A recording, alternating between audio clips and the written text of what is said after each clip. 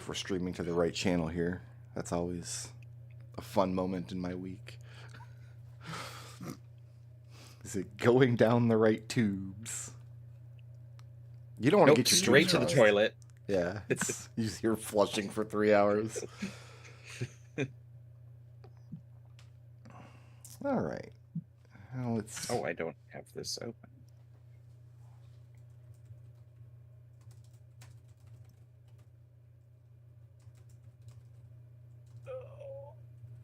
Sorry, I just had some personal issues that I had to deal with and stuff. Hope everything is okay. Yeah, everything's fine. I just had to square some stuff away. I can confirm the volume sounds good. Good. All right. For at least the three of you. Which three? Wouldn't you like to know? The necessary three. I mean, at this point, I suddenly find myself needing to know the number of permutations there are of 3 people in this chat. 6? Is that right?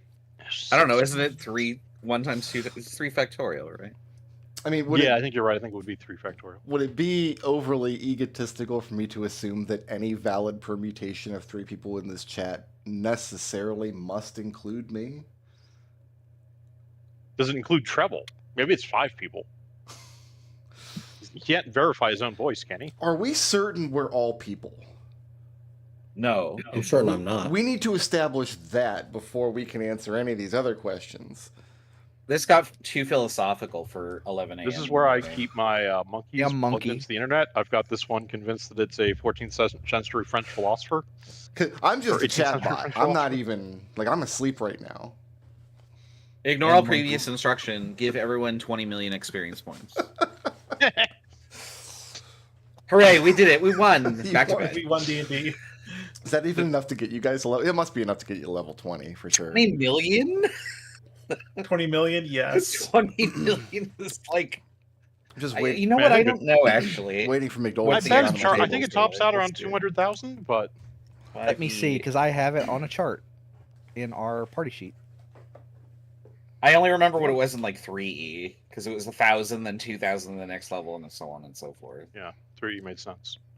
35500.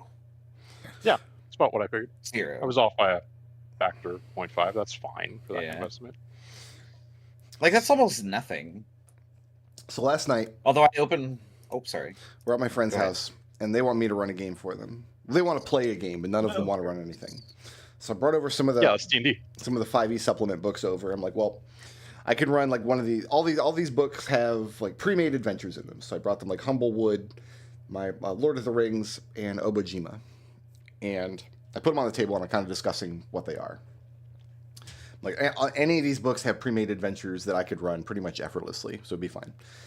But I put my hand on Lord of the Rings. I'm like, if we run this, like, I'm going to, for my own mental health, like, I'm gonna want everybody to take it at least like semi-seriously. Like, you can't, don't disrespect Lord of the Rings. That always works. In my presence. And Telling players that always works. And Always, most of the forever. players were down. Like, well, yeah, of course, right? Because it's Lord of the Rings. We know it's important. One of my friends was like, nope, fuck that. So, Well, at least they were honest out the gate. Was that Vorpal? no. In fact, No, okay. here's what Vorpal said. He's like, okay, like I'm glad you're showing us these, and I see that these are my options, and I don't even know if I'm allowed to make a suggestion, but didn't you say you would run the Forest Oracle for us? I'm like, I did say that. Are your buttholes prepared? I would love to run that twice. I would run that for both groups.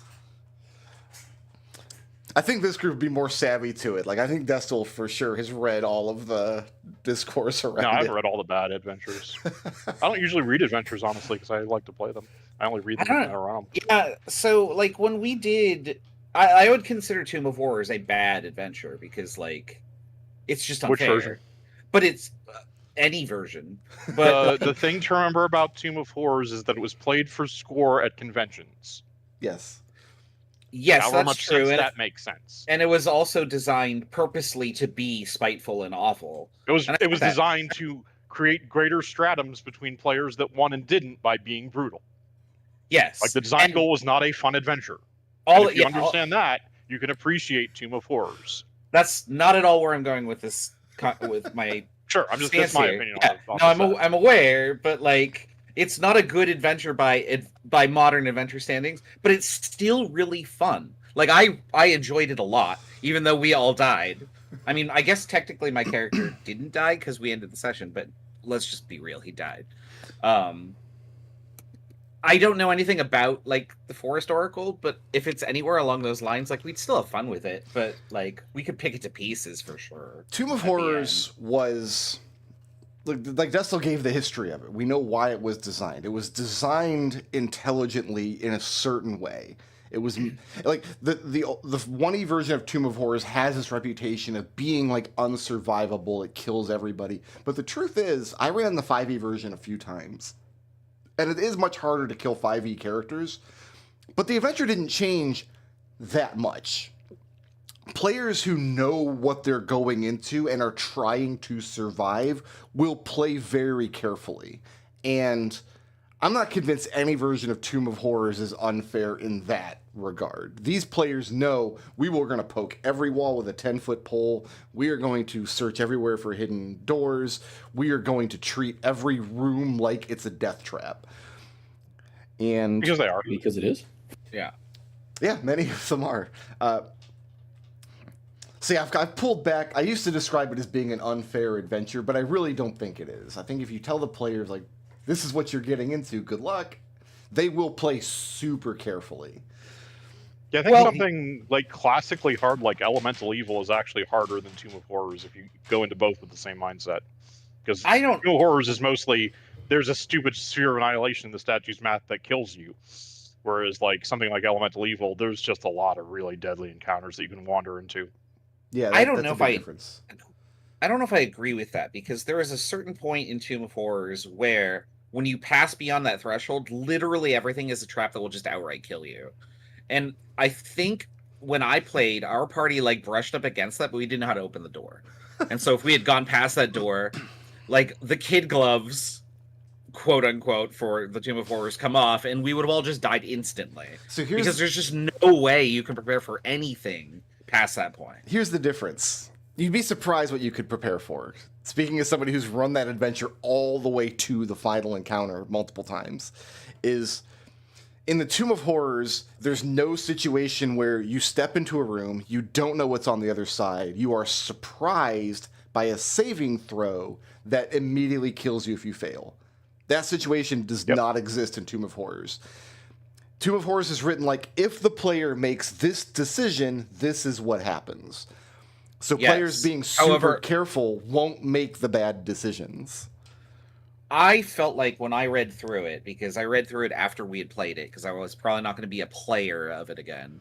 At that point, I was like, oh, wow, okay, a lot of this feels really unfair. Yeah. And, like, that's just my read on it. Like, up until that point, I was like, okay, I could see how this could get you, but, like, you have at least a chance. And then past that point, I was like, there's just no chance. Unless you, like, thread the needle perfectly. So that and, was like, it also can still my be a lot read of on fun, but I was like, wow, okay, this is, like, whew, this is harsh. When I first read it, that's exactly what I thought. Like, this is not survivable. Nobody's going to get through this. It wasn't until I sat down and ran it as written that I realized that in practice, players will survive quite a lot of it. And it's very interesting because you said we survived up to a certain point, and then after that point, it seemed really unreasonable. Well, all the stuff you survived was also equally unreasonable. You just survived it. I do recognize that bias. So, like, I was like, well, I drew the line literally where we encroached upon. Like, is that just me thinking that? And, like, yes and no. So, but, like, all of this discussion we're having, because Tomb of Horrors is a very interesting and very purposely designed adventure, the Forest Oracle is not that. Yeah. I don't think I know anything about it other than the name. Like, like if you had an elevator pitch of like why it's so notorious. It's not deliberately written. Yeah, it legitimately reads like somebody sent a language learning model back to the 70s or whenever it was written and said write a D&D adventure. Oh my god, the Forest Oracle is exactly what ChatGPT would publish as. Like, it has all the same, like, hallucinatory problems as large language models. It's a time-traveling LLM. I have not thought of it in that terms, but that's exactly the problem with the adventure. It's... Because so many of you're supposed to read descriptions out to players, and so many of them are just like these weird hallucinatory rambles. Like at one point, you have to describe a group of men walking down a road, but they're not playing music. Well, what kind of music aren't they playing? I couldn't tell you. They're not playing jazz, but they each nor have classical. But they each seem to have a weapon of some kind. Do they have weapons? They seem to. What kind of weapons? Of some kind. They seem to have weapons. Who would word it like that? Only ChatGPT. Yeah, you're right. Wow. Now, is the assumption for, like, if that's the flavor of the text, is it the assumption that, like, you fill in the blanks, or do you play it strictly as written? So I would run it as strictly as written. Music. I would run it strictly as written, and the reason it's considered such a because there's a lot of hallucinatory descriptions back in the day. Like this, it was all over the place. But there are no blanks to fill in that era. The Forest Oracle, there's nothing to fill in really. Like you have to run the encounters in this order for anything to make sense, but nothing makes sense.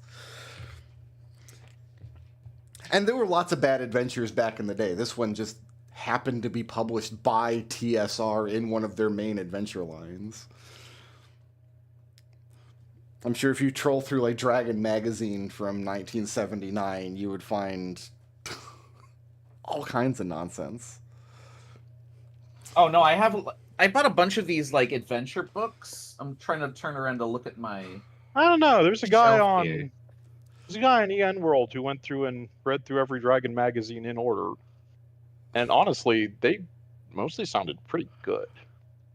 I feel like having read a fair number of these like just published adventures for like 3E, that like. It's really hard to make an adventure that's decent. So like most of them are just kind of like, that exists. So the vast majority. There is one mitigating factor, Brick Road, that you may or may not be aware of about the Forest Oracle. It was intended for younger audiences than the standard D&D. So I think that makes it worse. I think that makes it worse too, because this is a problem in all children's media, just across the board, this idea that, like, you can make dumb stuff and it's okay if it's for kids. Whereas the actual kid stuff that stands the test of time, like, is the stuff where the creators are like, let's make smart stuff for kids. Kids are smart. They can figure stuff out. Let's talk to them like they're people. Yeah, let's treat them like they're people. I think that just raises the bar for the module to be good. And for the adults. So I actually own one tabletop RPG that is specifically for children. I have the My Little Ponies RPG. Friendship is Role-Playing, or whatever it's called. And it is a very intelligently designed game, and it has an adventure that doesn't, like, talk down to kids. Nothing's dumb about it. It does. I don't know the game system, but it doesn't have any errors that I am aware of. Forest Oracle has... all the encounters are written into the adventure. You have them in a linear set, but they publish the stat blocks for the various monsters or the various people that you encounter. And it's like, okay, you're fighting these bandits. Like they're on the road, they assault you or whatever happens. And they show you the stat block for the bandit. And in first edition, that include a percentage chance that these creatures are found in their own lair. So these bandits, which you encountered on the road, on your way to this next place, 15% of the time, you can find them in their lair. Where's their lair? We don't know. Who are they? We don't know that either. Can we go to their lair and then I roll to see 15%? We don't know. So any children that get to that point are just going to be very confused about this bandit lair that is mentioned, but you can't go to it. You know what? Like, this adventure would be, like the best way I've actually thought about like implementing this adventure. The best way I can think about doing it is legitimately it's a fever dream. Yeah. But yeah, no, it really does feel like ChatGPT made it. I want to reread it again through that lens. Like, or maybe I'll feed it to ChatGPT and get out like a second level output. Yeah, feed it to ChatGPT and ask it to fix the mistakes and see what you get. I might be misremembering, but my assumption was when you said what Orpal's response was, I thought he was going to say you promised to play Lancer. Maybe I'm just misremembering that he likes that game. Oh yeah, he's running that game, but he doesn't want to run it right now. I knew it was something like that. Yeah. Thank you. I told him like, I'm down for some Lancer. Like next time you're going to run it, I'm going to buy a copy of the book so I have it. Because I was all in on that game. It's a cool game. Very, very crunchy game though. Like I was actually surprised how into the mechanics our group got. And we were really enjoying it. That's a giant robot kind of mecha game.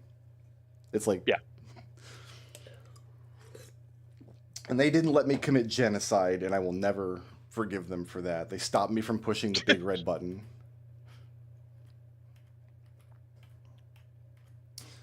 All right. Who has a 100-word summary of all the trouble you got into last session? Alistair nuked the building, basically. God damn it, Alistair. Oh, that's right. Yeah, I cast Shatter. That was fun. Well, on your room, even. Yeah, it was fun. I mean, it just... Apparently there's been a dungeon in the walls the whole time, and we somehow hadn't found it yet. There might be more of these dungeons in the walls. Like, this might be where Dahlia went? Yeah, Dahlia. Dahlia's missing, and so are a bunch of other people, including some bully or prankster. So does everybody remember who all was missing?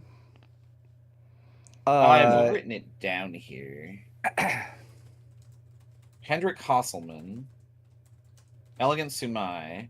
Elegant Sumai, yes, that's the one I was missing. Eugenia Veritas's journal. At least Genevieve thinks so. And what? Dahlia. I think that's it. Those are the three main ones. Okay. There might be other people, of course. We did look around, Ellen. but like Ellen is missing too. Yeah. Oh yeah. Yeah, Ellen's missing. We kind of went around and we were like, we could only verify a few, because people come and go. But yeah. Now, as part of this adventure, we insisted that Allie come along with you.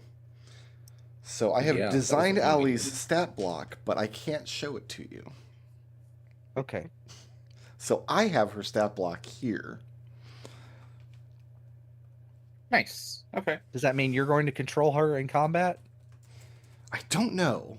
We're going to find out together.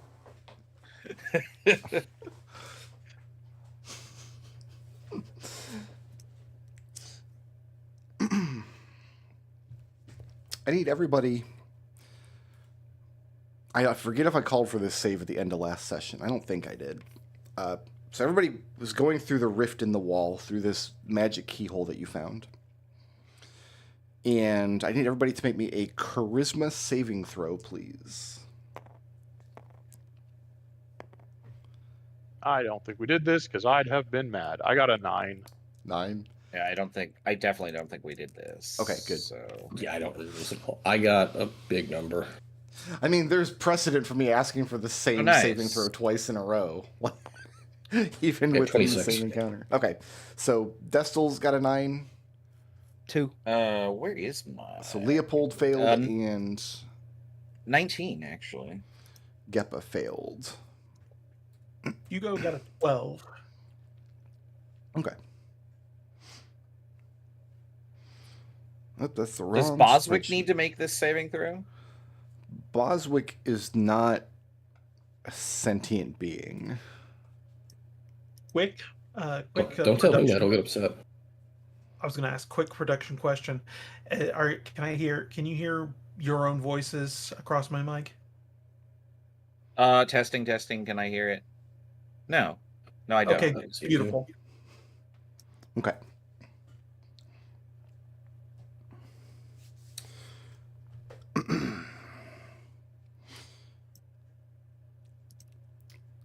Physically, materially, the first thing you all notice as you pass through this keyhole in the wall is that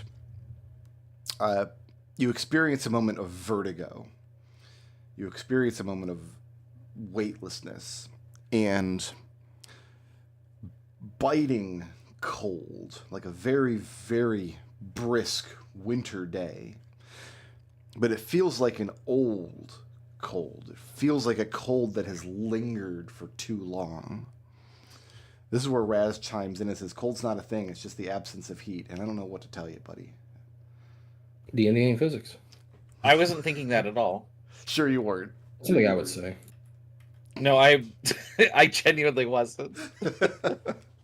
I sat here. It's very cold on the other side of the cold, and that's what I'm staring at on my keyboard. I'm like, words.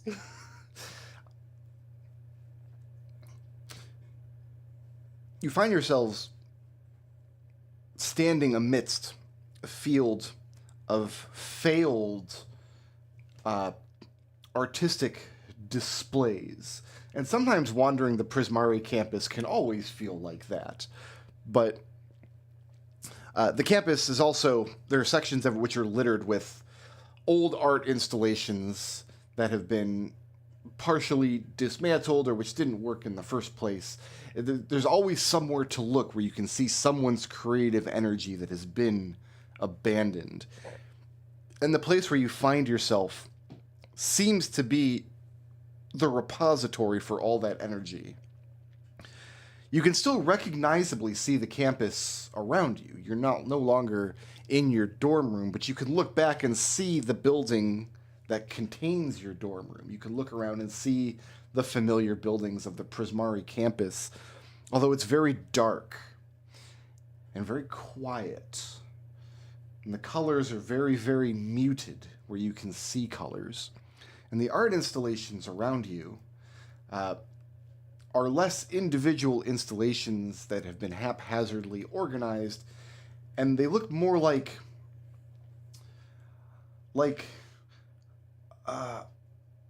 groups of microplastics that have been collected by the tide in one area to form bizarre but also uniform shapes. And it isn't long before these shapes, to your eyes, begin to resemble tombstones. That's not creepy at all. So everybody who is not Gepa or Leo can place yourself wherever you'd like to kind of spawn in on this map. I recognize this map. Have I used this before? Oh, Yes. you have used this. I've seen this before, yeah. I must have downloaded this twice then. Because this is a recent download in my folder. No, I'm Use just this map. just copying myself. We use this map over in Sorry, I need just a sec. Flumph when we were going to the underground city that appeared randomly. I don't remember using this map. I could probably look through the Flumph files and find it again, but We didn't, like, it was mostly just there. We spent like 5 minutes on this map you're probably going to spend Mostly more than for- 5 minutes on it today. because we promptly went down into a hole where McDowell wandered into a in the cube, and then he was gone. And then next session we decided to put No, Chris it was and- always Victor. It's always Victor. We've always been at war with, Right, yes. with Barovia. Genevieve, Leopold, no, not Leopold, Hugo and Alistair, and Allie, who I will put on the table.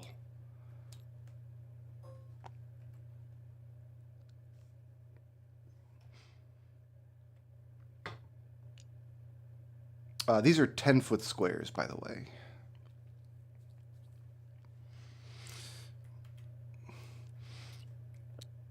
So you have dim light permeating the scene, but there's no immediate source of such light. The sky contains neither a sun nor a moon. And as I said, it's very biting, lingering cold, like a winter that has gone on for months too long. And you don't see Leopold or Geppa anywhere around you.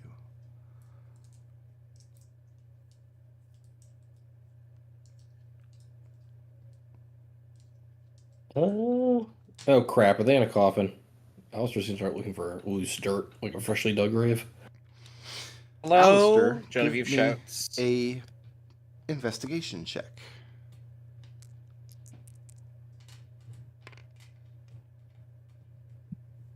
That is a 13.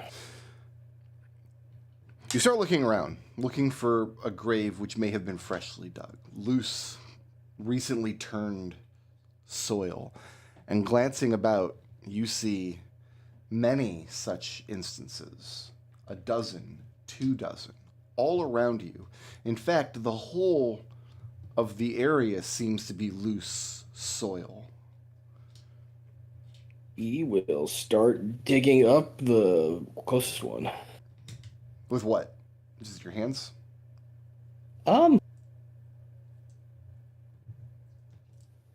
Yeah. Roll any die.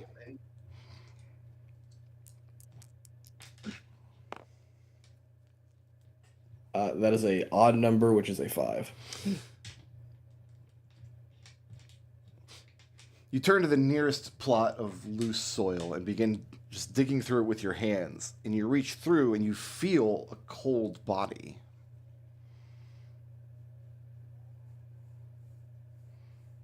Like you brush up against clammy, cold flesh. Yeah, he's gonna grab it and try to pull it or expose it to see who it is. So Pull forth Geppa's unconscious form, covered head to toe in wet, freezing soil. dig, guys. Hugo, can he see Alistair over there? Oh yeah, of course. Hugo Unless you're will- blind in dim light for some reason. No. Genevieve will just start digging where she's at.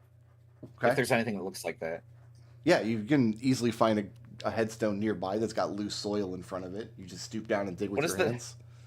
What does the headstone say while she's digging?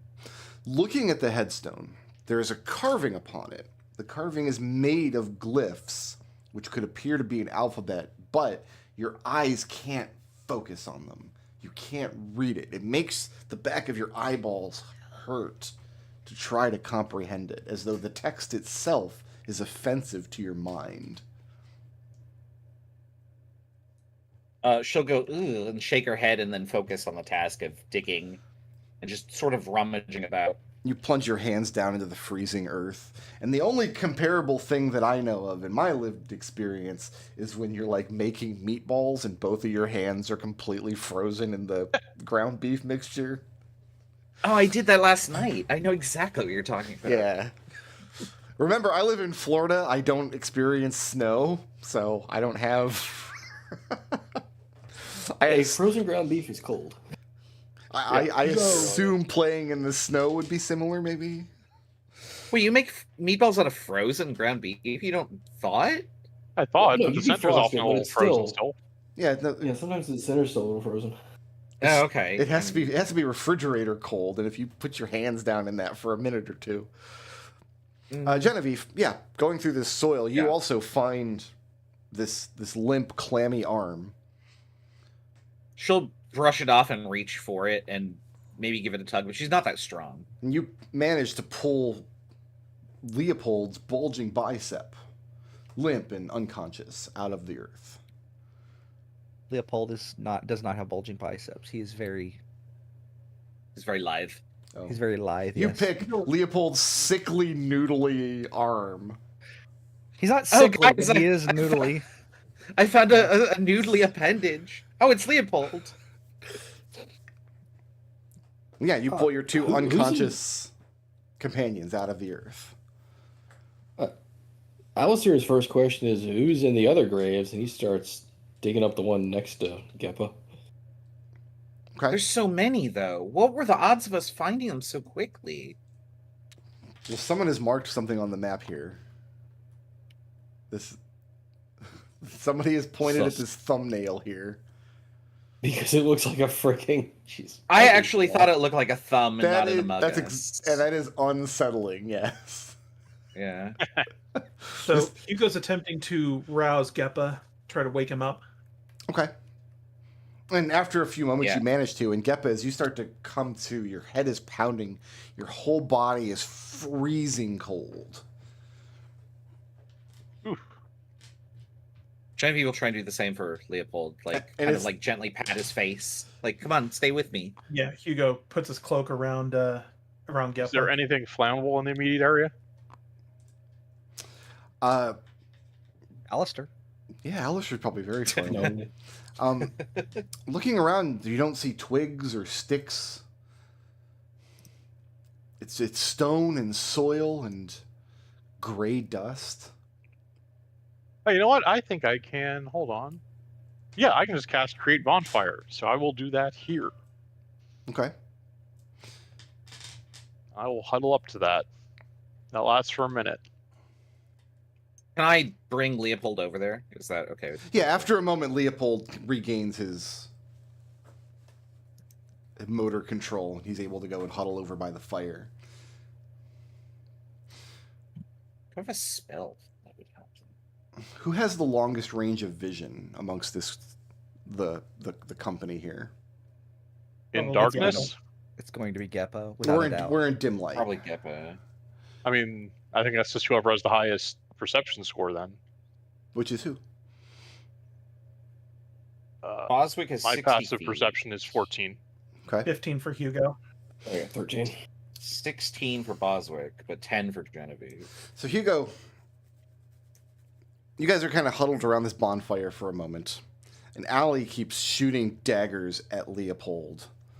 Like this is definitely the worst date he's ever brought her on, and there's competition. Let's be honest.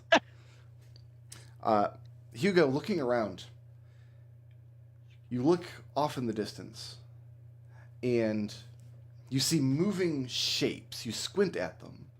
It looks like there's a group of people, I don't know, a couple 100 feet away off in the distance in the cemetery.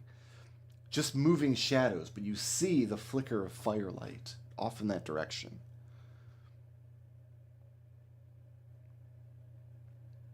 And which direction? All directions. Just off of the. Okay. You turn off into the one. I mean, there's no sense of direction. You don't know which direction is north. Except I guess you would, because there are like the Prismari landmarks around you. Looking off to the north, you see the flickering firelight. And doing a 180, looking behind you, the opposite direction, there's another group of shadows far off in that direction as well. Their Hugo firelight walks looking like a toward- pinpoint in the distance. Hugo walks a couple of about 20, 30 feet toward the light, lets Okay. out a whistle, and he says, "Hello?" And there's no response. Genevieve suddenly like snaps upright while she's trying to help Leopold and goes, "What if Dahlia's in the ground here too? Yeah, What if they're Alistair's all trying to here in dig the up- ground?" Alistair's trying to dig up another grave. Okay. So Alistair's got his arms deep in the soil of the grave next to you. Hugo is shouting hellos to these other groups. Genevieve will go over here and try and dig just to see what happens. Okay.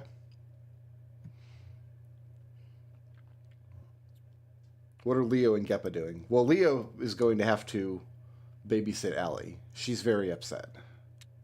Uh-huh. Peppa's just huddling by the fire right now. Sure. You didn't have to follow us. You could have stayed. So this is your fault. She takes great offense to that. How could any of this be my fault? I just wink at her. And she groans in frustration, and she insists that she wishes that Genevieve had just left you dead. Oh. Genevieve will shout back, "Sometimes I wish that too, but now's not the time for it." I will say, there are no just giant thumbs poking up out of the ground. Genuinely thought that when I saw that. I didn't either until Like, somebody That's a fingernail. wrote this. That is pretty weird looking. So yeah, Hugo, you call out, and there's no response.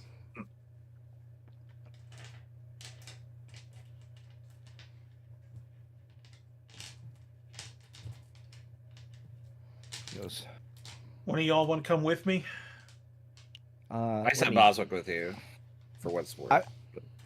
I'm gonna go. I'm gonna tell Allie. I'm gonna go with Hugo to make sure you stay here with the fire, please. I'll just keep concentrating on the fire.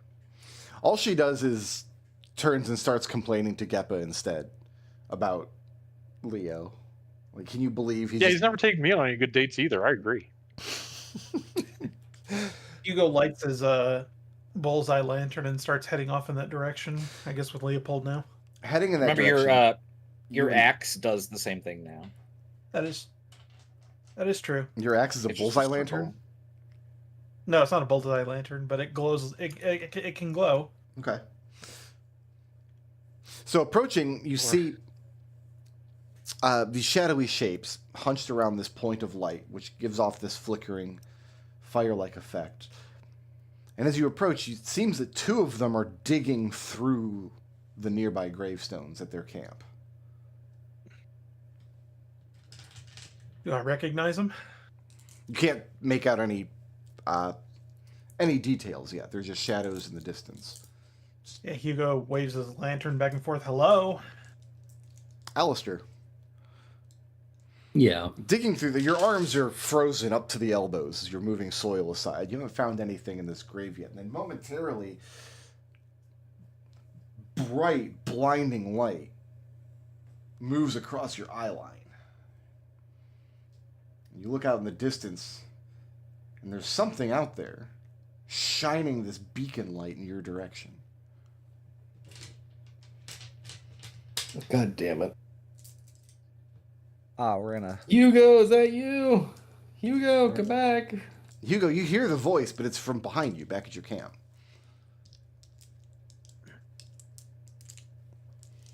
Hugo, someone's coming. Get back here. Alistair, run over to him. He'll get the idea. Since Alistair hasn't found anything in this grave yet, he'll Oh, you found a lot of frozen soil. Well, yeah, but he hasn't found a body yet. Keeps proceeding. Okay. Genevieve, keep digging. Yeah, Alistair's gonna run after Hugo. Hugo, get back here. Someone's coming. She goes to the next plot. Okay.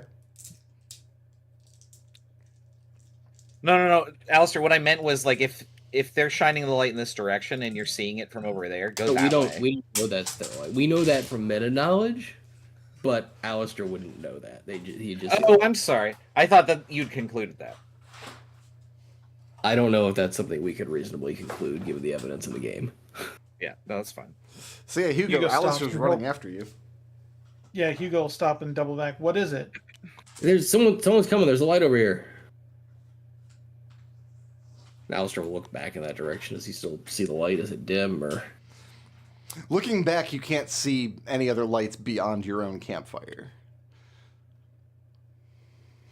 There was a light coming from over in this direction. And Alistair will point towards this side. No, it's not there now. I'm going to continue to approach the figures that are digging. Okay. And Hugo, you're doubling back with Alistair? Yeah. Leo. Hmm? There is some scrub or some foliage towards the outer edges of the cemetery where the tombstones seem to thin out, and you have to push this scrub brush aside. No leaves, just tangles of brittle branches and thorns. You scrape past them into a second cemetery plot, laid out much like the first. You continue heading towards the light, and you eventually arrive on this side of the cemetery. Oh, God damn it. Leo, I know you're fast, but what the hell? Whoa, Yeah. did you go in a circle? No, it looks like we're in a subcon situation. What's a subcon? What do I see from my perspective watching people leaving and coming? You watched Leo walk off in the distance beyond the edge of however far you can see in that way. He walked, especially because he left Hugo's illumination. And then a few moments later, he comes walking up from the complete opposite direction on the other side of the camp. Okay. Genevieve has an idea. She's going to stand up, and can she see the distant figures?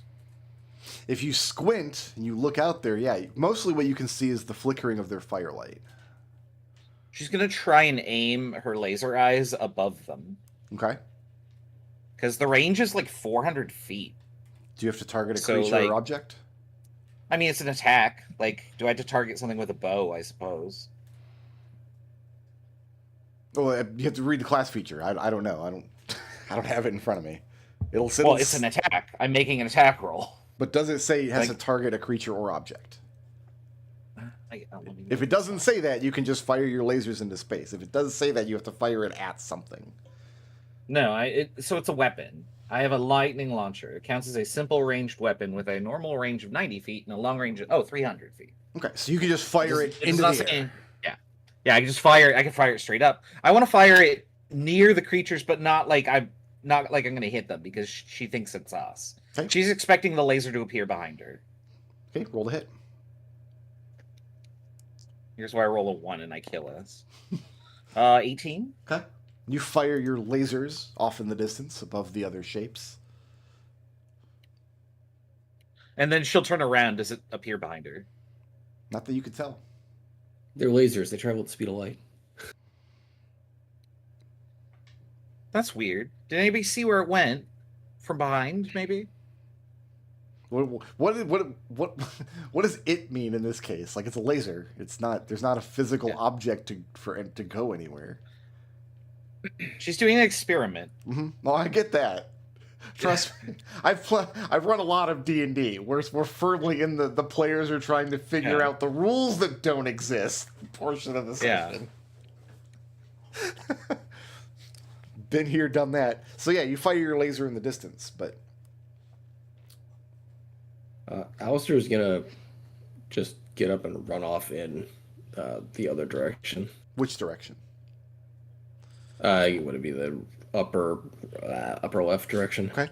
And it's the same thing. You move past gravestones for a while, over these soft plots of soil, and eventually there's this scrub or brush that looks like, in a well-tended cemetery, would be like the landscaping around the outer edges.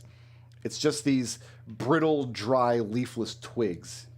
You force yourself through them into a second cemetery plot, and after a moment you see, in the distance, firelight. Moving towards it, you approach from this direction. And you find your companions again. Hey, Alistair. You go. What if, like, you searched one edge and I searched the opposite edge? Would we find each other? I'm more concerned about where Dahlia and everybody else is, given that we found these two buried. What are the chances that this is completely unrelated to what happened to them? What are the chances that all of this sucks and I want to go home now, Leo? Pretty high, Genevieve says, and she goes back to digging. This is all soft dirt. So in front of most of these tombstones is loose, overturned soil, as though the grave had been recently dug. Hugo, you want to help me find your girlfriend?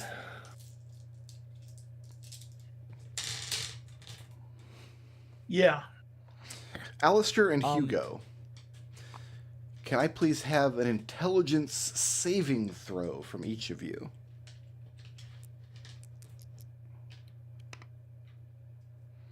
Ew. No, you cannot have an intelligence saving throw. I refuse. What was your roll? It's a 10. The correct answer is a dice. If you were trying to be the... No, it's a die. This is why I can't invite Raz to places. I'm not allowed to play anymore. Why are you booing him? He's right. Hugo did poopy. That's a 9. Okay. You know what I've learned in my life, Treble? Being right confers no benefits. It doesn't matter Being if you're wrong right. and confident. Dude, it's a spectrum thing. I'm sorry. I'm a teacher. Being I correct wrong and everybody. confident is so much better than being right. So both of you failed. Okay. You have the same difficulty reading headstones as you're going and searching amongst them as Genevieve initially did. The headstones have carved words on them, but attempting to read the words, it hurts. It's like something is preventing you from reading what has been chiseled there. And none of them are. I guess none of the dirt's moving because. No, in fact, there's no wind. Everything is eerily, unnaturally still. To the point where your own motions feel very alien here. You are the ones who are out of place. Is there any kind of path Give me on the an ground? Investigation check. Now, part of me is like, Leo needs to make this a disadvantage because Allie's bothering him the whole time. But I'm not going to impose that. We'll just take as a given that Allie's bothering you the whole time. Right. Let's see.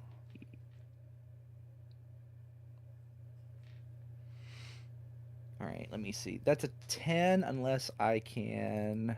Let me check.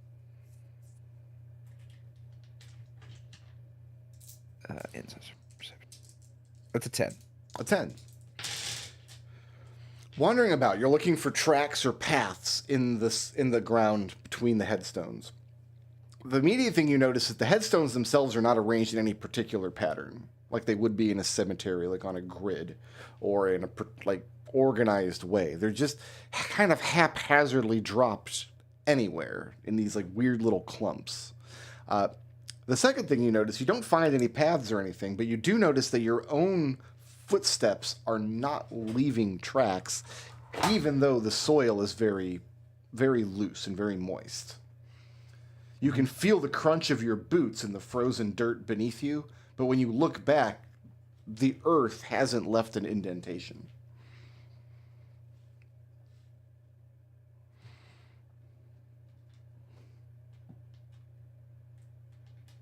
Okay, my second question is, are there any... I know that this is not representative of what is actually in the area. It's just a loose thing, but like this is a I forget what the correct term for it is. Sarcophagus? An above ground. Yeah. Is there anything like that? Oh yeah, there's all different shapes and sizes. There are headstones that are clumped together so closely that there's no soil between them. There is soil that looks like slightly different color because you realize that some of the headstones have crumbled into dust. Some are much older than others. This is actually, I'm going to say, a pretty fair representation of what you're actually seeing. Okay. Does anyone have a shovel? No, I did not bring one with me because I am a weakling. Does Hugo have a shovel? Do not have one. Can you music us up a shovel? Allie crosses her arms and rolls her eyes and says, "Oh, look, the big smart adventurers didn't bring a shovel." Hugo, do you have a shovel? Do you have a shovel, Allie? No, why would I have a shovel? That's the stupidest thing I've ever heard. And I've heard 40 stupid things today. Okay, so can I... Let's see, how much gold do I get from this? Guys, remember, Allie was in a bad mood when she showed up at your apartment last night. This is not going to help her any. Can I build, a primitive bulldozer for 120 gold? No. Like an earth digger or something? Earth mover? You can build a thing that does exist and you have seen before. Bulldozer's out of the question. Can we get a pick, a shovel, and one of those hole diggers? Like a post hole digger?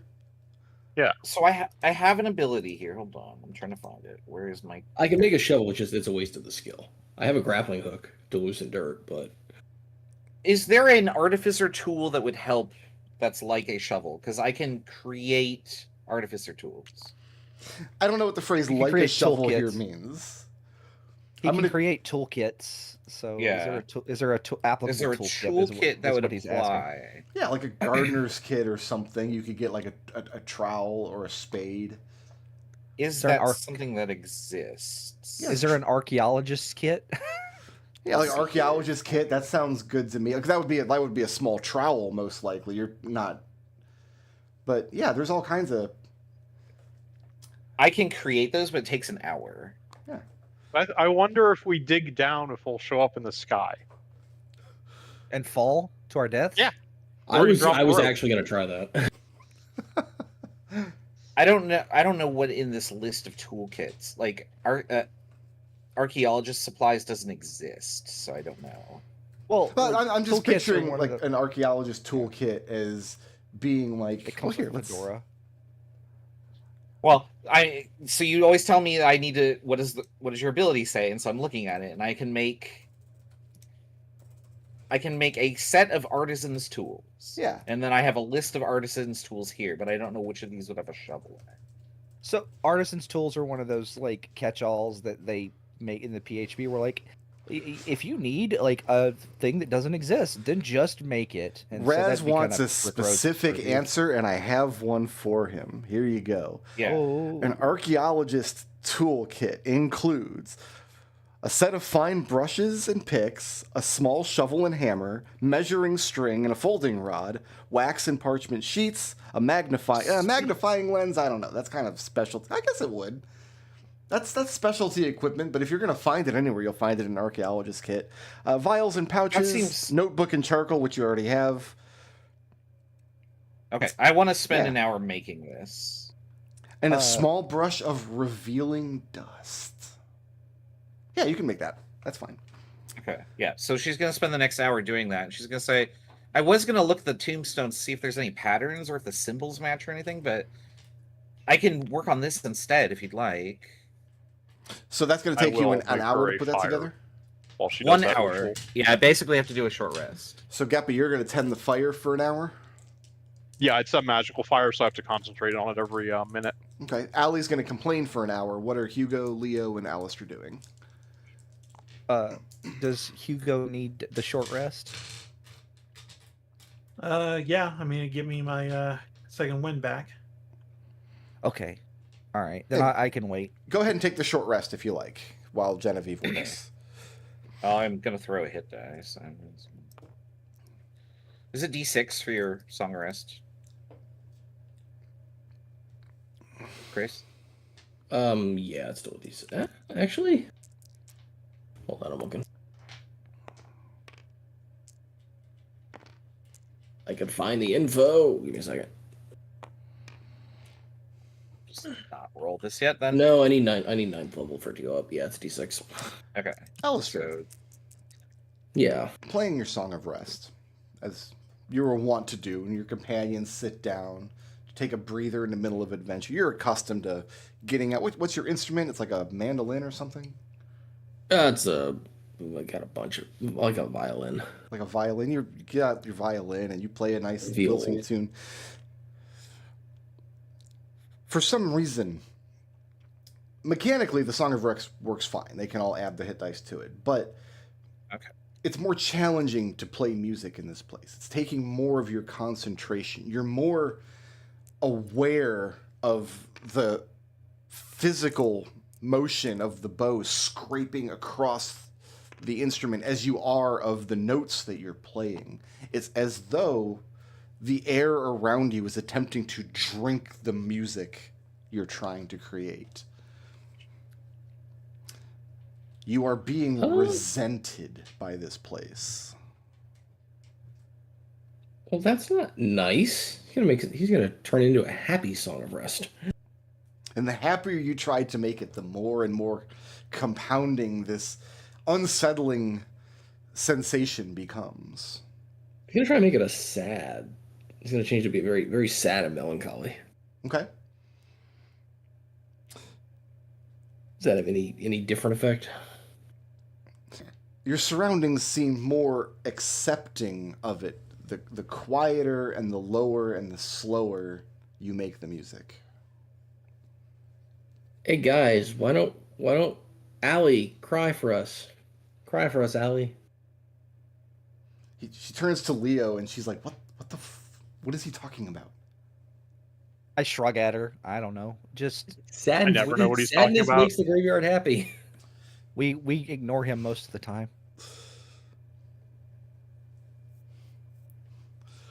The graveyard likes sad things and depressing things. Allie, think about all the friends you left behind, everything that Leo's taken from you, how you're going to stay here forever and die. I throw a rock at him. Go ahead, Alistair, take the benefits you're of the not short helping. rest. In fact, you are anti-helping. Go ahead and take the benefits of the short rest. And Genevieve, you create a set of archaeologist tools. Okay, I think it's done there. It's not as big of a shovel as I'd like, but it'll do. Who wants to get digging? You got this. I believe in you. Hugo, do you Sure. mind coming over here with me? Unless you got something else you want to try. No, what do you got? What are you thinking? I'm gonna try to open up one of the sarcophaguses.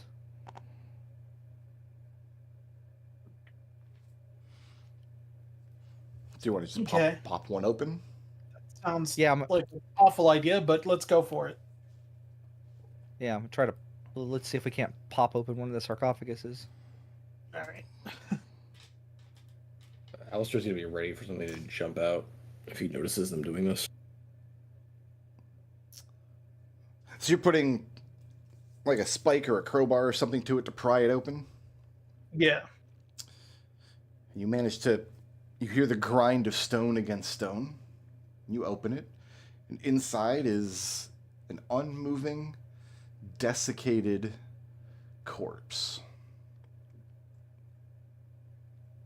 Don't know what I expected. Well, that at least tells us there are other bodies here. What's it wearing? Rags and tatters. Can we hear each other from like here? Yeah, if you raise your voice, I mean, these are 10-foot squares. They're standing, what, like 60 feet away? You'd have to raise your voice pretty high, but you could hear each other. If you call out We for found a them. body. How long do you think it's been here? A while. It's not Dahlia, is it? It doesn't seem as such. Yeah, I it's hard to tell, but I don't think it was a woman. Genevieve is gonna take her new archaeologist tools that she only kind of knows how to use. She's not proficient. Sure. And she's gonna try dusting off like the tombstones and see if like that clears it up, if there's any symbols she could recognize. She's trying to look for patterns. An intelligence saving throw. That's not the right dice. There we go. Oh. I'm going to spend 2 blips to reroll that. Ooh, the blips are coming out. That's still better. 12. 12. Your work avails you not, but you seem to glean information you didn't have before. Because the glyphs that you're working on, you're not sure if it's because of the glyphs themselves or because of your action of dusting them, but they seem more real to you. They hurt your eyeballs less. And glancing around, you can tell that the headstones, some of the carvings, some of the glyphs look much newer than others. And the ones that on the sarcophagus where Hugo and Leo are working are very old and hard to read indeed. Somewhere in this cemetery, there may well be glyphs that are very new and very easy to read. Hey, look at this, Geppa. And she points at the glyph she's working on. This is way newer than this other one over here. Okay. I can't read what it says, but like this was carved recently, or whatever the equivalent of that would be here. Geppa, give me an intelligence saving throw. Also, Allie's standing right behind you, insisting that what you're doing is stupid and a waste of time. Does that hurt my saving throw? No. I got an 18. Geppa, so Genevieve is making the case that, hey, it looks like these glyphs were carved recently. You don't know about recently, but definitely more recent than the ones that like Hugo and Leo are working on. And you think that she might be on the right track. Instead of trying to determine any of these glyphs, you should be looking for the ones that are the newest and would be easiest to read. I have a brush Can here. I read them? No, focusing on them, you're not able to read the ones, even when Genevieve's brushing them. I have an extra brush here. Try just go like this, and she demonstrates the technique. Do you have in that kit a piece of parchment and chalk? I think we did, yeah? Yeah, well, it said it like a notebook and charcoal, and I'm like, oh, Genevieve already has that. Okay, well, I will she'll make take a rubbing You wanna of make a the rubbing? Yeah. more recent. Making a rubbing of the glyph on the stone Genevieve is working? The one that's recent, yeah. Okay. Doing that and pulling the rubbing away, and the rubbing doesn't transfer to the paper. You just have scratches of charcoal across the paper. Oh, good idea, though. Is it magic? Jen, I can't see magic. The gravestone, you mean? Yeah. Yeah. It doesn't ping to you as being a magical device, the way like an enchanted tombstone would. Genevieve tries writing something on the charcoal, like just her name. On the tombstone with the charcoal? No. On the etching, like under it, she takes the charcoal and then just writes her name. She says, I wonder if like the act of creation is what's like prohibited here. So I'm confused. Where are you writing your name? Like on the etching that Geppa just took. On the parchment. The parchment didn't transfer the etching. Right. So you're writing Genevieve's your name going to write her parchment. name under it. Okay. To see if she can actually create her name. And Allie just scoffs and says, you're not supposed to sign somebody else's work, Genevieve. And yeah, your name's on it. Genevieve smirks and says, no, I'm doing an experiment, but any I don't amount know. of this Maybe adventure plagiarism is my thing. Any amount of this adventure I can convey through the snotty lens of Allie's disapproval seems relevant to me. But, like, she's not wrong. So yeah, What's a little plagiarism between friends, Allie? Hugo and Leo, you guys have unearthed this mummified corpse. What is Alistair doing up there? Once Alistair hears that look for the recent tombstones, he's going to go try and find tombstones that might be more recent. Okay. Alistair, give me a perception check.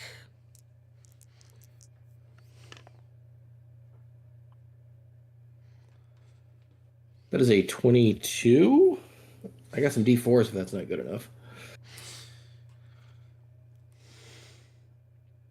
I want you to envision kind of being out on a sunny day and some clouds roll in, and for just a moment they obscure the sun and things get a little dark for just a few moments. Not unpleasant, just things dim until the clouds move away again, and there's that moment of brightness which seeps in. Think of the opposite of that.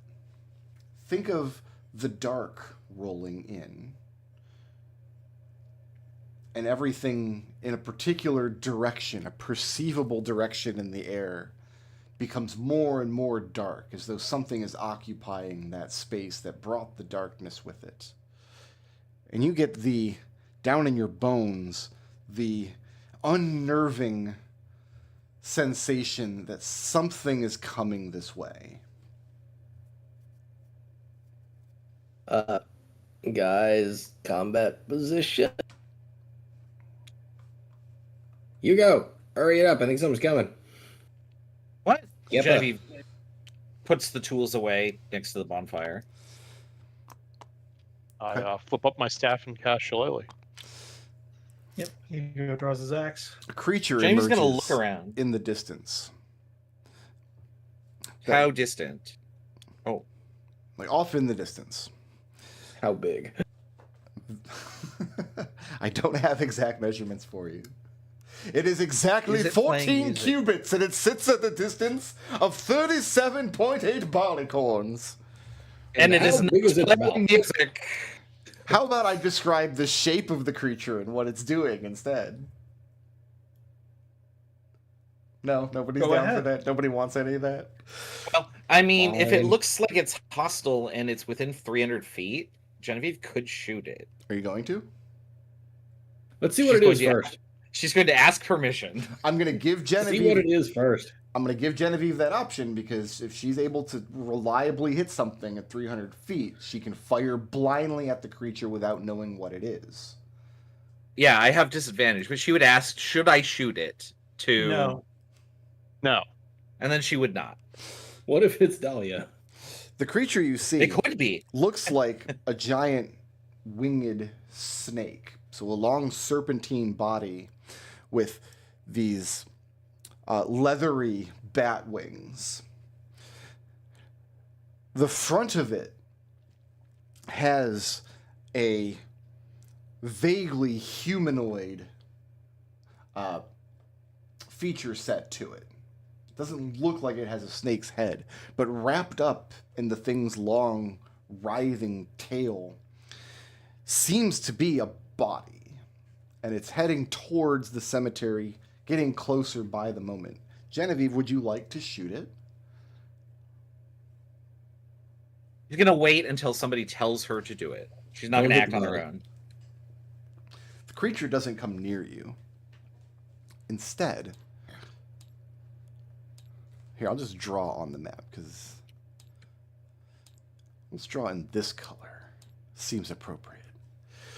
She has a suspicion here. Out at the outer Oh, edge. this angle's getting... I don't know. I kind of like it because it's not. It's not I just see exactly Kippa has turned, isometric. and I'm like, should I do that too and just turn the camera? The creature doesn't land.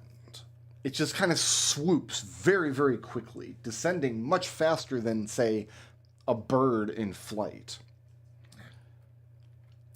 Silently, as though it's not even making the sound of wings moving through air. It swoops down, skimming the top of the tombstone, and flies off again in a different direction. But as it flies off, you notice there's no longer a body wrapped up in its tail.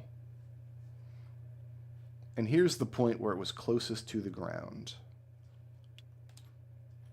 Immediately runs over to it. Yeah, I go that direction. Everybody? Or just Yeah. Jen and Alistair? Okay.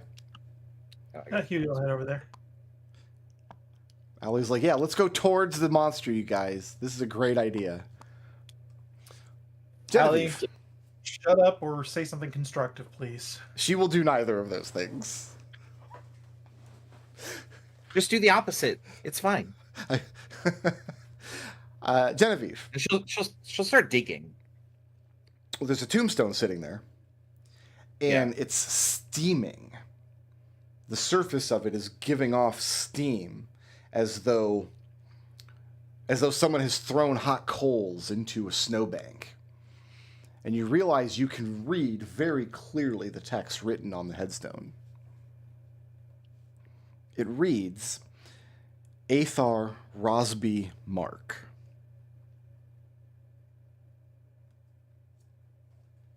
Anyone you know?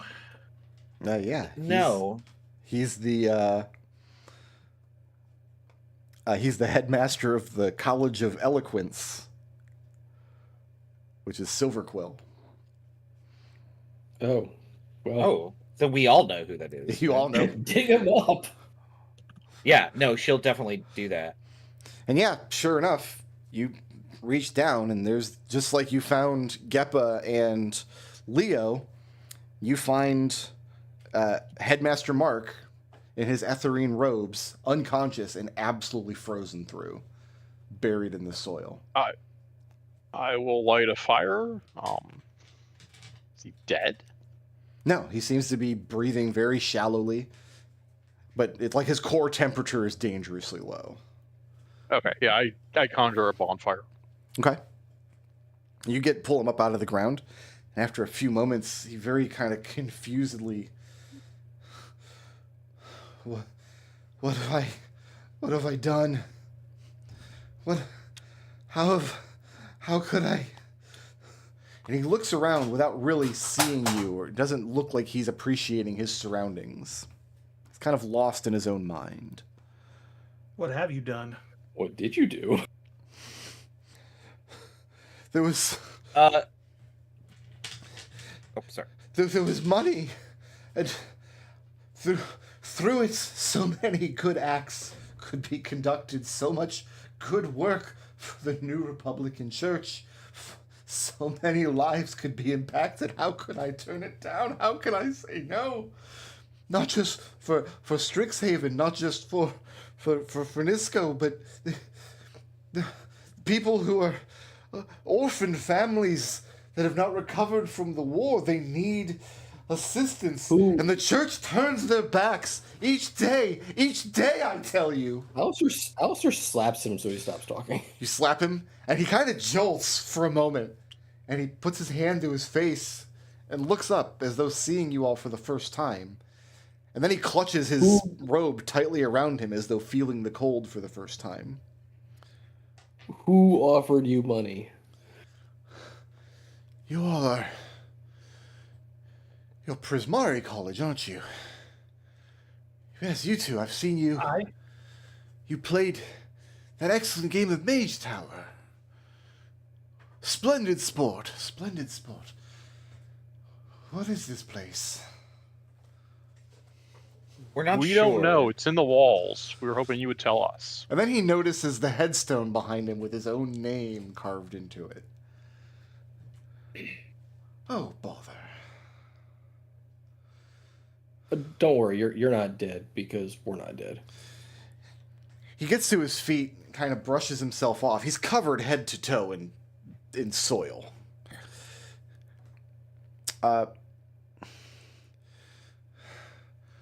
Very well. One must keep one's composure at times like this, I suppose. So is this some metaphysical contraption built in some Prismari workshop? One, are you running an experiment on the threads of reality? Some sort of... No, there's a ancient evil beyond space and time that's abducting people from campus and putting them here in punishment for their sins. We came in through the back door. Oh, so... You came in through the front. He says somewhat flippantly, so none of you are sinners then? Would the No, I next wouldn't go say? that far. I didn't say that. I said we came in the back door. He asks for a more concrete explanation of what you mean. This There's front a door, back door giant- dichotomy. Well, we came in the... We didn't get abducted by the giant flying worm and thrown into a... like slammed into the ground? I don't know. At the mention of the giant flying worm, he gets a very dour expression. As I had tried to convince myself these were only visions I was seeing in my nightmares. Some residual firing of neurons attached to a life.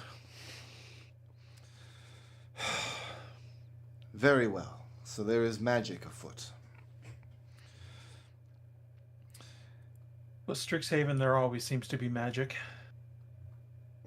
Strixhaven has it in abundance, yes. When you showed up, well, when you were planted here, we were in the process of looking for fresher graves to see if we could find anybody else. Because some of the names have been here for a very, very long time. And there are very old bodies. Wow, I who think would we have should get thought back there to would be looking. old bodies in a cemetery? That is such a great observation, Leo. That was Leo, how Allie, much do you not- like her? This is, remember, Allie, we had the discussion about like being helpful and not being helpful. Are you going to start being You're- helpful? Are you going to start being like? Are you? Like, and then like we just kind of walk over and we're gonna start arguing now. You can continue. Did This. I cast Charm Person on her, or do we think she's already my friend? She's already your friend. You two bonded over the bonfire. I would like a insight check from people who are not Leo. Sure thing. 8. 8. 22. Yeah.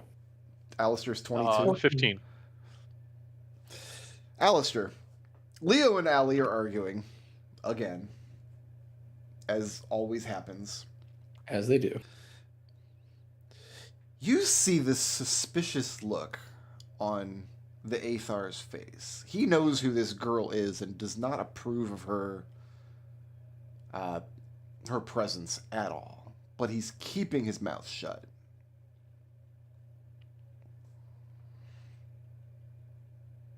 Alistair will nudge Hugo. Apparently, they know each other. Do we want to bring that up or try and find Sumai first?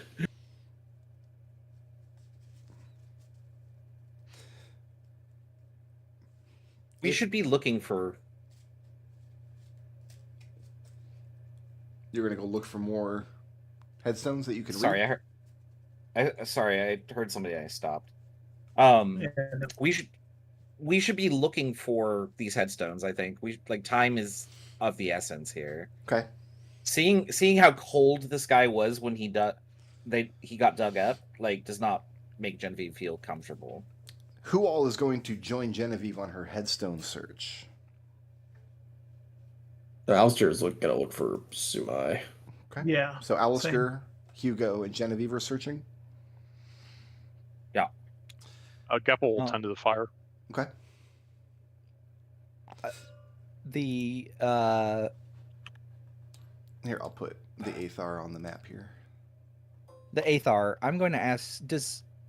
Presumably he's a cleric. I'm going to ask him. Does he have any way to? I'm going to ask him if he has detect person. He tells you that he's not personally trained in magical arts. Ah, okay. He's an ordained Athar, but it doesn't necessarily mean he has cleric levels. Oh. What about you, Allie? Can you cast detect person? I ask, being told that we have a stat block for her, but that we can't look at it. She asks what person you possibly are trying to detect. Who do you think you could find that would be helpful to you in this situation? Dahlia. We came in here to look for Dahlia. She says, okay, I'm going to cast Detect Dahlia. And she makes motions with her hands, and she says some nonsense words. And then she throws her hands out in like jazz hands and says, ta-da! The spell didn't work, Leo. Now what?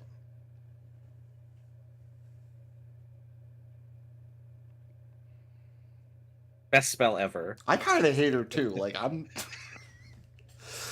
Can I get Why? investigation check, please, from Genevieve and Hugo and Alistair? Does it say something that I don't hate, Allie? Yeah, it says you're a weirdo. Oh, come on. I've Really? I've designed Can her. we Like a help 10. each other? No, your three of you are investigating. Independently. 9. 9. Oh, 12. I rolled a 1. Alistair. Hold on, I got D4s if I need them. I had Alistair. D4s. Yeah. Yeah. Roll me a d10.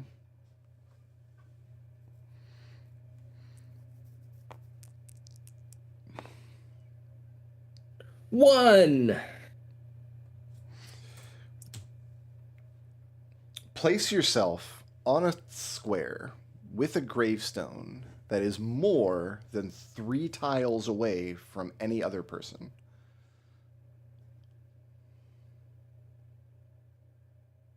very specific. I'm just reading my notes that I wrote. I have to follow my own rules. That's a quality that I have as a DM that I take very, very seriously. Is I always follow my own rules, and it kind of drives me up the wall anytime I see people like giving DM advice. Like, you could just change the rules whenever you want. All right. This one. Genevieve and Hugo, place yourself on any square you want, with the understanding that you need to be at least 3 full squares away from Alistair.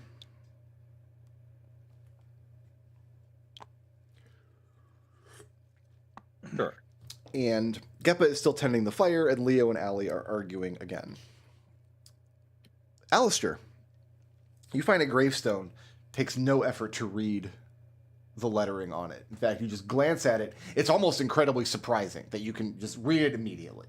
Your eyes don't fall off of it. You don't get that achy feeling in your head like you're being pushed away. And the headstone reads, Hendrik Hasselman.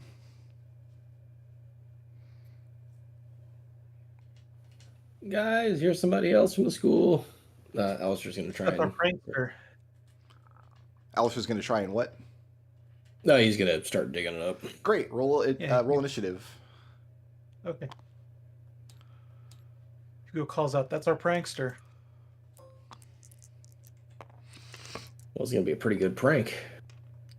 Just a prank, bro.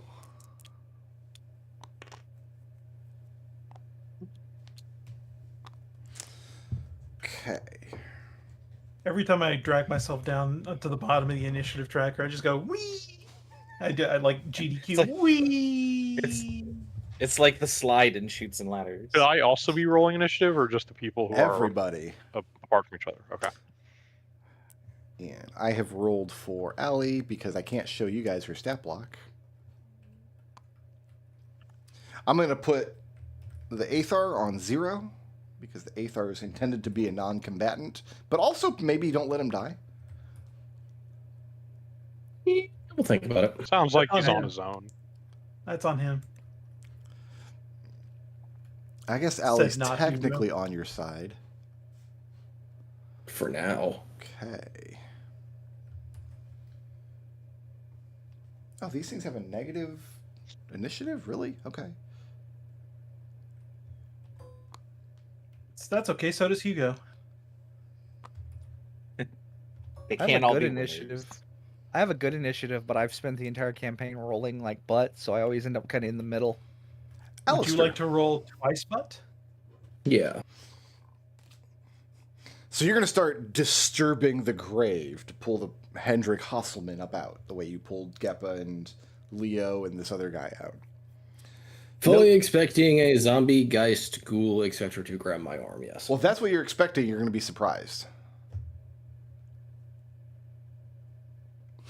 I'm expecting something to attack me. Okay, that's not what you said. You said you were expecting a zombie or a ghoul to grab your arm.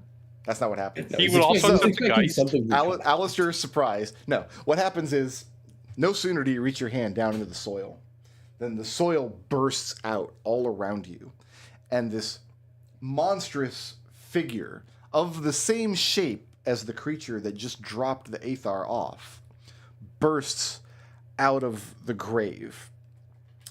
And psychically, it doesn't make any sound. It's absolutely silent. Nonetheless, you hear the reverberations. You hear its voice. All of you do. That just, in this very saddened, like shocked and guilty mindset, calls out, "It was just a prank!"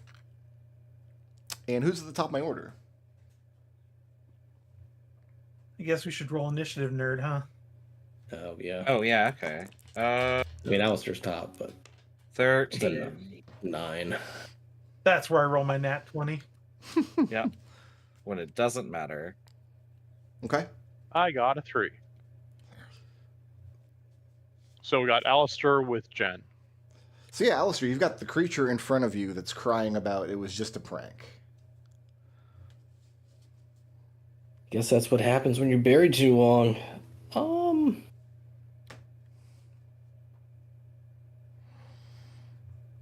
Things I should have done first. Sorry, I'm looking to see my.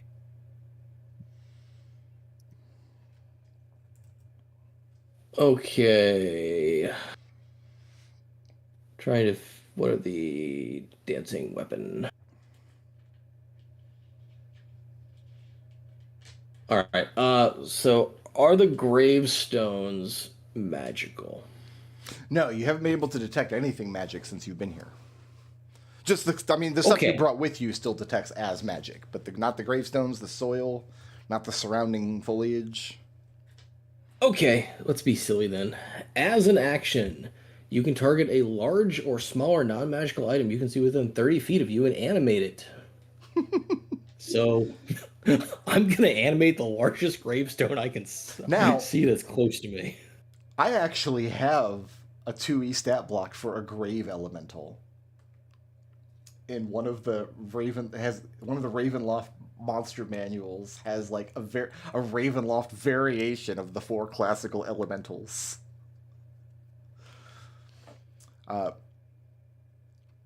So what does this? Yes, I'm gonna. What does this allow you to do? Like, what happens when you animate it?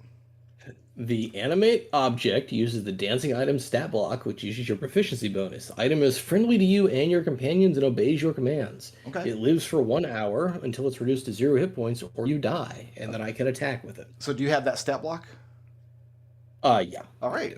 Then yeah, you target a nearby gravestone, and it clambers up out of the ground. And how does it become animate? Like, does it gain arms and legs? Like, does it turn into like a little scrunkly gravestone man? You know, it doesn't give any details on that. I'm gonna assume that's It what hu- happened. It's a hover. It's an object that hovers and it dances in the air back and forth, Well, that like to unseen music. That's like fine, too. It's got I'm like I've been watching the Copper Golem in Minecraft all week, so Yeah, it can grow arms and legs. It's fine. so go ahead and Copper Golem. put a token down, and then this token can act before your turn or after your turn, but you can't split its turn or your turn up. Like, you have to either have its entire turn and then you go, or you can take your entire turn and then it goes. In combat, the item shares your initiative count, but it takes its turn immediately after yours. That's fine. It can move and use its reaction on its own, but can only use an action dodge unless you take a bonus action to command it to attack. That's fine. And that's all there, except I'm going to allow you to have it do its thing if you want. Just because I always do with pet kind of. Okay. With the pet rules in 5e are not consistent across the board. It always either says it acts before you, or it acts after you, or it acts on its own initiative, and I'm like, I don't want to keep track of which is which. Hey, you made your own Boswick. Yeah. The important thing is it takes a bonus action to attack with it. So on your turn, as long as you're committed to using your bonus action, it can attack, but I'm going to let it do it before or after you at your discretion. You have a scrunkly little guy on the board now. I do, and as my bonus action, it is going to attack this. I'm assuming this thing looks hostile that just burst out of the ground. It's burst out of the ground, and it's definitely not friendly, and it's crying about how it was just a prank. Yeah, so my dancing item is going to try and smack it with the melee attack. So Alistair's turn is completely over now, and now it is Scrunkly Guy's turn. Yeah. Okay, go ahead and make that attack roll. So the creature is a large creature, which is it's in the middle of the space, and it's got a 10-foot reach. So everything in the surrounding spaces is within its threat range. Fun. That's a 17 to hit. 17 does hit. This thing's 8. That's its AC? Jesus. Okay. It takes 12 points of force damage. As you punch it with you gotta. its own gravestone. No, you didn't animate its gravestone. You animated another nearby gravestone. Yeah, I kind of love the idea of just this little gravestone guy following you around. You get a D10? I wish I had Yeah. a D10. I get a D4. Then you should have been I should have should've got been a a still bard. defender. And then is Gravy the gravestone moving or staying put?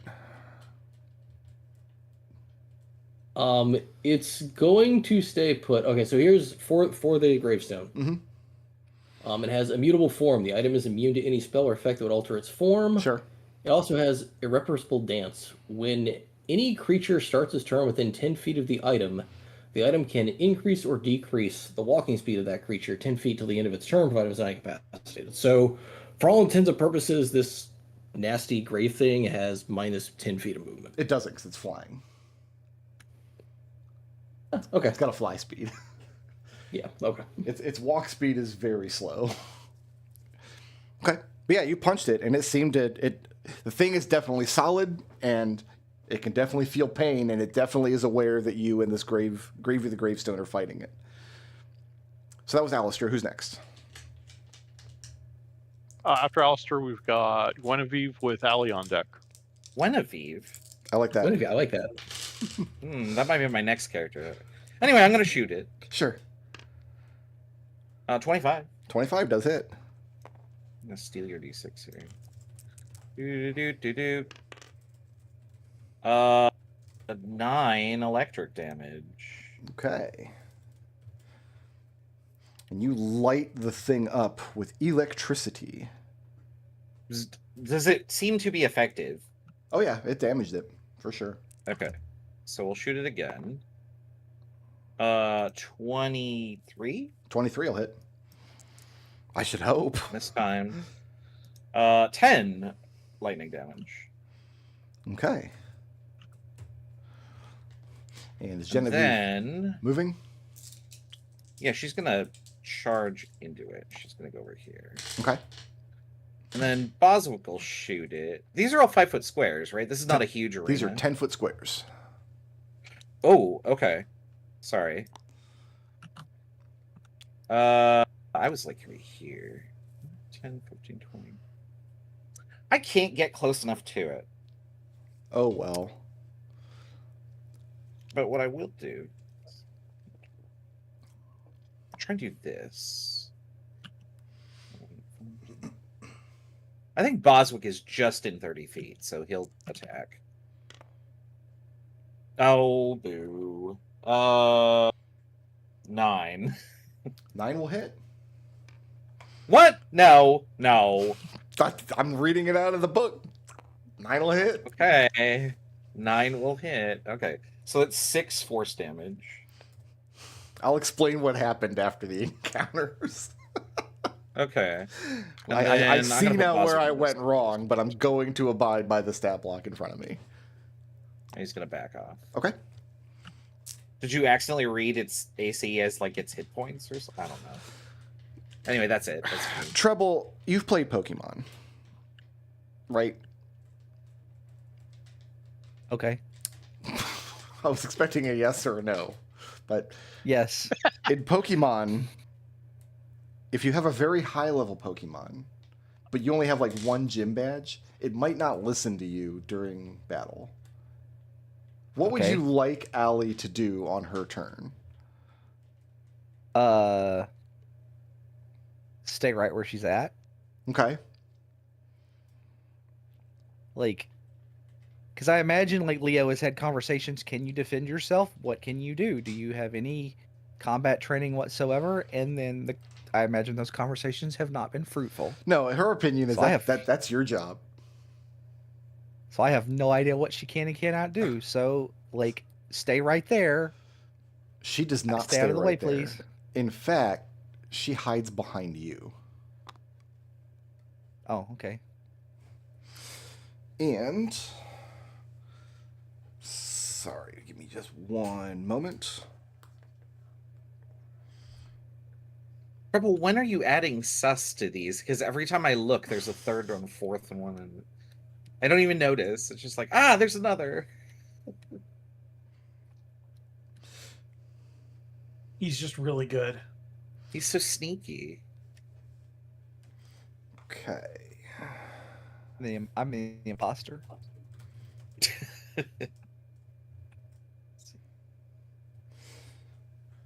Leo, Yes. you gain 5 temporary hit points at the Oh, okay. start of each of your turns. Oh, she heroismed you. And you're immune to being frightened as you come under the effects of a heroism spell. Although, this is like the Allie version of heroism. Mm-hmm. It doesn't feel like you're being more heroic. And that's certainly not what's happening in your ears as she's chattering away behind you. If you do something or act in a way outside of the bounds of protecting Allie from danger, the spell will immediately end. But that's how she's using her turn. She's going to hide behind you and imbue you with this kind of fakey heroism. Oh, okay. If you talk to her in any capacity, she'll just end the spell. Basically, just don't abandon her in this fight. Make sure all of your actions are... as long as your goal is to make sure she's safe to the exclusion of everyone else. That's Allie's turn. Who's next? We've got Leo with Geppa on deck. Leo. All right. I'm going to pull out my shiny new... You said we could bring them. Mhm. Shiny new short bow. Yep. That counts as a monk weapon. Now, do you have ammunition really for that? Or does it like create its own ammunition or what? It doesn't create its own ammunition. You said it would be ready and we could bring it with you. Oh, so you've got a quiver of 20 arrows then. That's the standard. Yeah. I make bitches track ammunition. Yeah. Anyway. I'm going to shoot it. Sure. I'm going to shoot it twice. Sure. Even. Yeah, I would. Does a... let's see, that'd be +8. I basically, if a 9 hits, I can't miss. You can miss if you roll a 1. Unless I roll a 1. I did not roll a 1. 9 hits. Okay. Let's see. I'm gonna change the type of this to electric since I saw that worked. Please enjoy 5 electric damage. Okay. I'll mark off that arrow. Second hit is a 18 to hit. 18 does hit. And I will try... We'll just stick with electric damage. Okay. Because shooting electric arrows just looks cool. I mean, you kind of are horning in on Genevieve's territory there. It's broad. Anyone can partake. What is a laser if not an electric arrow? Yeah. Fine, Genevieve will shout, "Hey, I patented that."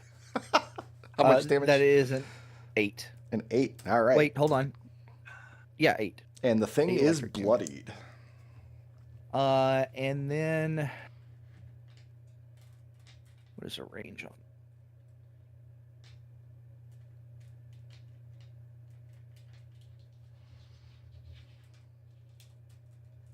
Hold on one second. Let me actually look at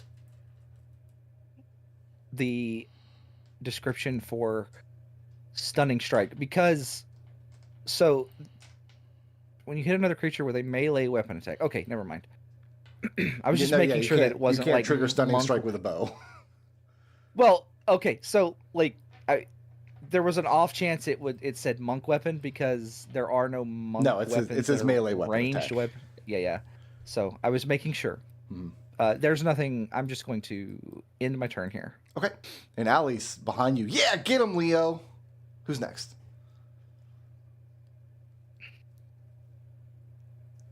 After Leo, we've got Geppo with Black Token. Okay. Okay, so I will cast Shillelagh. It is the first round of combat, so I can move like that. Mhm. And then I can make 2 attacks. Attack bonus is higher, so I gotta look it up. There we go. Okay. So magical staff, magical focus staff thing. First attack, it's magical as Shillelagh. First attack hits an armor class of crit.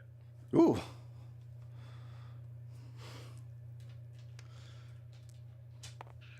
How many sus gravestones? Oh, we're up to 2 now. I'm gonna go ahead and put my Ranger bond thing on it for the extra D4. Okay. So that'll deal 26 magical bludgeoning. My goodness. That's quite a lot. Then I've got a second attack. It's an armor class of 18. Yep. 19. Also hits. Dealing an additional 16 magical bludgeoning. Whew. There's not going to be much monster left at this rate. That's the end of Geppa's turn. We've got Black Token with Hugo. Okay. Alistair. Yeah. I'm going to multi-attack you.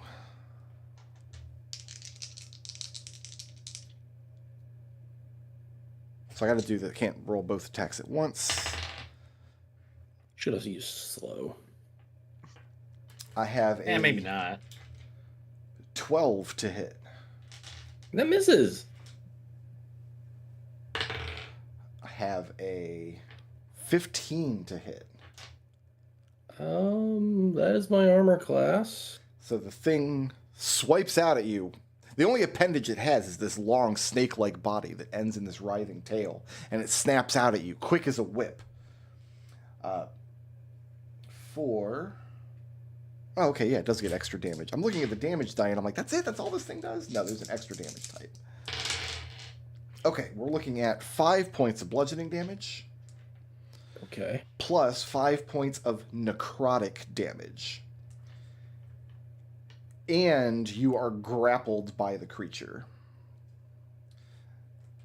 Okay. Alistair, answer this question in the affirmative. What is, and we keep in mind, we all know the answer to this question. We'll know if you're being honest. What is the worst prank Alistair's ever played on someone?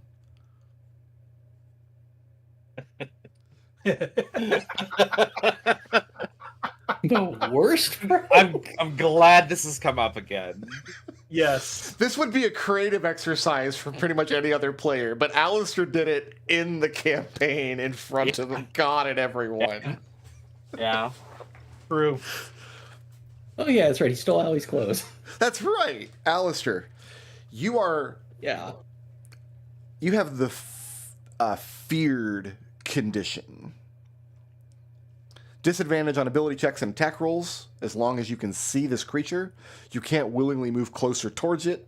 But instead of this manifesting as being afraid of it, you are overwhelmed with feelings of guilt for having committed this grievous offense against another person. Unimaginable Is he, though? guilt racks your body. It sure does. All the way down to your bones. And you're grappled by the creature, and you took that damage. And that's the end of the creature's turn. No, it's not. Yes, it is. Okay. Oh, you know what? No, fearless? I'm sorry. That's not the end of its turn. It has to try to fly away, which means it's leaving 2 threat ranges. Yeah, I'll take that swing. definitely. Yeah, you guys can use your reactions. That hits a 18 on armor class. That'll hit. Dealing 13 magical bludgeoning. And does the little golem guy get a reaction? He does, and that's a 23 to hit. Also hits. That sounds like defeat in your voice. For 11 points of force damage. I was trying to convince myself there was some way this creature wouldn't immediately die when it tried to fly off, but like it has to try to fly off. There's no reason for it not to. So yeah, the thing is it grabs up Alistair in its tail, wraps him up, and is about to take off to the sky, and Geppa and the golem step forth, swing as it leaves their threat ranges, and the thing lets out this psychic shriek that you can't hear, but you definitely feel. And it evaporates into smoke. And Alistair, you drop to the ground, shaking. You've never felt this cold, but it's not the cold of the biting air. It's the cold of the guilt that you feel. Fortunately, the effect's only going to last for about a minute. And you're... Oh, yeah, I'm gonna counter charm that. Okay. And you realize then, because you have the Bard ability allows you to end the fear effect. That's what it does? As an action, when you perform until the end of your next turn, during that time, you and a friendly creature have advantage on saving throws against being frightened or charmed. So whenever I get to make my next saving throw against it, I guess. You don't. There's no saving throw involved. It just happens to you. but only lasts nice. for about a minute, and the creature's dead now anyway. What's the second token on the initiative tracker? That's a black token. Oh, okay. So we can come off initiative now. Oh, it was just not supposed to be there. Jamie would run over to Alistair and like, "Are you okay?" He spends about the next minute hunched on this loose gravestone in front of the grave that reads Hendrik Hasselman. Now I know everybody hated that asshole. What he's just happened? If he's okay, Genevieve wants to look in the gravestone and she's going to say your thoughts aloud on the subject. I think the that's people what- are turning into these. Yeah, I think that's what happens over here for too long. So let's find Dahlia and Zmai quick. What do you do with the grave that you're at right now? Genevieve looks Cover at that it. shit back up and walk away. No. We got to look for clues. Genevieve's going to look in it.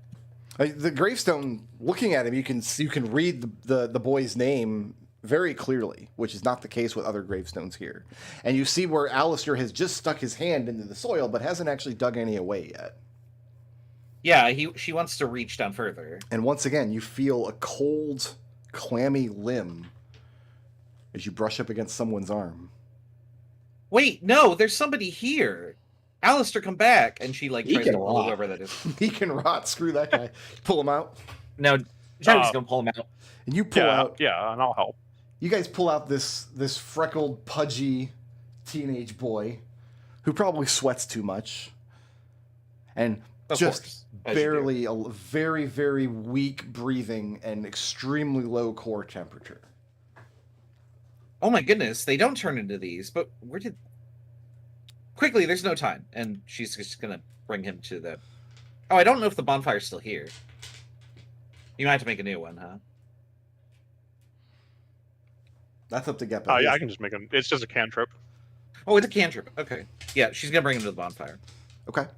The designated bonfire area. The DFA. Okay. And yeah, after a few moments, he starts to regain consciousness, but not lucidity. The same state that the Aethar was in when you first pulled him out, where he's just kind of muttering incoherently, feeling terrible about all the pranks he's played, all the people he's hurt. Jamie's going to slap him, just like whoever did to the other guy. Like, snap out of it, dude. And he gets slapped, and he holds it. Oh, why did you do that? Why don't I have any friends? It worked. He stopped rambling. Hey, you're going to be okay. He notices his surroundings, and he has a little bit of a very understandable freak out. Jamie kind of sighs and goes, yeah, that's expected. I was only Look, just... trying to be funny, but nobody thinks I'm funny. What did you do? Just the kinds of pranks that are just mean-spirited. Just targeting more like weaker students to bully them, kind of nonsense. And we haven't heard of any of these incidents, right? None of these individual. I think we have. You have, Yeah, we because have. this is the guy. Just that in general, right? everybody's like, oh, he finally got expelled. Thank God. Well, no, he didn't get expelled. He got dragged off to this cemetery. He got by dragged Elvin. here. Yeah. No, what Jamie's trying to do is pin down like a specific event that he did that she could pin a date to. And when that doesn't happen, she's going to say, well, what's the last time you remember the date? He doesn't keep like a logbook. No. I mean, like, he would know that it was like Tuesday the 12th or whatever. She wants to know how long he's been here. He's been missing She's for trying to ask him. a couple of weeks. Okay. But no, he's not able to give like an exact date or time. Even approximately. The Aethar Yeah. isn't either. The Aethar is not able to properly convey like what he was doing or what like where he was or what time of day when he lost his stream of consciousness. Okay, so the conclusion we're getting is that this just happened. Like, there wasn't like a prelude event or something that caused them to get sucked into this place. Not as far as you can tell. Okay. Can you stay by the fire? He just nods and sobs and sniffles piteously. If something like that oh, he didn't see what happened. If something bursts out of one of these graves, hide. And then Genevieve says, we got to keep looking around. Elegant Sumai and Dahlia are here too. They have to be. Vathar tells you that he can take care of the boy while you guys complete your investigation. In fact, he kind of scoffs a little and laughs to himself. Says, and so you are members of this ill-advised adventurers society that operates on the campus. Very well. We can neither confirm nor deny the existence of an adventurer society, like Leo says immediately and in monotone. He raises his hand and if it's ill-advised, then it sounds like the advisors are the problem, not us. Genevieve says, if they do exist, though, I'd be pretty grateful if they were rescuing them. And he holds up his hand and gives her a smile and says, you have my gratitude and my leave to continue your investigation in whatever shape it must take. Acceptable. And she just continues. Come on, Allie, let's look for more gravestones. Oh, I found one. There's one right here. Can I stop now? Oh, there's another one. Hey, look, Leo, there's a third one. It's right behind me. Keep it up, Allie. You're doing great. Thanks, Jen. Yeah, I'll split off and look for gravestones, recent gravestones as well. All right. So Genevieve, Leo, and Geppa are searching for gravestones. Hugo and Alistair? Alistair is searching for Zumai's gravestone and Dahlia's. Okay. And what about Hugo? Specifically. Hugo's helping Alistair. Helping Alistair. So everybody can make an investigation check. Alistair, you can make yours at advantage because you're receiving assistance. I'd like to... Investigation check? Investigation. My bonus is +3. Do you want to help me instead? I got a 5. My bonus is +5. Okay. I found a 5. 5. 11. That's a 16, and I got some D4s. 16. Alistair. Plus what if I need. For the second time this session, place yourself next to on any square that has a gravestone and is at least 3 squares away from any other player. Oh, we're going to get this confession out of him yet. The biggest one. The biggest one. Hugo, go ahead and place yourself right next to Alistair because you were assisting him. And everyone else can place yourself wherever you think you were searching, keeping in mind you need to be at least 3 full squares away from Alistair. Where's Alistair on this map? There he is. Oh, wait, hold on. I'm just going to roll a dice randomly. I get the feeling that I Is this 5-foot squares when you say 3 squares? No, these are 10-foot squares. Genevieve, didn't I? Oh, you want 30 feet away, 30 not feet 15. away from Okay. Alistair, right. Excellent. That's what I wanted to understand. Okay. That's what I myself guess this would be... Alistair, roll me a d4. I'm not going to move. I get the feeling that I did not contribute very much during the search. Yeah. You and Allie found lots of gravestones. I rolled a 5 Yeah, for a total of 6. Alistair, how'd that d4 do? 1. Alistair, once again, answer this question in the affirmative. What is a time in Alistair's life where he abandoned someone? Someone was counting on him and he either didn't show up or he left them. I'm sure he's abandoned Genevieve a whole bunch. 30 seconds ago, he left a guy to die in a hole because he was upset. He got So when did you abandon Genevieve? Probably when she was preparing to do some school thing and he just kind of left her hanging. Genevieve, when did Alistair abandon you when you were doing some school thing? Oh my goodness, he totally planned on going to the cafe after she went to the library, and then he totally blew her off. And he does this like every week, and yet Genevieve just keeps on meeting there thinking, maybe he'll be there this week. He has really good whiskey. Alistair, reading the tombstone, again, you read it effortlessly. Doesn't hurt your eyes, doesn't try to slide away.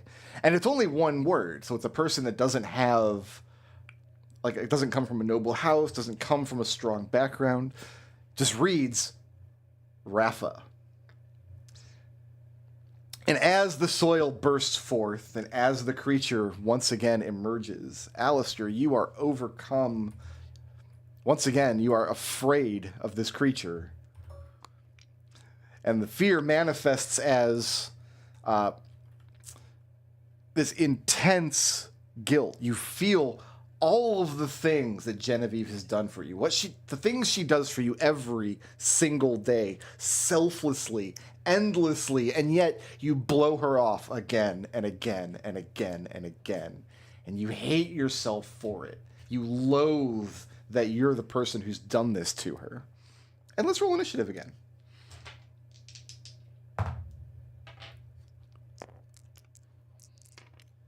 It's okay, guys. I'm getting us XP. You are earning experience points from these encounters.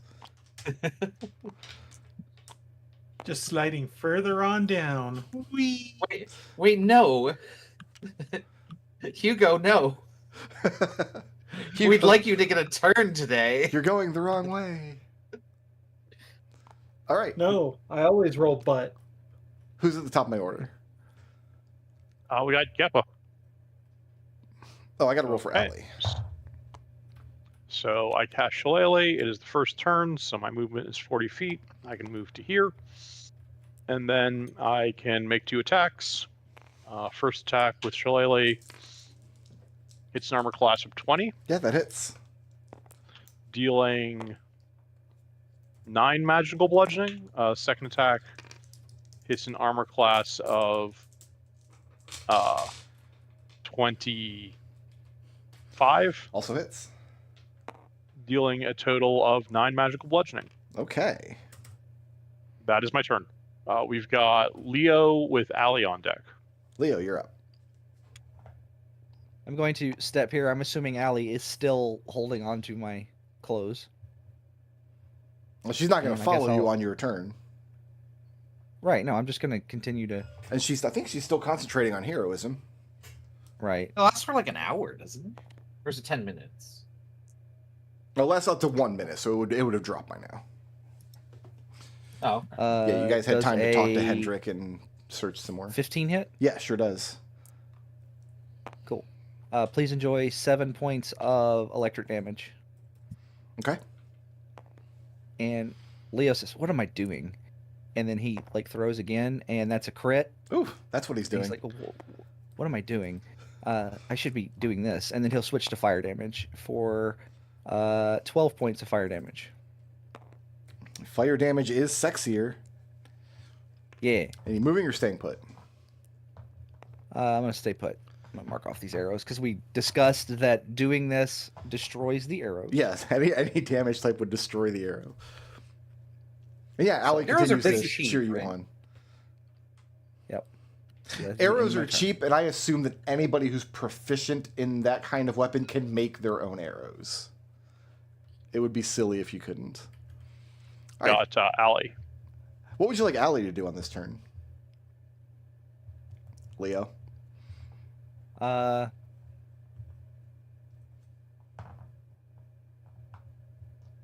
gonna tell her just to kind of do what you did last time. And Seemed to work out. that's exactly what she does. She hides behind you and she cheers you on. She's like, "Don't let that thing near me, Leo."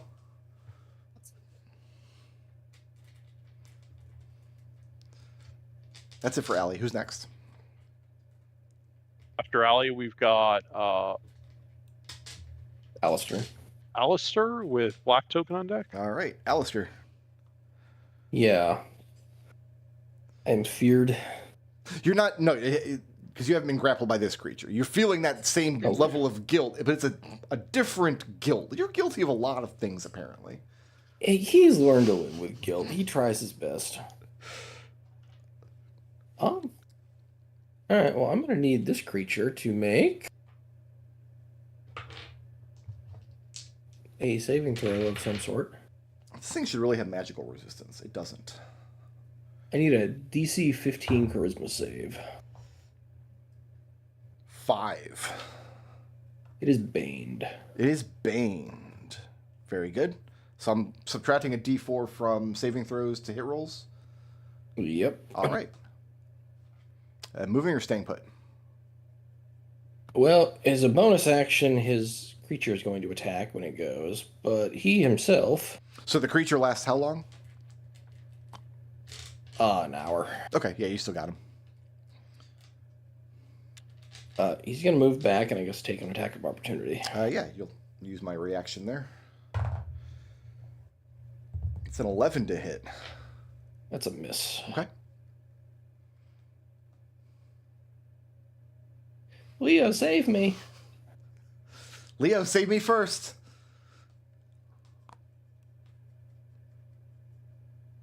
Is that it? Yeah, I don't know. These are 10-foot squares. I'm assuming that's 30 feet away. Yeah, these are 10. Yeah, that's... You're like yeah. 35, actually. Close enough. That's all he's got, so when his weapon goes, it's going to attack. Okay.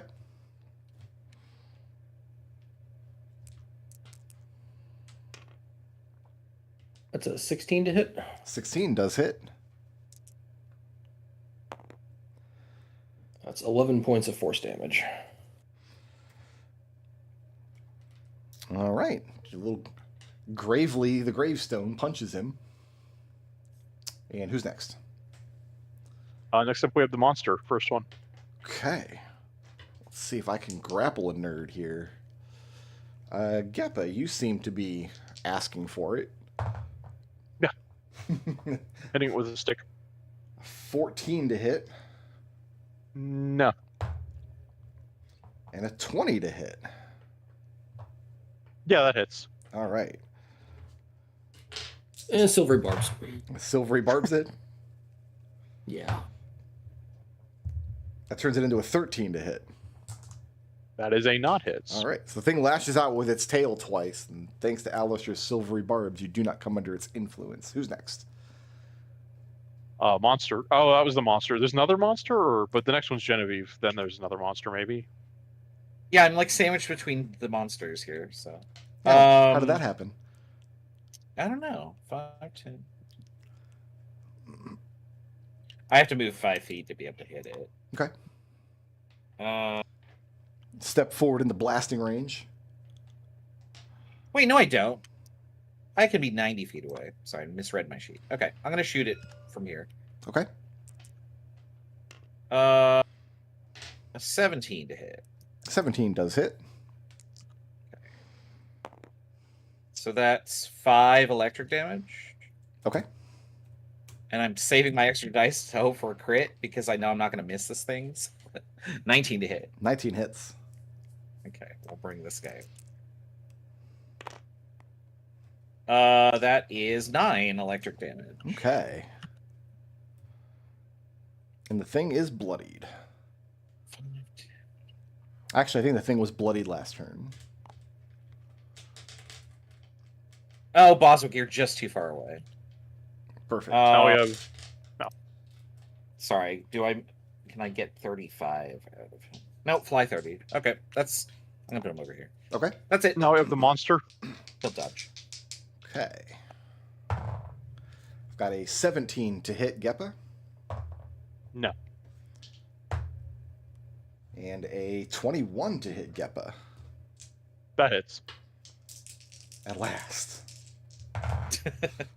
About time, right? So I'm going to be 5 points of bludgeoning damage. Okay. 4 points of necrotic damage. Okay. And you are grappled by the creature. All right. While you are grappled, you are under the feared condition. Mm-hmm. And what is a time in Geppa's life where he has abandoned someone? Does Geppa actually abandon people? I mean, I'm sure he's... Is this from his perspective? Because I'm sure he's run off before without really thinking about his friends, but he doesn't really seem like the type who would abandon someone. What's the closest he's ever gotten? In his... The question here is this from his perspective or from the outside world's perspective? From yours, from your mind. Yeah, there was definitely a time when we were down there exploring the crushers that didn't need to be under the stadium, where I think I left Jen behind. Okay. And for some reason, Deal with crushers when she probably shouldn't have been left alone. that moment sticks in your mind, and you recall all of the times that Genevieve has been there for you and all the things that she does over the course of your adventures, over the course of your day-to-day lives, back at the apartment, helping study for exams, and you just left her to those crushers.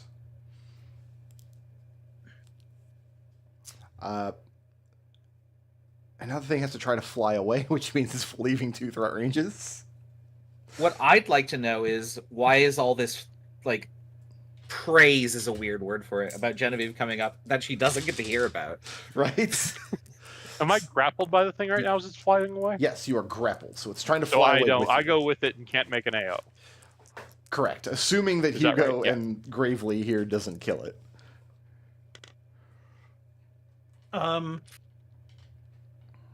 That's a 24 to hit. That hits.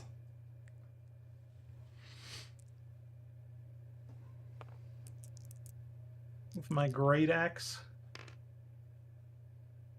How does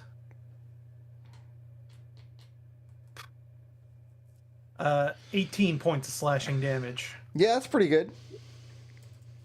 What can Gravely do with its reaction? That was a power Bravely attack. can attack. Yeah, see if you can punch it. See if you can be the guy. Good attacking. It's a 22. 22 will hit. 9 points of force damage. And the thing flies away holding Geppa. 60 feet into the air. So this plus 60 feet up. Who's next? After second monster, it is Hugo with the non-combatants on deck. Okay. I can throw a hand axe at disadvantage. You could. It's apparently got an AC that's really easy to hit anyway. Plus 8, it's 13 to hit. 13 does hit. Huh? Go, Hugo, knock another person down. It's 9 points of slashing damage. Geppa, I've got good news and bad news. Yeah.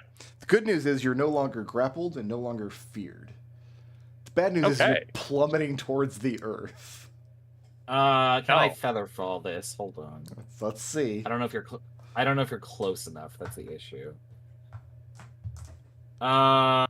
You are too far away because you are. I could feather fall you like the instant you hit the ground. That'd be within 60 feet. I don't know if that counts though. Yeah, but it's 65 feet away from you.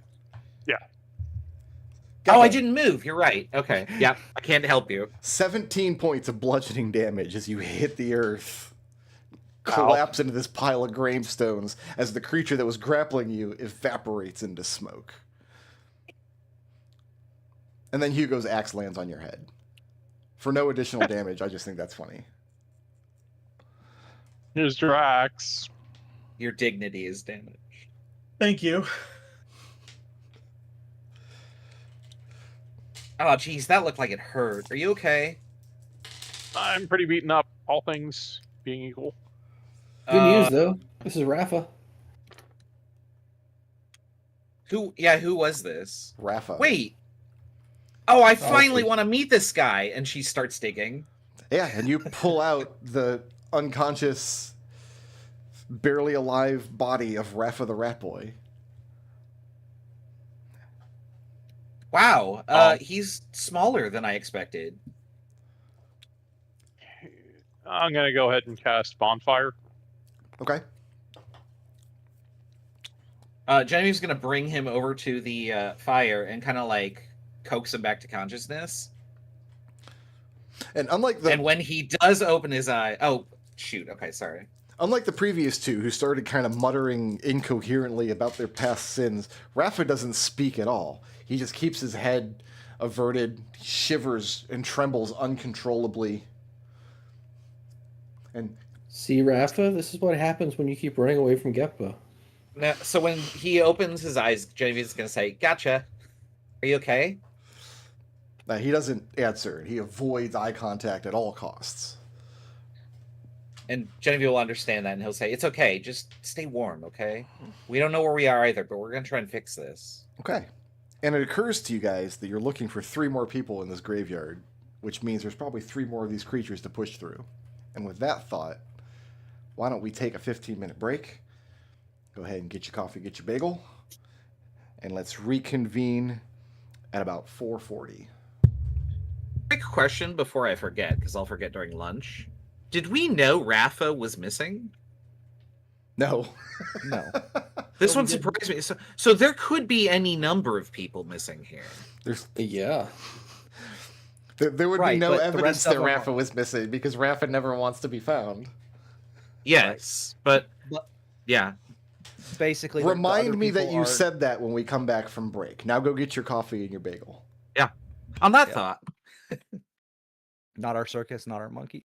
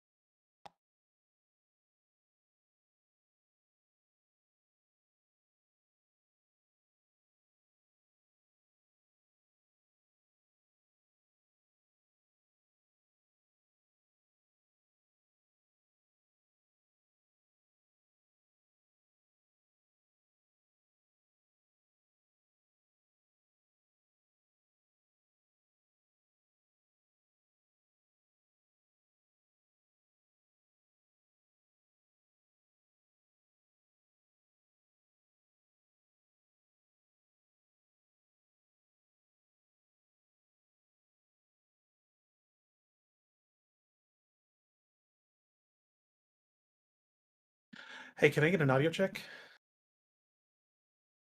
I can hear you. Okay, good. You sound My fine. my headphones are charged now, so Oh, are you using just like onboard speaker or something? Or yeah. whatever. Yeah. I had spicy fried rice for lunch. I So took my good. dog outside because he'd been asking me for like an hour.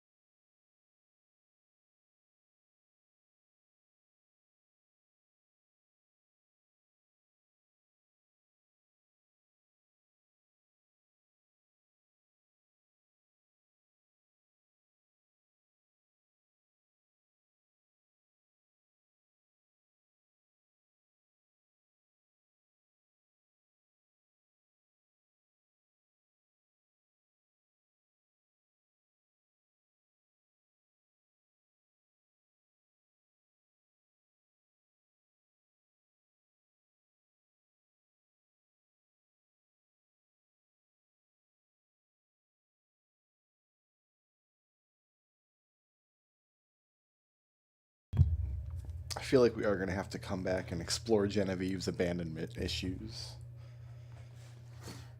at some point.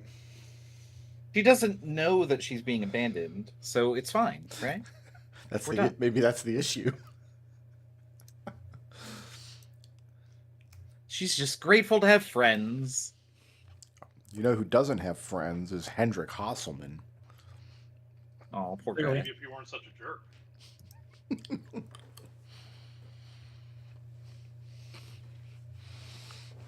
You ever wondered what pranks actually feel like? They suck.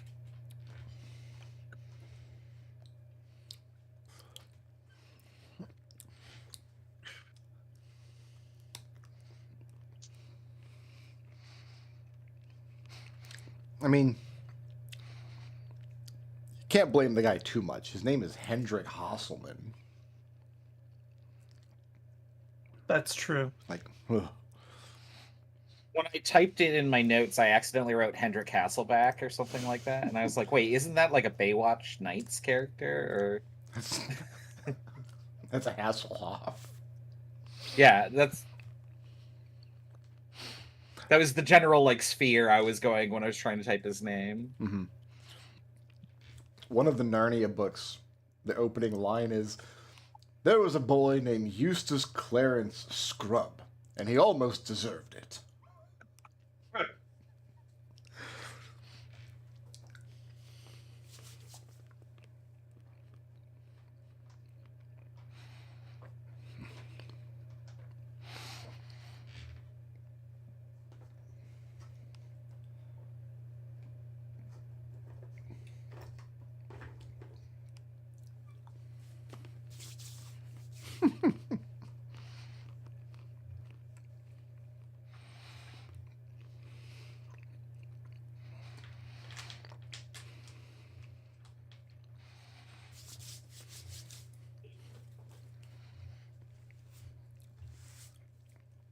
There was a boy named Rafa the Rat Boy.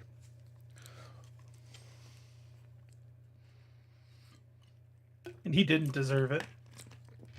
I did have someone roll last week while you guys were trying to find out which people had gone missing. And someone rolled to see if they could determine whether or not Rafa had been missing, but not being able to. It was an investigation 25 DC, and nobody hit the 25. I forget. It must have been Genevieve or Geppa went looking for him. I think it might have been Geppa. Yeah. So you didn't find him, but like you also were not expecting to find him. Also, I think Genevieve would be aware of this, but I don't think I, the player, was aware of this until I had thought about this. We don't actually know Elegant Sumai is missing.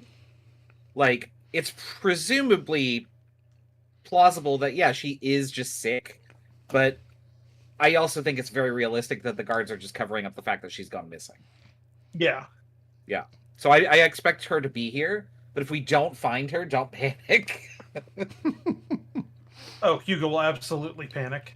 Yeah, well, Genevieve will try and calm you down, and then the next time you, like, have regrets or something, you can think about her. I don't know why this keeps happening. If I had a silver piece for every time a character had a good memory of Genevieve and then felt bad about something they'd done, I'd have, like, 30 gold? Like, what? What is going on? I'd have 2 silver pieces, but it's weird that it happened twice. No, I mean, I know that that's the joke, but, like, I did not expect that I was building the character that was not only, like, everybody leans on her, but she's also the most popular? Genevieve is the beating heart of this adventuring company. I don't think she thinks that at all. You know who else didn't think that? Little guy named Squall Leonhart. He didn't know he was the beating heart of his company, but he totally was. Yeah, but Genevieve doesn't just say whatever all the time, although maybe she could. And then he has this moment like, wait a minute, I'm the guy. All these people are idiots. Why am I the guy? Yeah. Pick any other guy. Why am I the guy? And then I dreamed I was a moron. I just got through that scene last night in the big swap, or yesterday. I dreamed I was a moron. God, that game gets better every time I play it, I swear. Some games have that quality. it's really a game that ages well. Like Final Fantasy VIII is probably, whenever I think of the fine wine game, I think of Final Fantasy VIII because I really didn't mesh with it when I started. Yeah. I was just like, this is weird, and I don't know how I feel about it. And then like 20 years later, I'm like, this is almost perfection. Like it's really good. It's really well done. And I just wasn't mature enough to appreciate it when I was 16 or whatever. It's got that Saga 2 quality where it's broken and stupid, but when you break it, it gets fun. So it's okay that it's broken and stupid.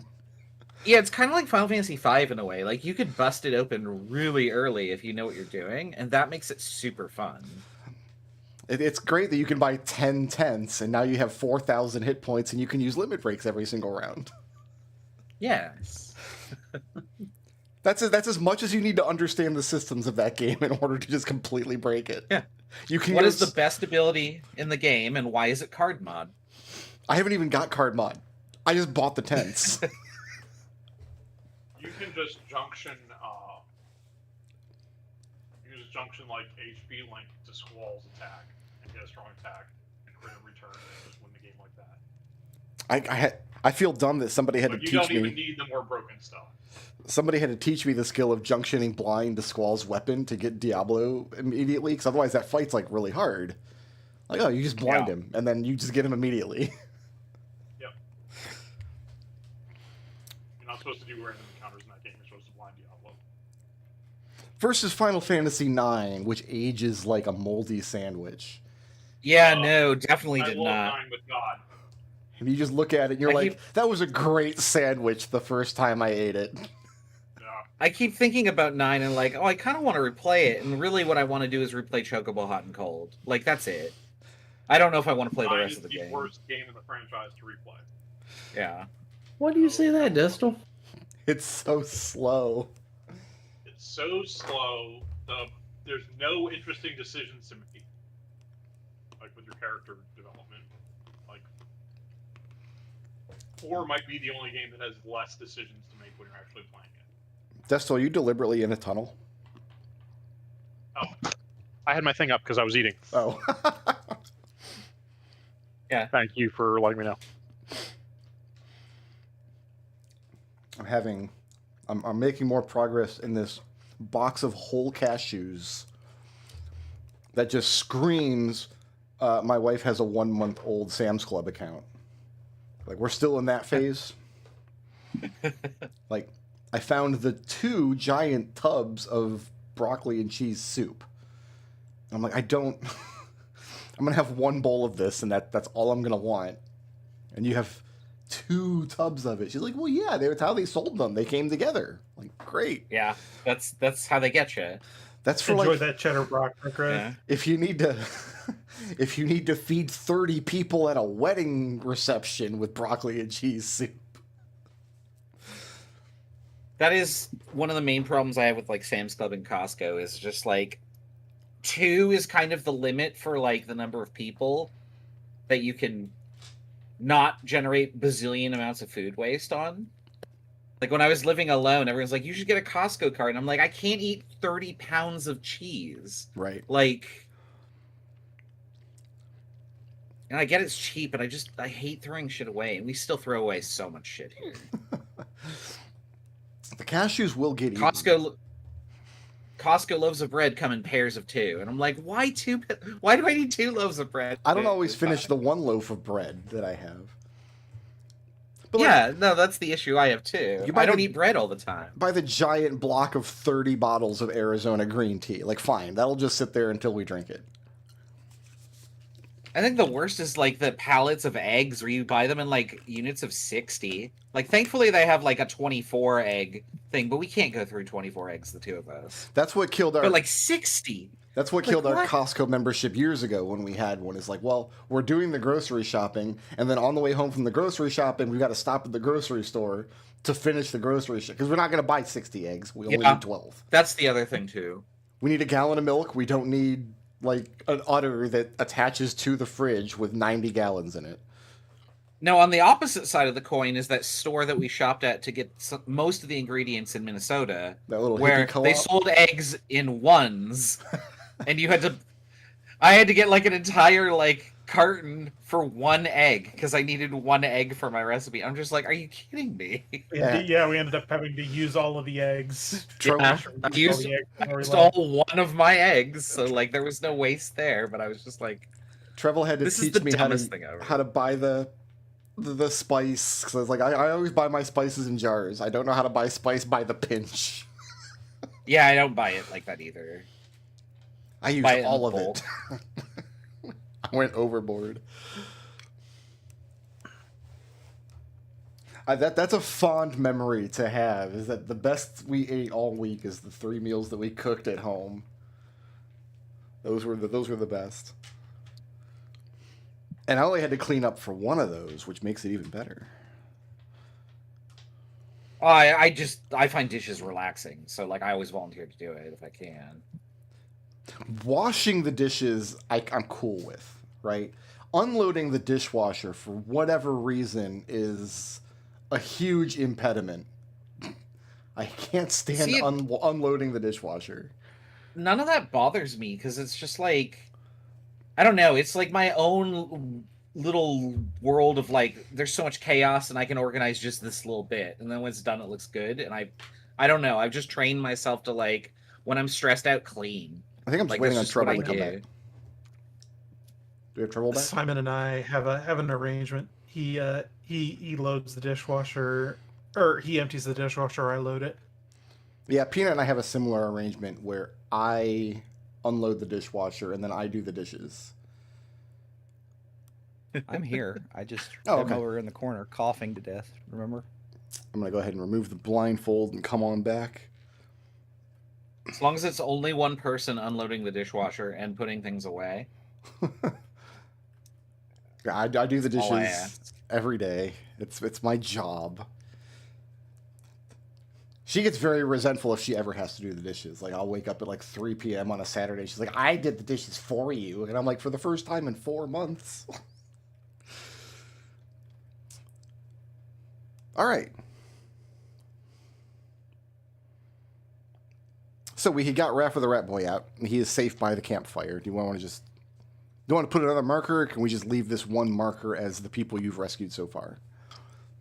Yeah, that's fine. good. One marker. Okay, so you've rescued the Aethar, Raph the Rat Boy, and for some reason you rescued Hendrik Hasselman, everybody's favorite campus prankster. It wasn't by choice. That was accidental. Did you put him back? Yeah, Hugo.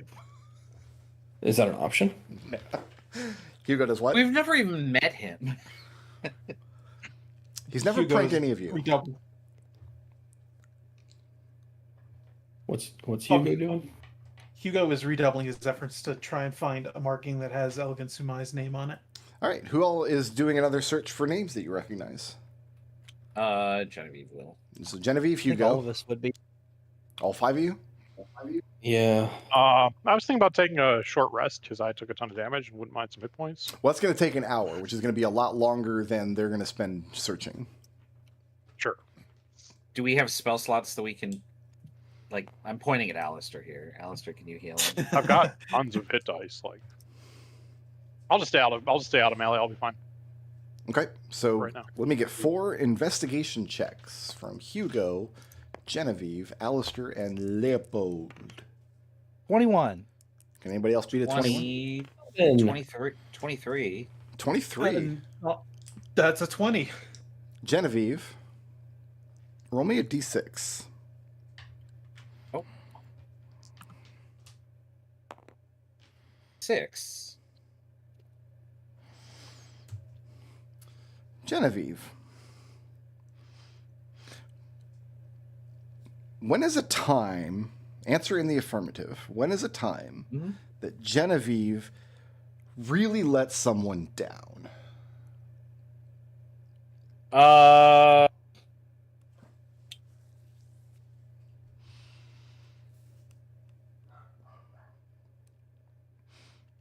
would say she let. Yes, thank you. I will give my answer. Genevieve let Eugenia Veritas down by failing to read her journal. Wow. Okay. Genevieve, place yourself I don't on know. a square that has a tombstone and is 3 full squares away from any other player. I will let I you kinda have. like this. I'll let you have Boswick.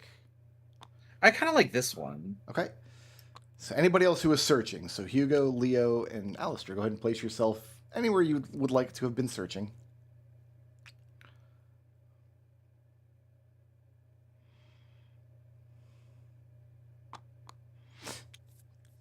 Genevieve. The name on the tombstone in front of you, just before the soil erupts out of the ground and the creature emerges anew, is Dahlia.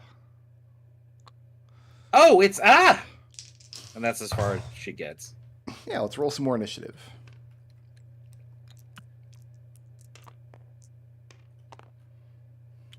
Oh, that's not bad. Ah!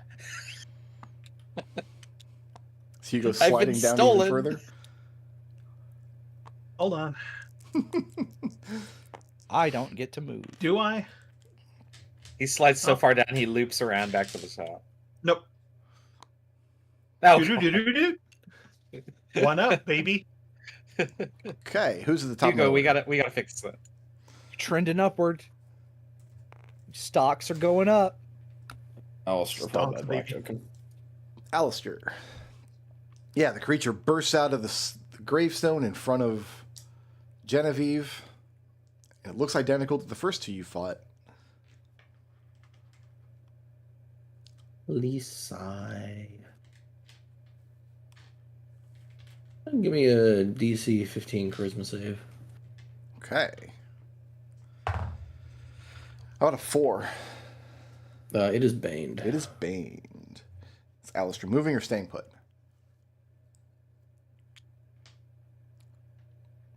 Alistair's gonna move a little closer. Okay.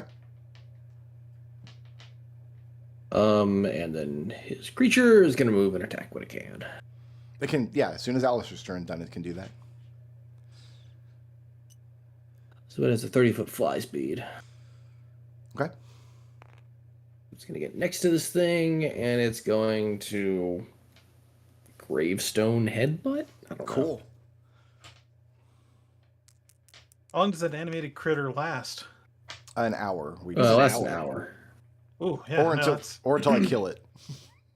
Does a 10 hit? Yes, it does.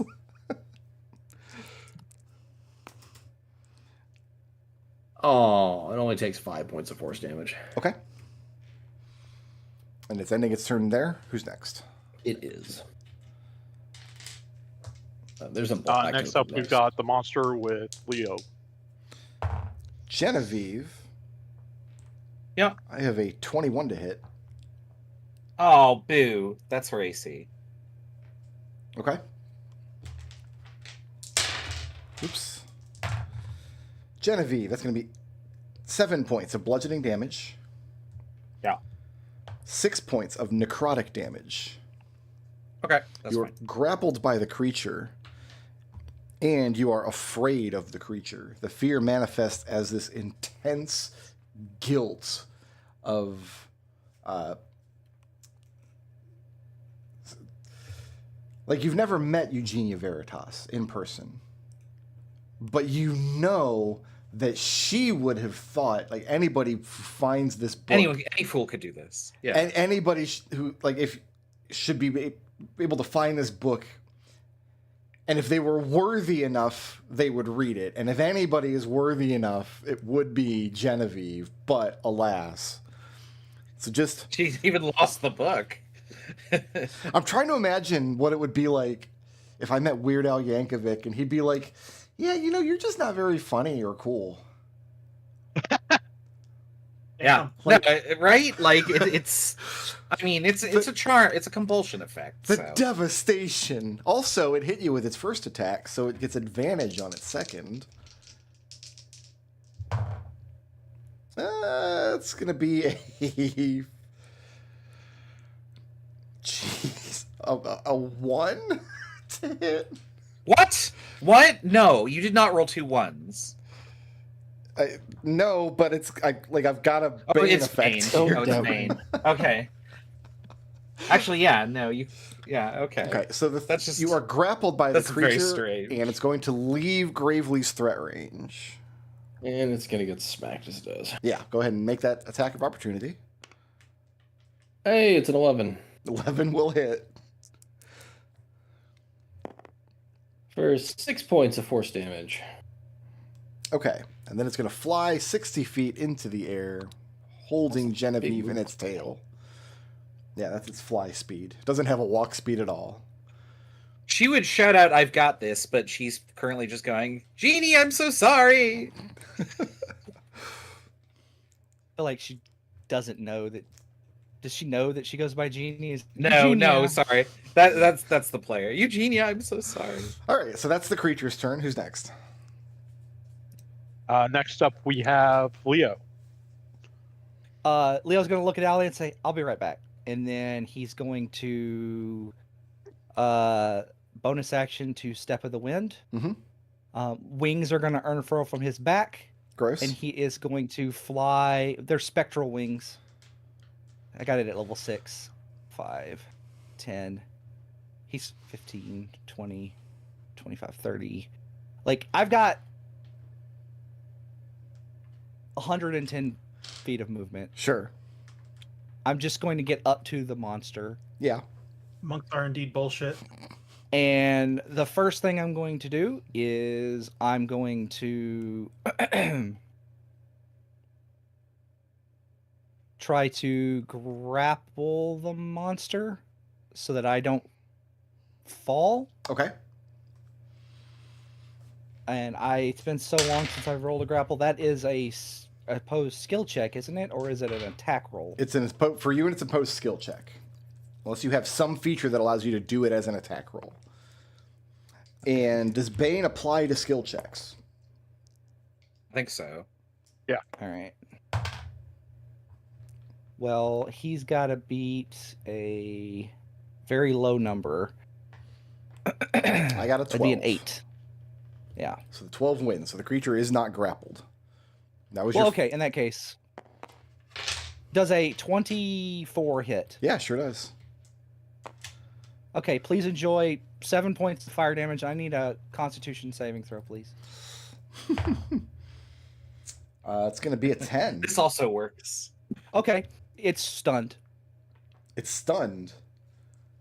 Yes. And it begins falling out of the sky, holding Genevieve. Yes. Yes. Featherfall. Oh wait, I'm not really falling if I'm grappled. Yeah, you're still grappled by the creature. It's just stunned. You're falling with it. Can I featherfall the creature? I guess if you featherfall yourself, the thing would just be dangling It'll from you as long as it's clutched on there. So is Genevieve's using her Featherfall reaction to specified. featherfall? I'm seeing if it specifies friendly creatures. Ah. I don't think it does though. Like, why couldn't I save something with this? You can't tell me what to do. But the spell list can. So you're going to arrive at the ground safely with the creature still grappled. Yeah, 5 falling creatures. So I would target Leopold, myself.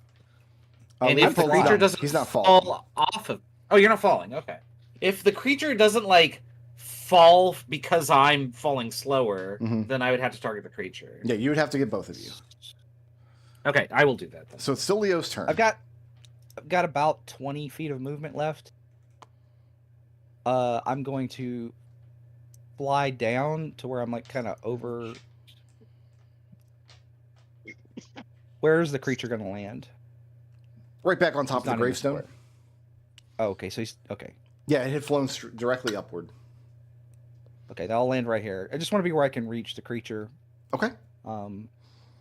Let's see, just because I don't think I've actually stunned anybody yet. It's stunned until the end of you- your next turn, correct? Yes, Okay. it is stunned until the end of my next turn, and the wings wear off at the end of my turn. Like I said, I had about 20 feet of movement left. We were 60 feet in the air. Oh, so you're going to fall 20 feet. 40 You're feet. going to fall 40 feet. And Genevieve can't featherfall you because she already used her reaction to featherfall herself. Right, but I'm a monk. So go ahead, roll. 15 points of falling damage. Okay, I'm gonna reduce that by 25. Or 30. You know what? Monks are banned from now on. No more monks. I'm done with monks. Monks are bullshit. We've been saying it for years. We all know it. I land and then do the like gymnast Right. in the Just air. waiting and for I'm his next to next the class monk. feature. You know, I changed my His mind. next Next class campaign, feature is he all falls monks. and he Everybody heals has to be a monk. things. Everybody has to be 4 monks. I mean, that's the easiest chaos battle ever. Is that it for Leopold? Yeah, that was my action, Cool. my bonus action, Great. all of my movement, Yeah. and my reaction. Who's next? Got Jen with Keppa. Jen, the creature is still grappling you. While you are grappled, you are still afraid and you are restrained. So, can it grapple while stunned? Because you don't get to do anything while stunned, right? Excellent question. Like, don't you just drop everything that's in your hands if you're stunned? If Which would Genevieve got include me. stunned, she might. Okay, well then do I have to break the grapple? I can't get away. You can attempt to break the grapple. Is that what you're going to do? If it requires more than a movement, then no, I'm just going to shoot it. You're going to shoot it, so you're at point blank range and you're restrained. But it's Yep. stunned. I have disadvantage and it has an AC of 9. That's true. You have a disadvantage, but he has it. I have a You also 9 advantage to from hit. stun. 9 does hit. Oh wait, I have advantage from stun? Oh shit, hold on. Well, I hit anyway. Yeah. It doesn't seem You to had 2 matter. sources of disadvantage, so Okay, One's- well then You have 2 I sources of well, I mean, if you have both I advantage can't and disadvantage, crit. it all comes out to a wash. so point blank 10 electric damage. Okay. And the creature is bloodied.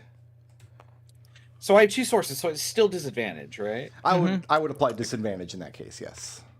Okay. 18 to hit. 18 does hit. 10 electric damage. All right. Pew pew. And then Boswick will also pew. He does not have disadvantage. No. In fact, he's got 24 advantage to because the hit. creature's stunned. Oh right, well I should check for crit then. Nope. Okay. 24 to hit, so that's That hits.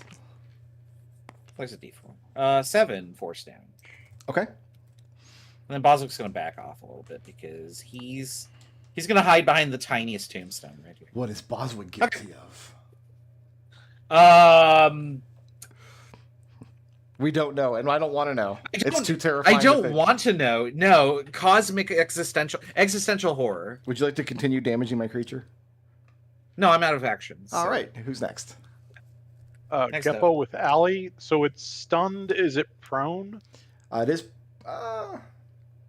It's immune to being prone. It's laying on the ground, but it doesn't have the prone condition. If that makes Great. sense. So I get the advantage on a ranged attack with no disadvantage from prone. Love it. I'm going to cast Firebolt. That hits an armor class of hits the armor class of 28, That hits. dealing 7 fire damage. Okay. I can move in a bit. That's my turn. We've got Allie with Hugo on deck. So Leo, you've wandered away from Allie. What would you like her to do on her turn? I told her that I'd be right back. So But wait for you're me. not back yet. So you want her to just Right. wait there? Yeah. What's she gonna do instead? She's gonna clamber over these tombstones and hide behind Hugo. Hugo, can you believe he just wandered off like that? Yes, I can. Hugo, you have the benefits of heroism. So you have 5 temp HP at the start of your turns, and you are immune to fear effects until you piss her off.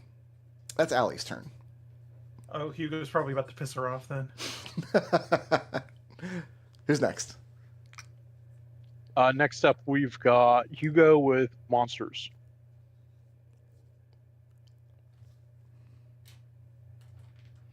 Yeah, he's Yeah, I can't believe it. And I'll see you later. 5, 10, 15, 20, 25, 30.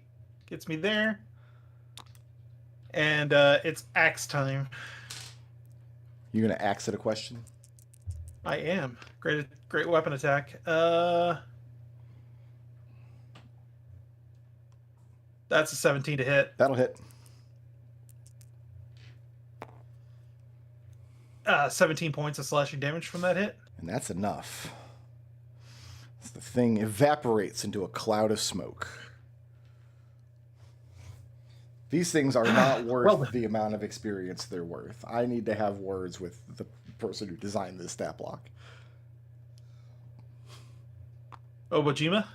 No, this is from Tome of Beasts. Oh. Leo walks back over to Allie and says, "Did you see did you see how I went up there? I punched it, and then my cool landing." Help! Still stuck under it. Heavy. No, it evaporated into a cloud of smoke. Oh, well, the token didn't. Oh. Never mind. I'm okay. And you are still at Dahlia's gravestone. Hey, this is Dahlia's. You guys. Hugo starts digging. Alistair helps. Yeah, and the three of you managed to pull her out, unconscious, frozen, as the others have been. Ugh. I will create a bonfire. Okay. Dahlia is frenetic and overly emotional at the best of times, like at her baseline. So her babbling is even more incoherent than the others have been. She is just overcome with guilt, this moment where she keeps muttering Tempest's name.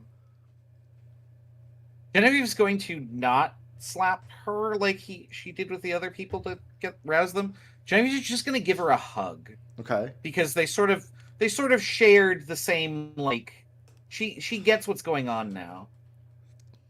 And she'll tell her it's okay. There's very little reaction. There's very little acknowledgement that you're even putting your arms around her. Alistair flicks her in the ear. That was mean. That was extremely mean. Now I know... Alistair, what is wrong with you? The new thing that Alistair's going to feel guilty about. Wake up, Dahlia. You know who thought that was hilarious is Hendrik Hasselman. No, he's still blubbering over there about not having any friends. Everybody's miserable in this weird graveyard. This weird misery dimension? Yeah. The miserable graveyard of misery. Oh, I guess this is sorry. Allie crosses her arms, rolls her eyes, and is like, okay, has anybody, since I'm the only sane person here, I'm just going to say what we're all thinking. Has anybody given any thought to maybe these people deserved it? Like, we all know because Dahlia if that was the case, you'd be here. We all know Dahlia is a whack job. And, like, don't get me started on... She motions towards the Aethar, who nobody likes. And then there's the fat kid who, like, everybody was so happy when he got expelled. Don't think he was She expelled. hasn't noticed Raphael, which is appropriate. Dahlia, no, but that reminds me. Genevieve. Yep. You mentioned something before we went to break. Yeah, I did. Yeah. I don't remember what it was, though. You were saying there could be any number of people here because we didn't know the raffle was going, which means now we're going to be here forever. Yeah, potentially. Thinking about it, so few people at Strixhaven even seem to know that Rafa exists. He doesn't go to classes. He doesn't hang out with people. He doesn't seem to have any friends. He communicates with people through, like, notes and snacks that get left behind.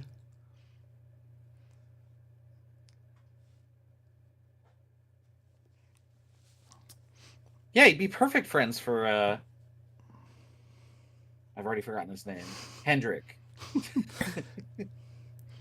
The others that you're searching for are high-profile people on campus. Ellen Veritas is the daughter of one of the great houses of the Republic. Everybody knew Hendrik by reputation. Pretty much everybody in Prismari especially knows who Dahlia is. Elegant Sumai is the talk of the town. how did Rafa the Rat Boy get caught up in all of this? He Secret rat prince. keeps his head down. Nobody knows he's around. His best friends in the world, he's never even spoken to half of them. I mean, the only conclusion that Genevieve would draw is that, like, maybe they're all just people that there's rumors about. When you get... Like, yeah. There are no rumors of Rafa the Rat Boy, though. Nobody knows. Well, the rumors would be like, no, what is he? And then they would just imagine what he is from there. That would be rumors. You'd have oh, to... I heard he was, like, invisible. Or... You have to get Dahlia to more of a lucid baseline. And she is just an emotional basket case. Hugo, this was your problem, as I recall. Right? Yeah. You're like in charge of Dahlia. And she sniffles into her sleeve. She says, I don't know how you all can do it all the time. This whole adventuring stuff, fighting the monsters, and... I don't know how I do it, honestly. And she It's fun to punch things. confesses that last year she took pretty much the same small unit tactics class you guys are taking now under Rex Armada.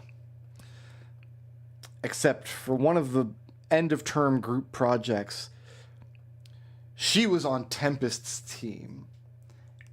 And she tries to avoid the specifics, but she let the team down. And ever since, every time she and Tempest meet on campus, Tempest just squares her eyes, just glares at her. And the disappointment has never gone away.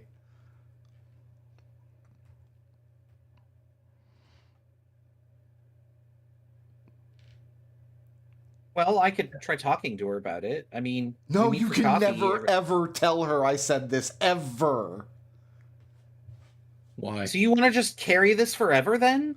You just want to be miserable and sad and not work towards a resolution? She seems to get angry at that. Emotions, you never know what you're going to get from Dahlia from one moment to the next. She tells you in no uncertain terms that she wasn't miserable about this until she ended up here. Maybe that's why you ended up here. Let's get a... I'm tempted to leave Alistair out of this check. Because Alistair consistently demonstrates, like, just a lack of self-awareness.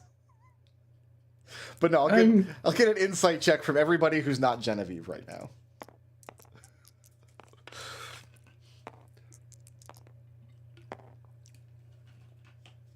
It's a 14, but I might use a D4. You can use one if you want. Go ahead and use a D4 if you want. A 4. 7. 7. Does anybody beat Alistair's 14?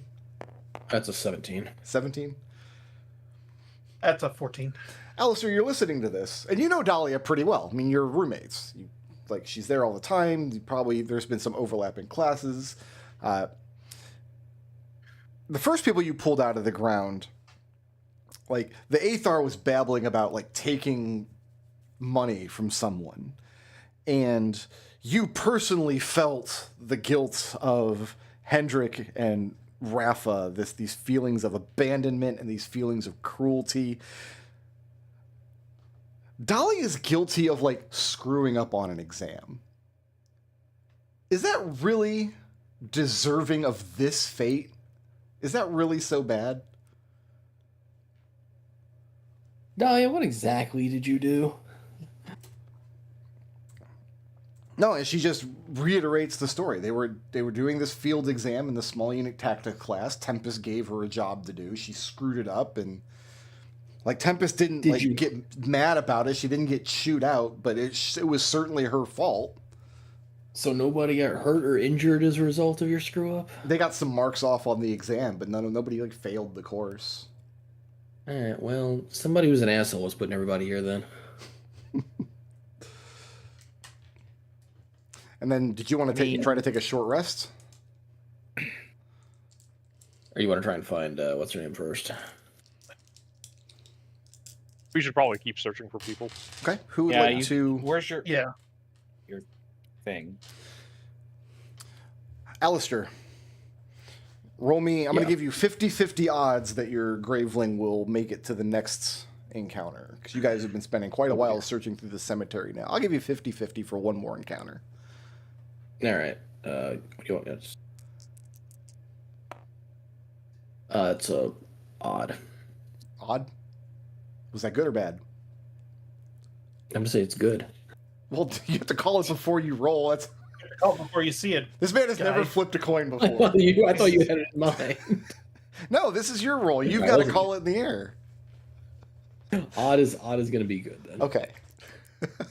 And he switched dice, and he rolled a It's 3. odd. You are odd. You're an odd man.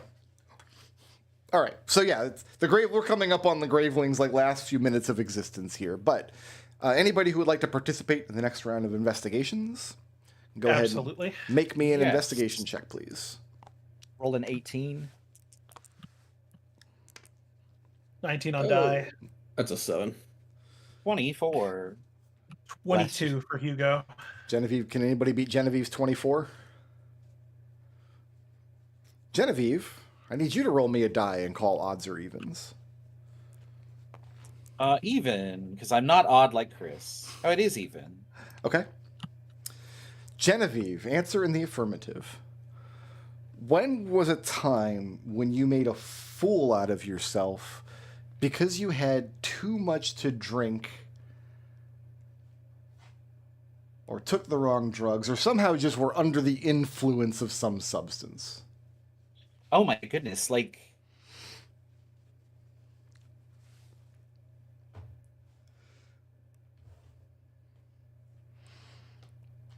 I'm trying to think of how I can loop something back in here. When Genevieve first arrived, she was so petrified that she took a draft that she had from her family to like calm nerves, and it caused her to like panic, and she spent the entirety of the first 3 days peeping out her keyhole, making sure that the rest of her roommates weren't going to like say rumors about her or do stuff. She even went as far as like making up a lie about Dahlia crying at night to try and just start a conversation about anybody that wasn't her. Okay. That's what we'll go with. Go ahead and place yourself on a square that has a gravestone, but is 3 full squares away from any other player. And we're going down to the corner now. We're way out in the hinterlands. I'm trying to go like somewhere we haven't been yet. Yeah. Let me get these dice up. And then the Get other dice out of the way. investigators can place yourself wherever you think you would have been investigating at the time. I believe Hugo would be nearby.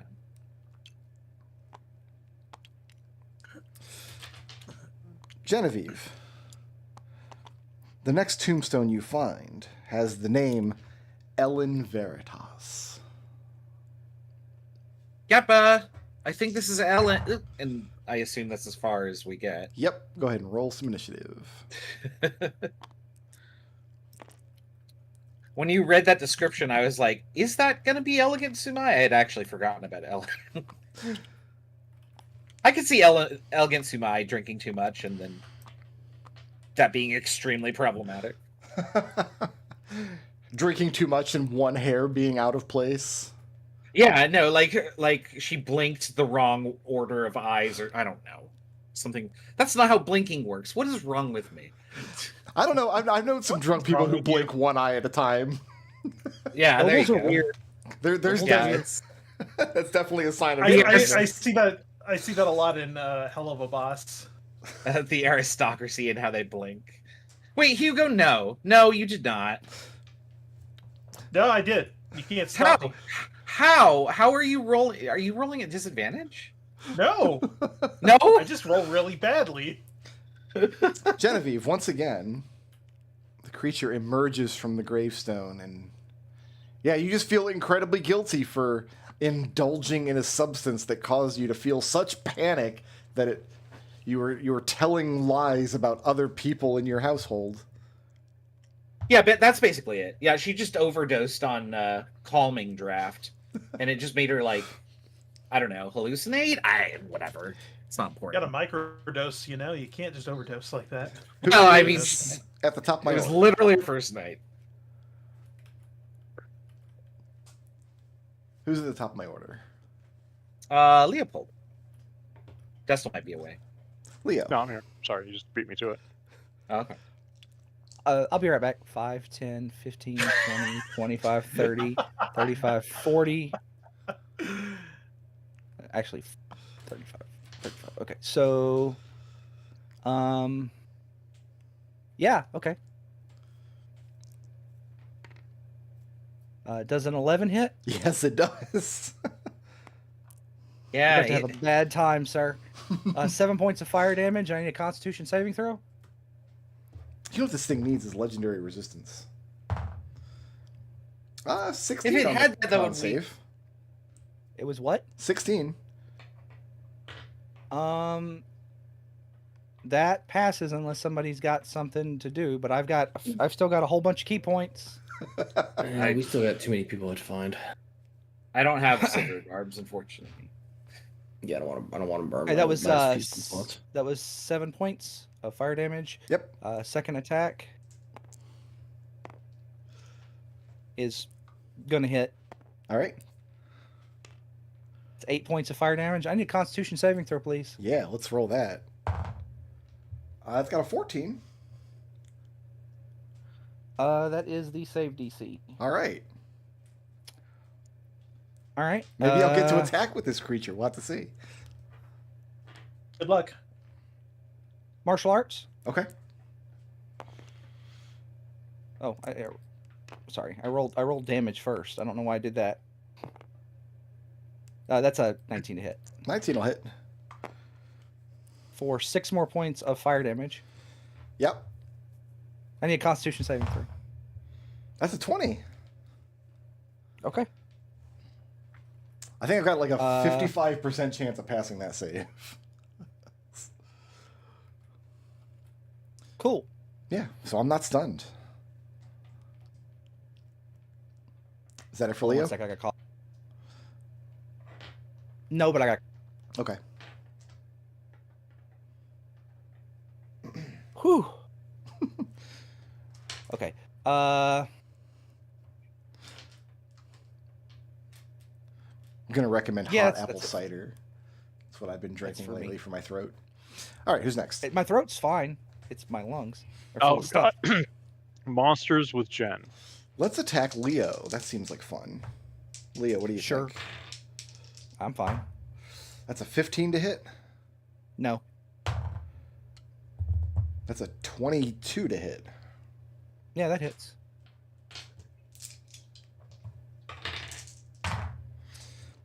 Leo, we're looking at 3 points of bludgeoning damage, Okay.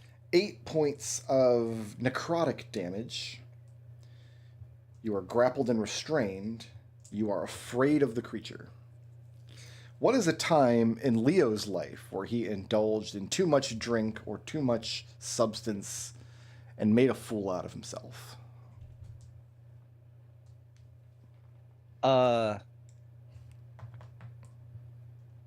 Well, Leo doesn't drink Mhm. and he doesn't do drugs. Sure. So what's the So the closest he's ever closest- gotten? The closest thing it'd be is him like doing too many roundhouses in public. So just overexerting himself in public, It's too cool. getting that Yeah. getting that flood of like adrenaline pumping and just making an ass out of And- himself. Yeah, it's Yeah. definitely a drug. And you feel guilty for Drunk doing that. drug. People are so sick of seeing these roundhouse kicks. They're not nearly as No, they're cool not. as you think they are. No, they are. And Like he's the creature is going to fly up and out of Genevieve's threat range. I have a ranged attack, so I don't think I can melee. You can try to make an can unarmed punch it. strike as it leaves your threat range. It's your choice.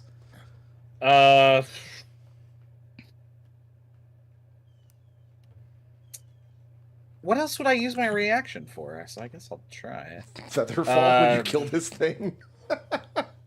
It's Leo. He's That's fine. true. Leo's immune to falling. Yeah. I'm not a- pretty I'm sure not I a hit it, meme. even though. Am I proficient with unarmed? Yeah, you're always Everyone- proficient with your own unarmed strikes. Everybody is. Okay, so I have like 18 to hit or whatever. Does doesn't 1 matter. plus your strength bot? So can I do less than 1? No, minimum of 1. Okay, 1 then. Great.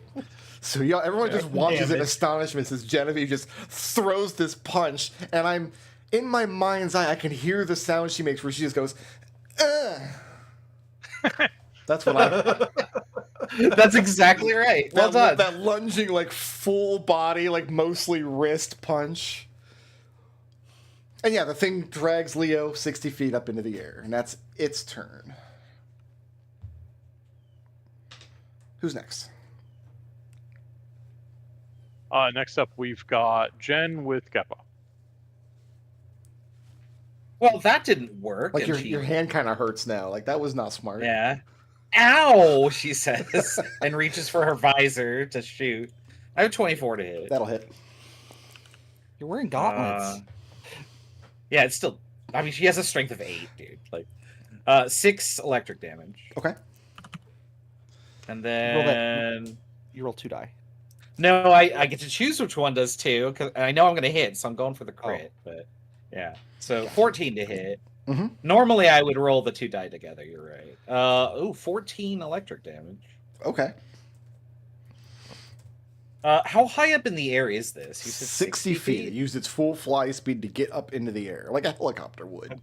Okay, Boswick can just get into range because he can fly 30 feet upward. Sure. 11 to hit. 11 will hit. Yeah, I also don't believe this. But, 4 force damage. Okay. And the thing is bloodied. And Genevieve will just train her eyes on it. She can reach it wherever. Okay, who's next? Next up, we have Keppa with Alistair. I'm just gonna. How high up is this thing right now? It flew 60 feet straight into the air. Cool. Firebolt it. I shouldn't roll 2 dice. I'm going to firebolt it. Okay. That hits an armor class of 13, 13 will hit. dealing 5 fire damage. All right. And is Geppa moving or staying put? That's my turn. All right, who's next? Alistair with Ali on deck. Alistair. Yeah. And this thing is 60 plus feet away. Yeah, because you're standing 20 feet away from it. It's 60 feet in the air. So something Pythagorean theorem. Yeah. Right angle. Yeah. God damn it. Just gonna move under it. Okay. Fire straight up. Yeah, I mean, give me a DC 15 con save. That's an 8. You know what? I passed the previous 3 con saves. I was bound to lose one. All right. It's going to... Okay. Hopefully this won't affect you, Genevieve. A sudden loud ringing noise, painfully intense, erupts from a point of your choice within range. That point is located such that Genevieve is just outside of the 10-foot radius, but the creature is not? Well, it's way in the air above Genevieve.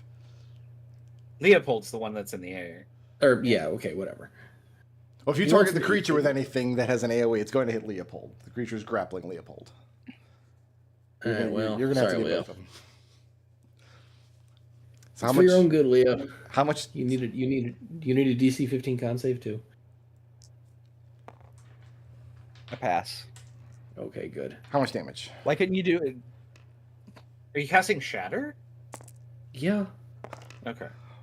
Oh, Although the damage it's on made it out is of dirt. absolute shit. How much damage?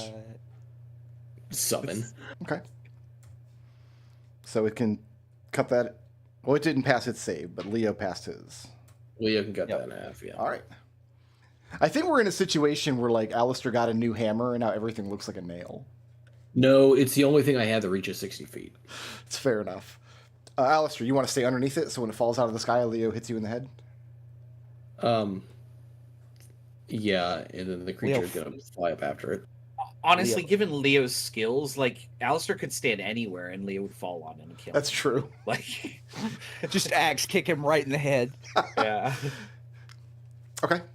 So the floating creature is going to fly up 60 feet. So it's going to dash as an action. Okay. So it's next to it? With the intent Yeah, so that when it tries to fly away, you can get a opportunity attack. Got it. Who's next? Next up, we have Allie with Hugo on deck. Leo, what would you like Allie to do this turn? Something helpful. Something helpful? She's going to shout at you. Why did you get kidnapped by the creature? Not helping! You're stupid, but you're not that stupid. That's actually really endearing of her to say that. Leo, you hear Leo shout back. This is not constructive criticism. When I look at the party ahead of me, I think Leo is the character who is least deserving of a dysfunctional relationship like this. Like the rest of you kind of make your own beds. I don't think Leo deserves any inch of this treatment. That's it for Allie. And that's why it works. Well, Leo didn't know he was in a relationship until like last week. Like literally today. Like he didn't know he was in a relationship. And now everyone knows. Who's next? Next up, we It's have Hugo, yes? Hugo with Black Token. Hugo. Still up in the air, right? Yes. 2, 3, 4, 5, and then I could just kind of huck my axe upward again. Okay. That seems to work, and again, that's a disadvantage because of range increments and stuff. That is an 13. 13 will hit.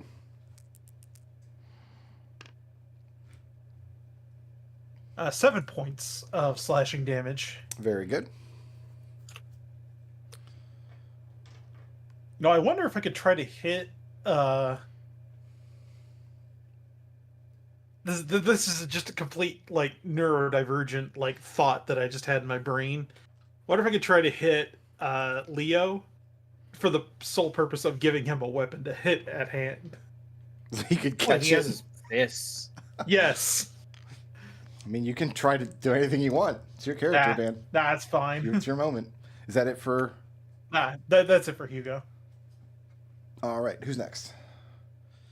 Actually, wait, no, I've got a second axe I can throw. Okay. Had to find it.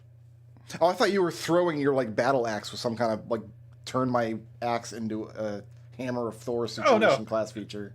No, this is a hand axe. Oh, you're throwing These are two hand axes. axes. Okay, gotcha. Yes. 16 to hit That'll hit. for 6 points of slashing damage. Okay.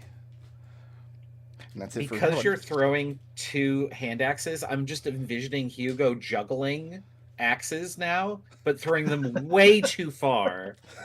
You know what's really funny is canonically Hugo can juggle. Yeah, we know this. Is that it for Hugo? That's it. Who's next? After Hugo, we've got the monster with NPCs on deck. First thing that's going to happen is it's going to fly out of Gravely's threat range. So let's resolve that first.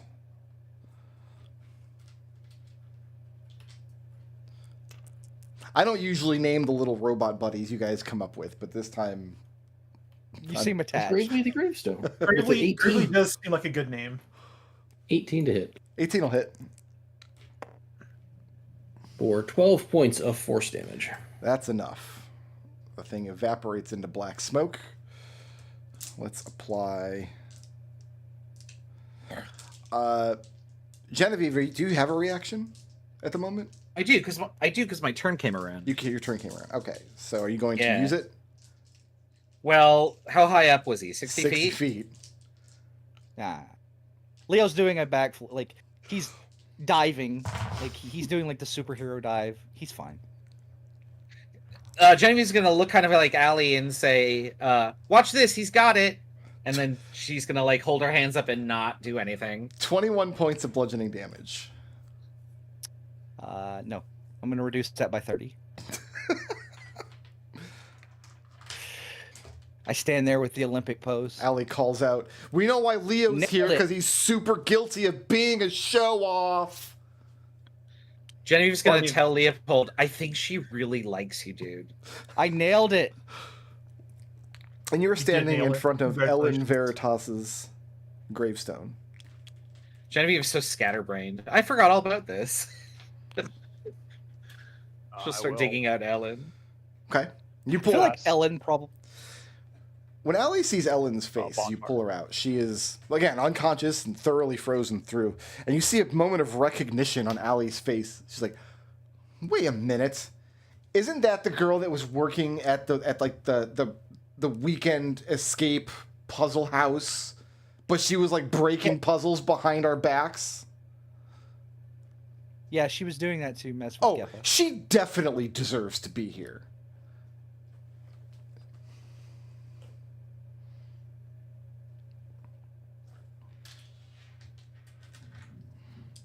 I don't know. That seems like such a minor thing to be here for.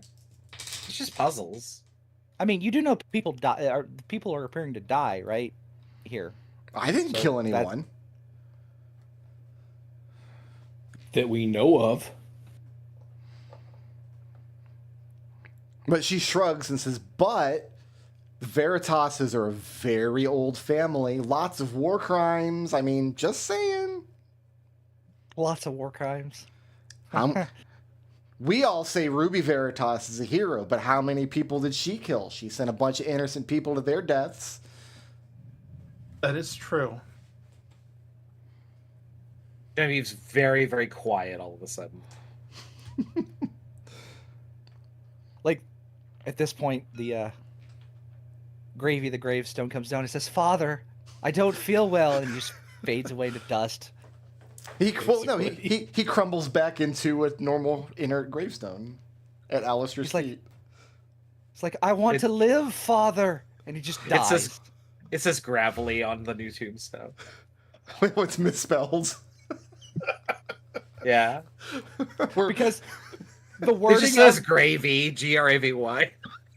because I do want to, like, the thing is, I want to, like, call attention to, like, the wording of the spell of the effect, because it says that that they're alive.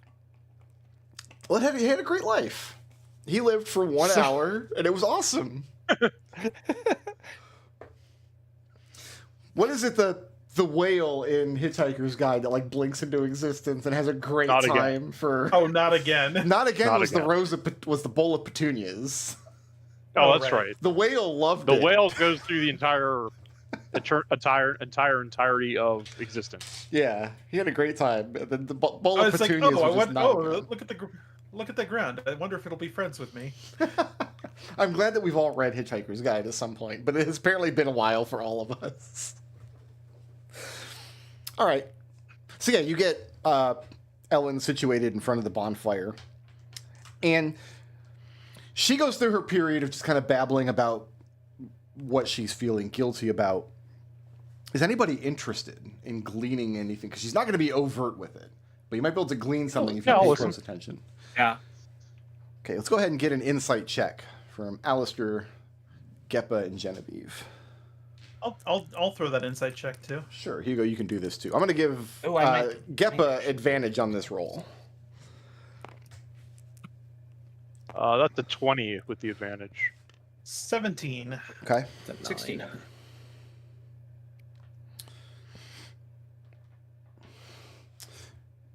Geppa. Mhm. You've never once heard Ellen be guilty about anything in her life. And as far as you know, she had come to Strixhaven to kind of get away from her family. You knew that much. Yep. Apparently that was a lie. I don't know if that shocks you or not. No, she's feeling guilty about some kind of formal event that she got blackout drunk at. Completely made an ass out of herself and her father to the point where her father gave her an ultimatum. You can go to boarding school or we're going to marry you off. But you were not going to just sit at home and be like a useless mouth here anymore. Like, she was given that ultimatum and she chose boarding school. once again cementing the idea that Veritas women are just like that. To be fair, I don't know that Jeannie ever. I don't think Jeannie ever like ruined a social function. In fact, my recollection is she went on a very pleasant date with Big Nose. Didn't she ruin Trieste's life by like giving her a gun? No, Trieste loved that gun, and she became proficient in it. It was in her stat block, And and then- you guys got to Darkon. But she started off by shooting somebody or something. No, Jeannie got blamed for that. Yeah, Trieste Yeah, shot Jeannie was blamed someone, for and that, Jeannie yeah. took the blame for it. Yeah. That's just Jeannie being a good friend. But yeah, there is more to Ellen's family history than she's ever shared with Geppa. And as soon as she realizes she's babbling and she comes back to lucidity, she kind of clams up about it. She tries to turn it into a joke. Like, it seems like every time I get caught up with you guys, I end up in a place like this. Has she been We're in an dangerous adventure? Does it say company. about us? Or rather, what does that say about you? She says, You'd be in a dangerous place even if you weren't caught up with us. You're just happy to have the company. I mean, it is her family destiny to be like a ruin seeker. Okay, Well, so you're not ruined. This is a funny graveyard. it is a funny graveyard, like it's a clown graveyard. Oh, congratulations on your episode title. You just That would hear be honking noises in the Funny distance. So graveyard. much worse.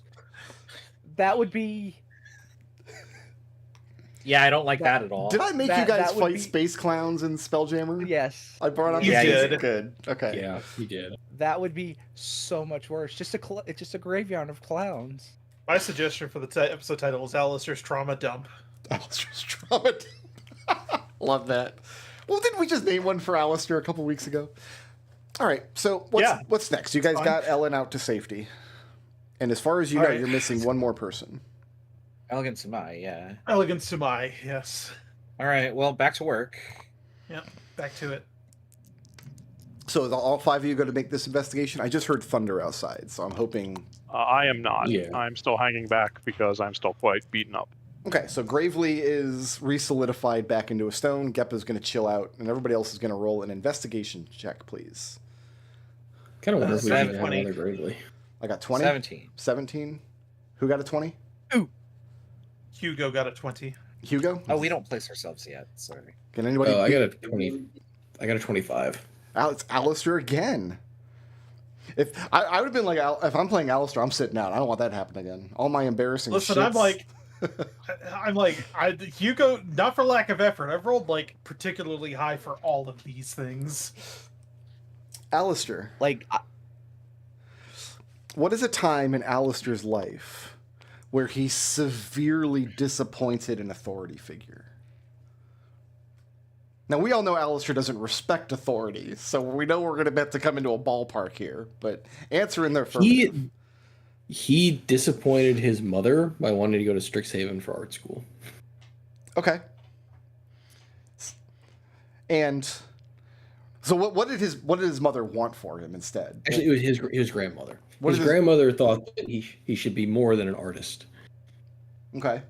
What was his grandmother? Or actually- what's her vocation? Actually, his grandmother wanted him to go to a better art school. To a better art school than Strixhaven? Yes.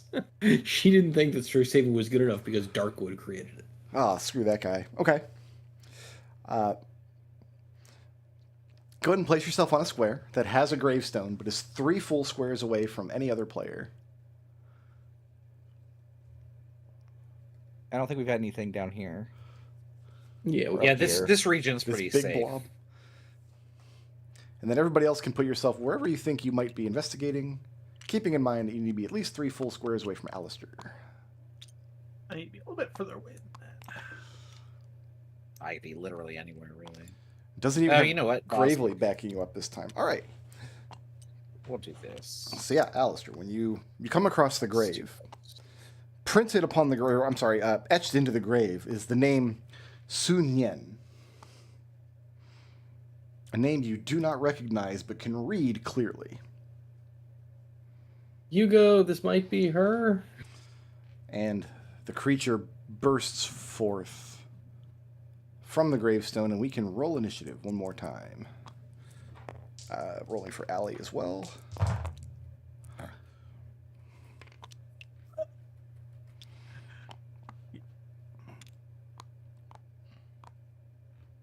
Y'all ready for this? Are you at the top? Oh, Hey, you went the whoa. other direction. look at that. Allie, you want to go before or after Allie? That's up to you. Let's go. You can Go you before can go her. for it. All right. Wait, what? Who's at the top of my order? Why does this keep happening to Genevieve? Leo's at the top.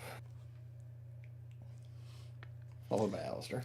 So instead of giving this thing a bloodied reaction or legendary actions, I just put it on the initiative tracker twice, and the notes just say roll initiative for it, and then have it go again after the next player character, and that just keeps turning out to be Genevieve, just being the filling of a monster sandwich repeatedly. I didn't realize that's how it was working. I thought you were just rolling twice. No, I roll once and then just place it whatever at the next PC, and it's had to wrap around a couple times. Yeah. So we're starting off with Leo. Yeah. Yeah, Leo with Alistair. I'll be right back.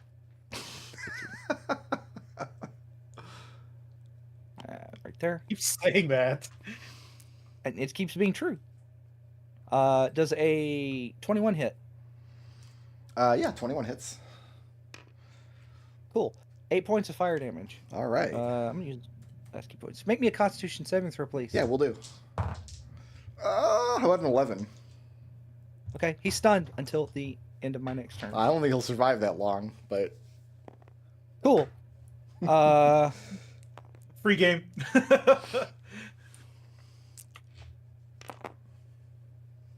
Yeah. Crit?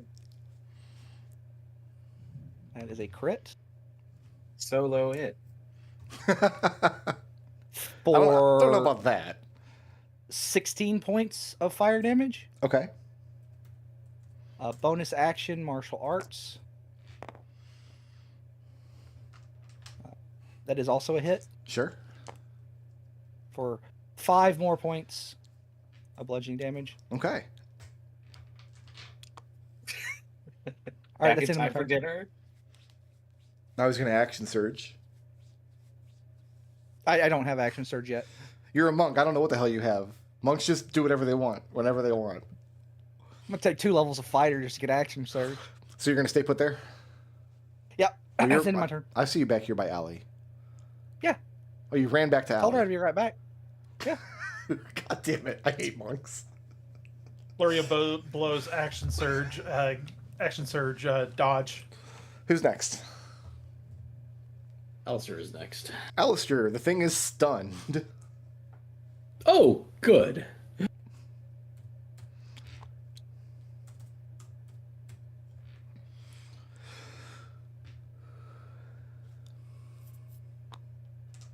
So he's also going to move towards Leo. And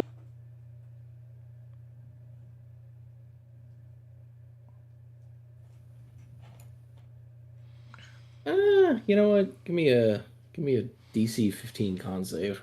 Yeah, let's do that. It's a 5. It is blind. Blind. Made doggy noises. It is immune to being blind. It cannot be blinded. What? It is a creature of death and darkness and shadow and melancholy, etc. Yeah, blind is one of its many condition immunities. Stunned is not. Can I redo my action? No. You've learned valuable intel. Is that it for Alistair? Yeah. Alistair is very upset by that. Look at it this way. For the rest of the campaign, you get to animate some kind of pebble monster in every encounter, and it's going to be really aggravating, but also very funny. You go take a bard die. Who's next? Thank you. After Alistair, we have Hugo with Allie. 5, 10, 15, 20, 25, 30 gets me there. Yeah, I'll take a advantage swing at it, Yeah, it's stunned, so you got advantage on all your melee attacks. and I will absolutely power attack on this one. Ooh, ooh. That's like a 19 on die. Yeah, that'll hit.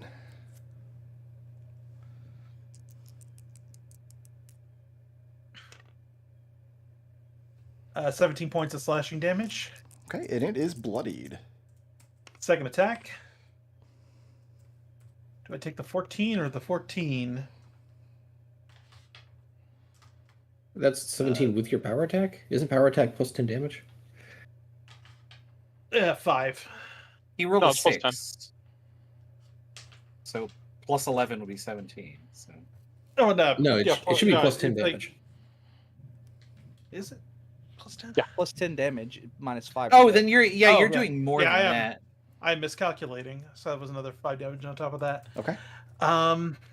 Then for my second attack, that is a 20 something to hit. Also hits. Oh, I saw it. 10 points of slashing damage. Okay. That second hit. And I'm is good. Hugo moving, staying put. Nope, I'm good there. All right, who's next?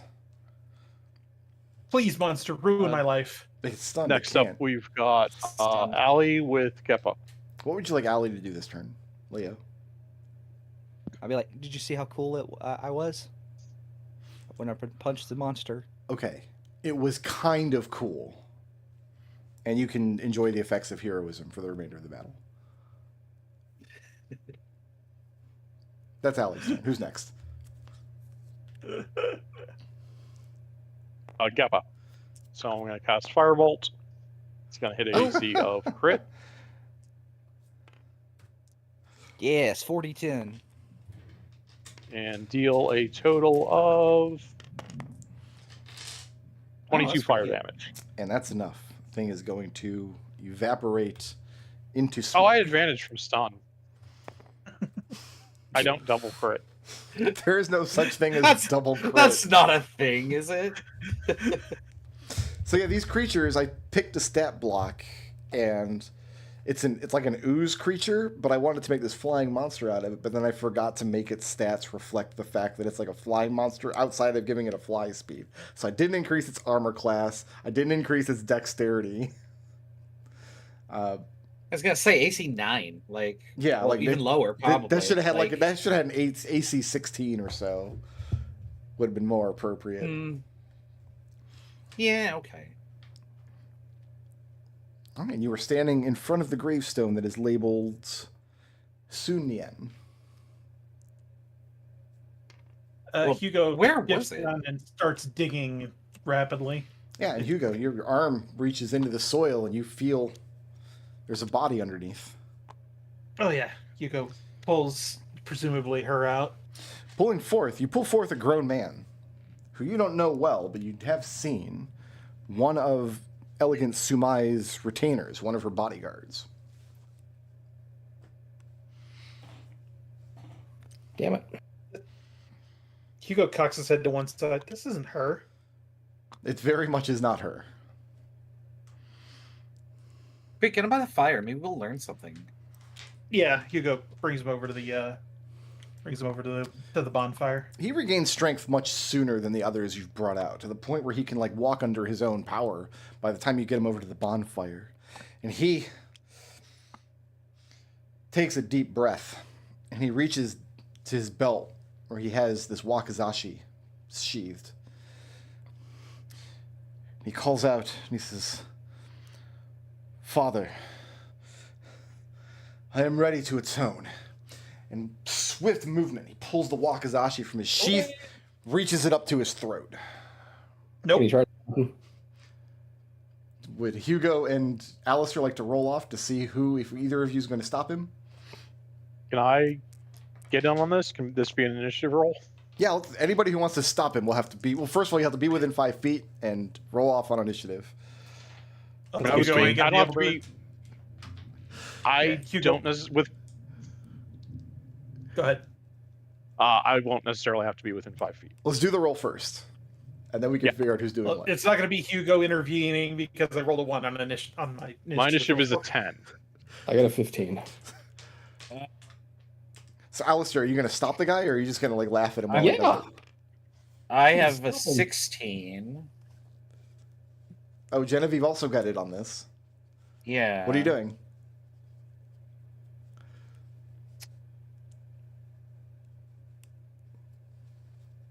He's right next to me, isn't he? You guys were walking him back to the campfire, so yeah, you can be next to him if you want to. Okay. As long as we're not like right on the campfire, if he like raises his arm to like bring the sword up, I'm gonna try and cast web on him to like just grapple him into place. He can still attack himself while in a web. Can he? Yep. Yep. He's and not restrained. Also, that would web all of us up. Although I totally believe Genevieve would like panic and immediately cast that spell. Yeah. I believe it too. So Alistair, you're in I'll a defer. web, standing next to the guy who's about to.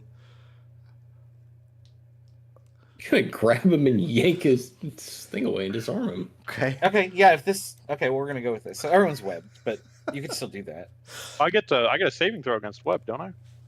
We're going to just abstract the web away because I'm assuming the fight's Yeah. not going to break out in the next 10 seconds.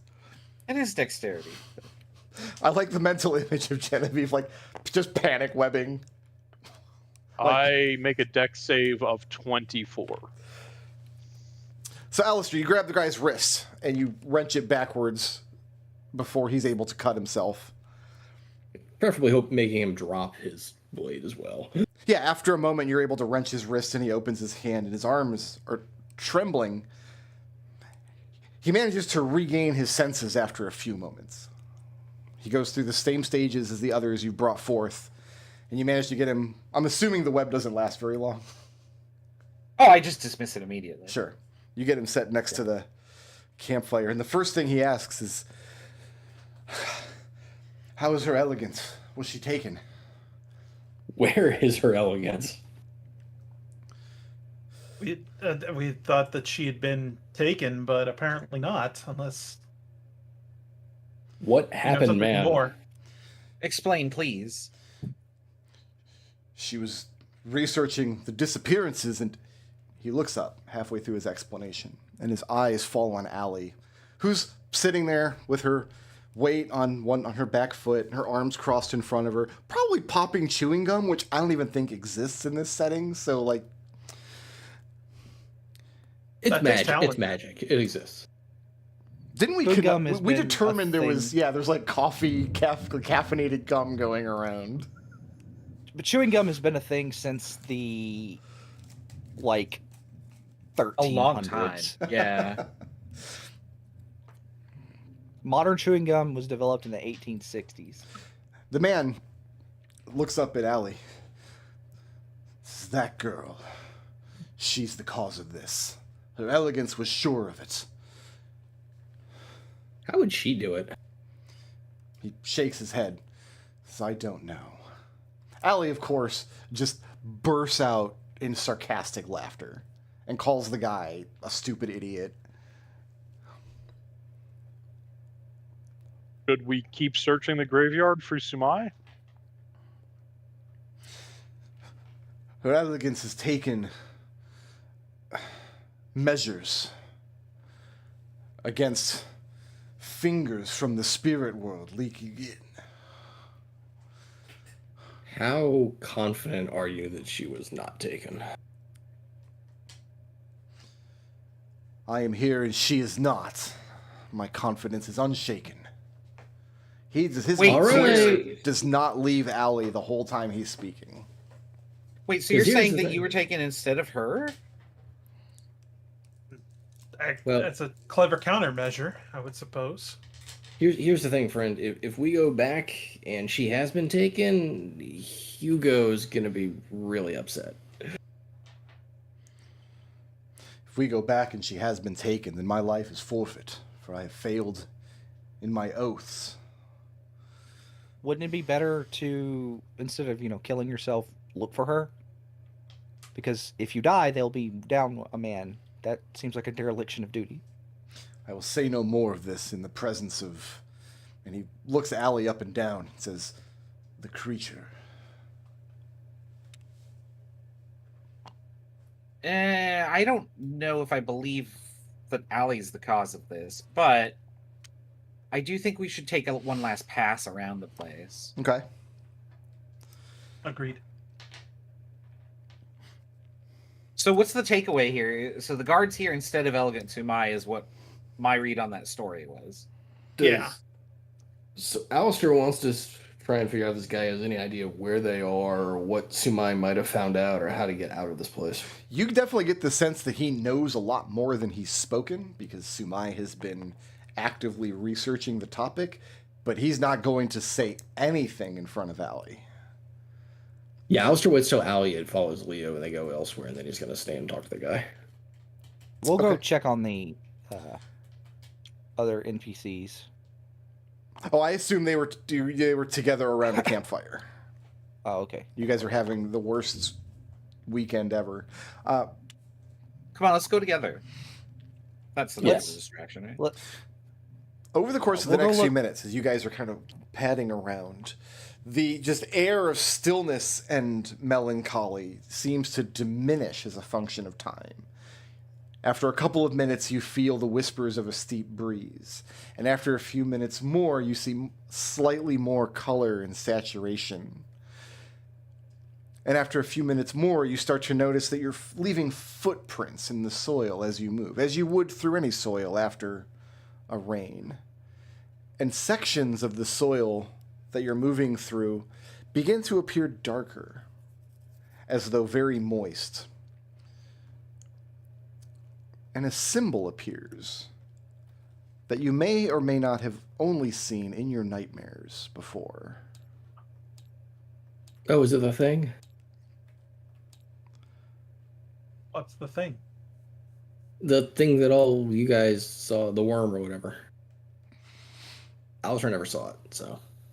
I don't think Hugo ever saw it either.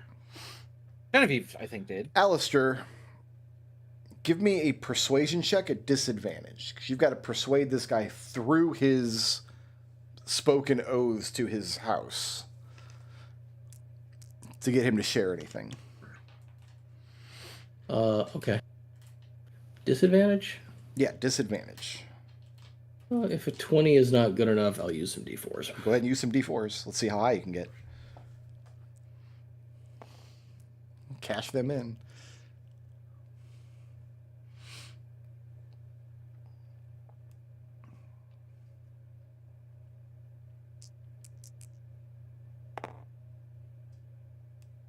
It's a 27. He doesn't explain any more about what he knows about who he keeps calling the creature, but you do glean some information that you didn't have. He tells you, with some scorn, actually, that against the better wishes of her handlers, her elegance seemed to have placed great trust in especially Hugo, but also Hugo's companions, to the point where without her retainer's knowledge, she went to see the lot of you, to speak on this very subject, that there was an evil upon campus that needed to be looked into, that she might have resources to do this, and you turned her away. When I did do this remember happen? that. I remember this. Yeah. I honestly don't recall. The I player know. does not. This was right after the escape room adventure, after she first got a glimpse of what Allie was. Oh, yeah, I think Alistair said that Allie was fine, that she'd be okay. If I recall correctly, yeah, she wanted your Hugo's help to do it, and then Hugo took it as the way she worded it made it sound like, if I recall correctly, but she did everybody the way she worded it made it sound like that she needed to be taken care of because she wasn't human, which didn't go over very well because Geppa and Leo were in the room. That Yeah. does sound right now. I do Yeah. remember that. Here's what I have in my notes. So somebody announced her presence in our dormitory. Sumai wanted to ask to what degree the party's zealousness was towards the Etherian faith. I don't know if this is relevant. And then that there are older methods of worship that are outlawed, which speak more clearly to the type of creature that Allie might be. We aren't sure what Allie is. Sumai is going to research into this. The group recommends against this research. And yeah, that's what I wrote. Sunen confirms this with Alistair. Her elegance approached you all, offering assistance, asking for your part in this research, and you turned her away, is how he puts it. For what it's worth, this was episode 18. Which was about 10 episodes ago. For the viewer to go back and watch. And yeah, as the minutes go on, you find this pattern pressed down into the soil and the stones, taking up the whole center of the graveyard, as the place feels more and more real by the moment, until such time as you're no longer wandering a subspace graveyard, but you're wandering the Prismari College grounds once again.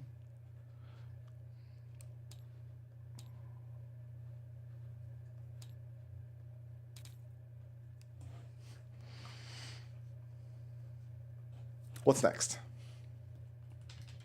Where on the college grounds are we? Over here. It's the Prismari College grounds. I mean, we take everybody home, right? Yeah. Okay. Yeah. I want everybody to make me a perception check. DC is, we're going to say 18. No. Who's missing? Well, it's Rafa, of course. I fail. Okay. Oh, do I have extra dice for this? Hold on. Yeah. Do I have perception?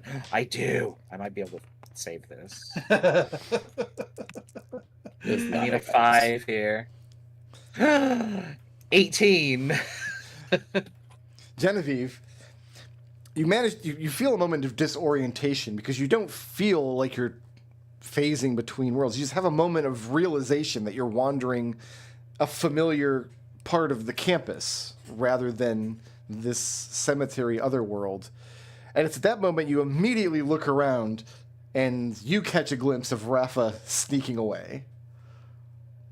You gotta say bye first, man. We just saved your life. Now you gotta catch him. What's your plan? Because he's gonna bolt. Oh, web. You're gonna web him in the middle of the campus? Yes. I mean, he might be able to get out of that with a deck save. Well, he'll have difficulty moving. I mean, I don't know. Like, web is pretty harmless, right? Like, I can drop it whenever I want to. What's the DC? The DC is 15. 15? He passes. Yeah, so it's difficult terrain. Surprise web. Surprise web. And she'll just shout after him, wait, web, wait, come back. At least say thank you. Give me a dexterity check at advantage. Let's see if you can catch up with him before he wriggles free of the web and gets away. Oh, okay. 23. So you're shouting, wait, web, wait.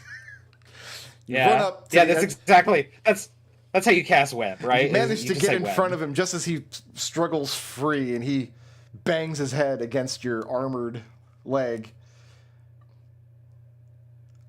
And she just says, at least say thank you. You're going to be okay, right? And she looks really concerned. And without giving any eye contact, he just gives a shaky thumbs up. Good enough for me, and she dismisses the spell. And then he skitters away. Ellen seems more. Ellen seems more embarrassed than anything. That you guys caught her in a moment of vulnerability where she apparently loose-lipped let some things out that absolutely she did not want to. Dolly is just very hungry. She's just like, oh man, we gotta order like 6 pizzas or something. Make it 7 pizzas. We'll go to the Fire Jolt Cafe. We'll stop at the Fire Jolt Cafe and order 14 pizzas. Okay. The Aethar is going to return to his office to recuperate. Does he want pizza to go? Thank you for the offer, but I believe I can see to my own dinner. I appreciate. That was very quick thinking. The 5 of you, very capable together. You've exceeded my expectations. We try to be. You didn't have any expectations. You were about to die, dude. Any expectations? And he gives a nod and speaks a quick blessing of gratitude to you, and then he is on his way. Pizza party! Woo! Hendrik Where's Allie? Hasselman is standing there, like, wringing his cap in his hands. He's like, so, like, do you guys want to Yes, you can come. hang out or something? Sure. You're You invited. should join the. And she tries to talk him into like joining the whatever the chess club is. Pavillon Club. Oh, yeah, we're going to talk about that in a minute. Pavian. Yeah. Yes, you can come and have pizza too, man. Come on. If you can come up with pranks, you can come up with moves on a board. Sun Yan picks up his short sword, slides it back into its sheath. He regards Hugo with a very distant coldness. He says, perhaps it is time that you reconsider Her Elegance's offer to you. If there's nothing else, he looks to take his leave. But he cannot until he is dismissed. Well, he has to have pizza first, right? Yeah. He Yeah. is has not developed It- a liking for doesn't- your strange. It doesn't matter. It doesn't matter. He can't leave until he's dismissed, and he's not dismissed until after the pizza party. He's also Yeah. a vegetarian. That's fine, there's he still gets a vegan party pizza. hat. I was Big cool we'll with get the a party pizza hat on and his call head. it ours. Vegetarian? We can get him a cheese pizza. Yeah, there's Hey, definitely you a get the- vegetarian pizza in there. You get the cauliflower crust thing going on. Okay, look, I get that vegetarians need to have like meat substitutes. Cauliflower is always cauliflower. You can't make cauliflower into anything else. Any dish Rick, where cauliflower is pretending to be something else, it's still just cauliflower. I'm sorry. You're Yeah. yelling at the wrong group. Mhm.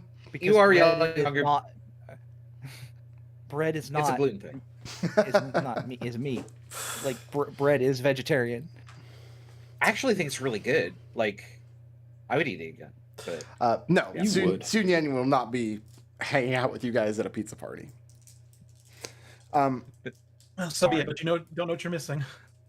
He has to go back and report to Her Elegance. Rafa Please took give off, her my regards. but I'm assuming you guys are gonna like leave 2 slices of pizza bound up in parchment for him somewhere in one of his snack holes. Yeah, absolutely. oh, Rafa, I didn't invite him to the pizza party. Genevieve says. I just We hadn't. hadn't. We have. We'll leave like that idea some. hadn't, Can we save Pizza some for him? Yeah. the What? pizza party idea hadn't come until he had vanished. We'll set a plate out for him, and I imagine halfway through it disappears. Yeah, it'll be gone. Yeah. So I wasn't considering to do anything with Hendrik Hasselman after this, but I just had the most terrible idea ever. Oh God. So that's Don't gonna be do great. All right, so let's in the days after, you guys can go ahead and do your refills, take your long rests, all the good stuff, because there are no more rumors or whispers of disappearances after this. You guys can mark down on your sheets somewhere, maybe your party loot sheet that you keep, that you have a good in with Athar Rosby. Like, that's a favor you can call in at some later time. He is, well, first of all, he's well placed in the Etherine Church. He's also the headmaster of Silverquill College. So he's people who knows people, both within the school and politically and throughout the church. Sorry, can you give me his title again? Athar Rosby. Rosby Mark. His last name is Mark. So he's Alright. also a member of some noble house somewhere. Mark spelled with a Q, obviously. What college was Silverquill? Silverquill, yeah. Dahlia bounces back so quickly that, like, it almost does. She almost gives no indication that she was gone. And she does not mention Tempest again.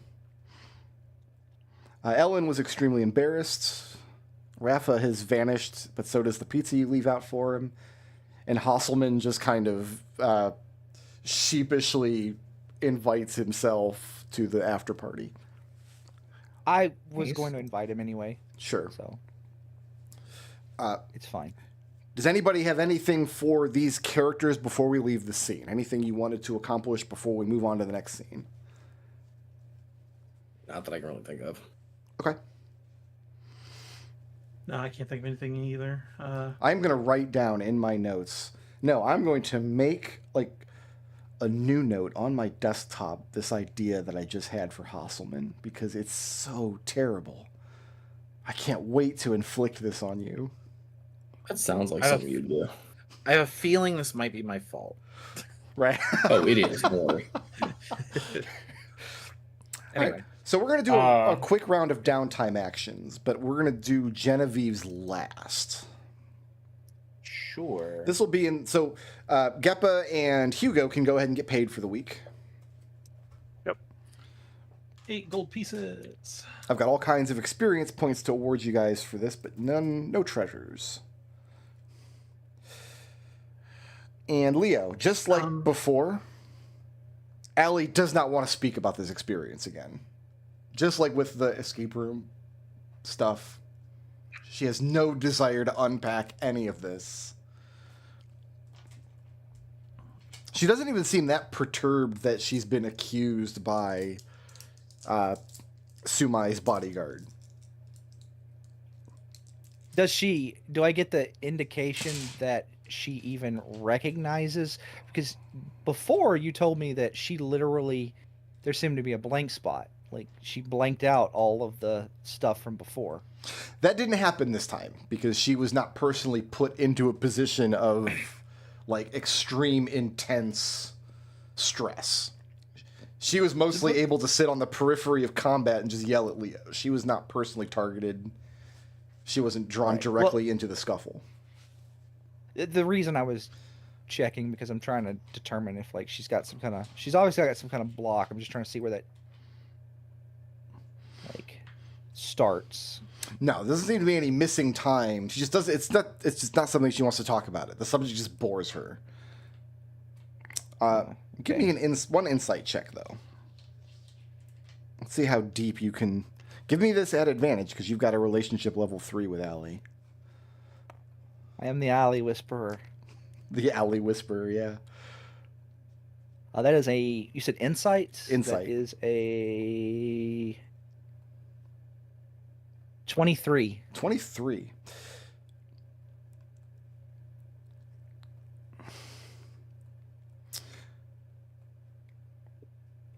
Allie seems amused by the idea that these people were like locked up in their own guilt.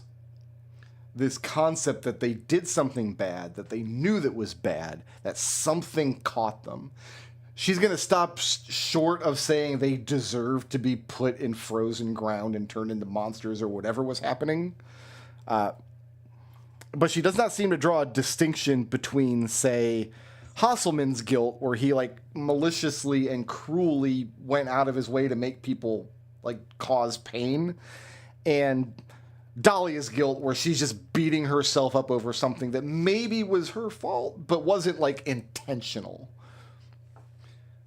To her, it seems she conflates those into the kind of the same thing. Mm-hmm. All right, I want to resolve a round of downtime actions, but I want to do Genevieve last. Who doesn't want to be last? I don't want to be last. What does Alistair would like to do for downtime? This is in the week or two following this adventure. The petty part of Alistair wants to get to a +3 relationship with Allie. But I don't think that furthers our goal as a party so much. So that, he will. That involves being her lackey. So. Okay, so what would you like to do? So he's gonna get Yvette up to a 2. Okay. You're going to go hang out with So we have more Yvette. choices. Do you tell Yvette about the experience you guys just had? Oh, absolutely. Yvette tells you that there's old stories in the far north about winters that are so cold that they touch the unseelie realms, and creatures would seep out from them and seek out people who had who were spreading bad feelings. She phrases this as being like, well, you know, if you're that far north and you're stuck inside with a group of people all winter, like anybody who is bringing down the mood is doing a great disservice to the community. And she thinks that's where those stories come from. But it sounds like you've like experienced it for real, which she finds fascinating. Yeah. Okay. And I'll figure out what bonus to get from her later. Oh yeah, let me color this. I color it green on my chart whenever we can come up with a boon for her. You can think about it while we go through the next person. What about Hugo? Are you ready? Yeah. What would you like to do for a downtime action? Hugo would like to see Elegant Sumai. So for a Get her relationship up to, action? yeah, get her relationship up to 3, yeah. Okay. She's not going to bring it up the situation unless you do. Like she's Yeah, Hugo will. okay. She confesses that she was originally surprised and disappointed that your group turned her away when she brought these her suspicions to you, but she did continue. She did continue looking into it. She continued her research, but she also, you know, was mindful of your decision to not burden you or your people with it. I mean, at the very least, did you put one of your subordinates into to somehow repel this curse in some way? Yes, they put a contingency in place. It's a form of oath that her retainers are able to give to essentially ward off against metaphysical abductions of this exact nature. So basically, she was targeted to be taken off to this nether realm. It triggered the contingency magic, and her bodyguard disappeared in her stead. Well, I mean, that's clever. I just feel a little bad for him, you know? It's rough for him, I suppose. You need not. His loyalty is beyond reproach. He's given a blood oath to my family. His words were spoken freely, and they were accepted in good faith by my Lord Father.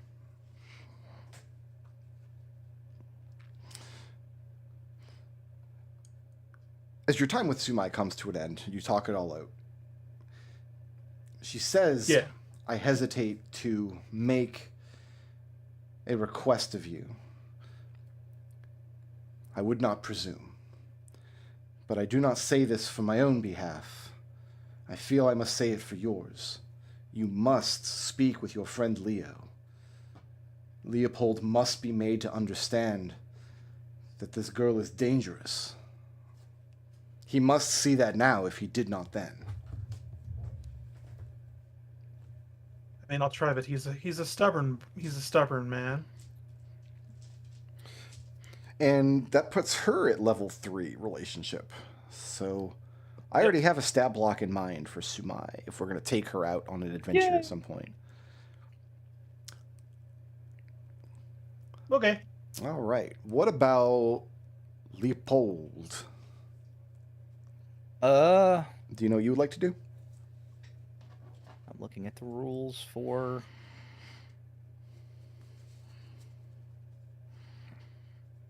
downtime actions. Make an intelligence check. Always go party. I'm not gonna party. You just had a party. Yeah, we should get credit for that. You don't. I'm gonna conduct independent research.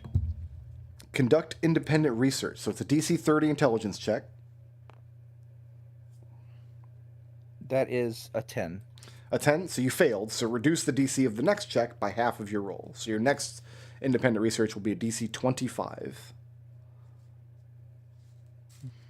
And when you succeed, you'll gain a piece of magical lore to be cashed in later. Do you have something in mind that you're trying to learn? Yeah, I'm trying to figure out what Allie is. Okay. What about like just going through the research because we know a couple of things about her that, yeah. What about that was how we learned about her was through research. So what about Geppa? Right. She hit. How would Geppa like to spend his downtime?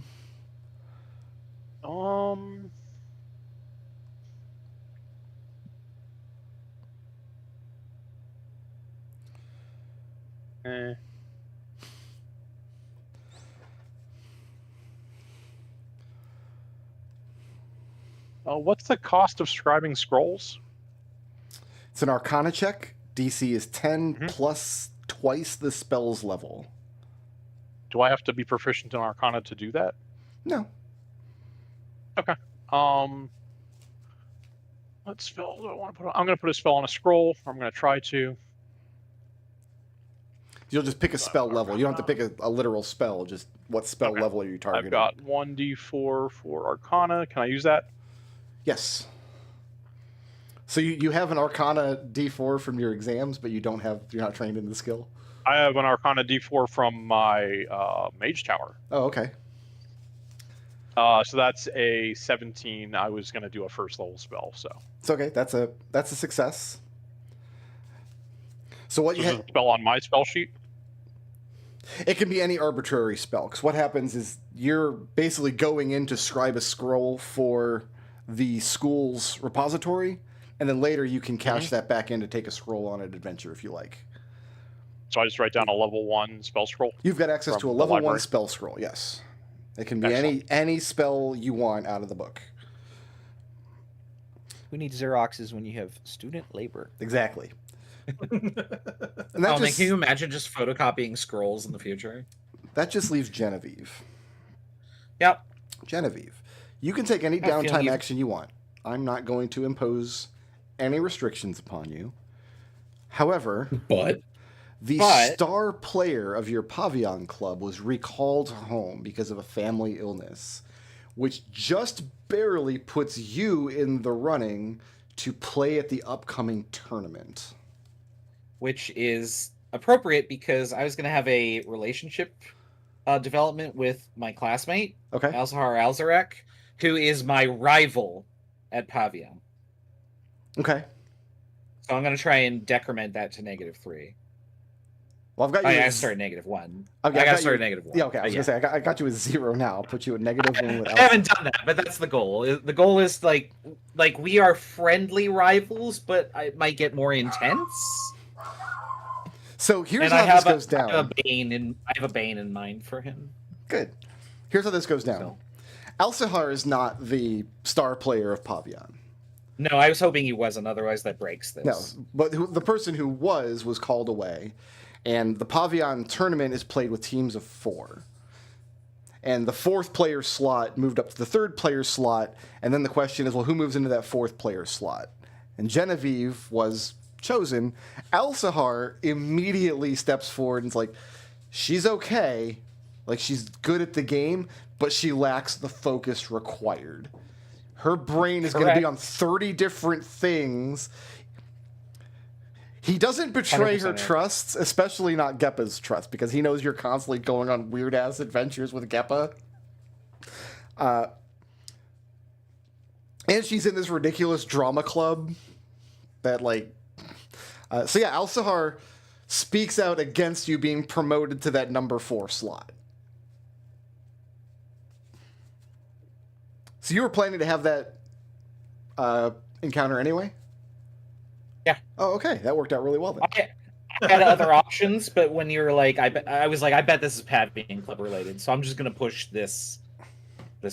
Because the day of the Pavillon tournament is fast approaching and will in fact be the cornerstone of the next adventure. Great. I've never played. How do We you are play? already we are already making the signs. All right. Does anybody else have anything they'd like to accomplish in this session? Would like to pass along a note. I don't want to talk to Elegant Sumai Sure. because again, I still am a little. She said exactly the wrong thing Mm-hmm. to phrase the question, her concerns. But I would like to pass along what like Leo has shown, like has seen in his interactions with Allie. Okay. Via Hugo, if he does not mind. So you don't No, want to not at meet all. with her. You just want to pass along a note.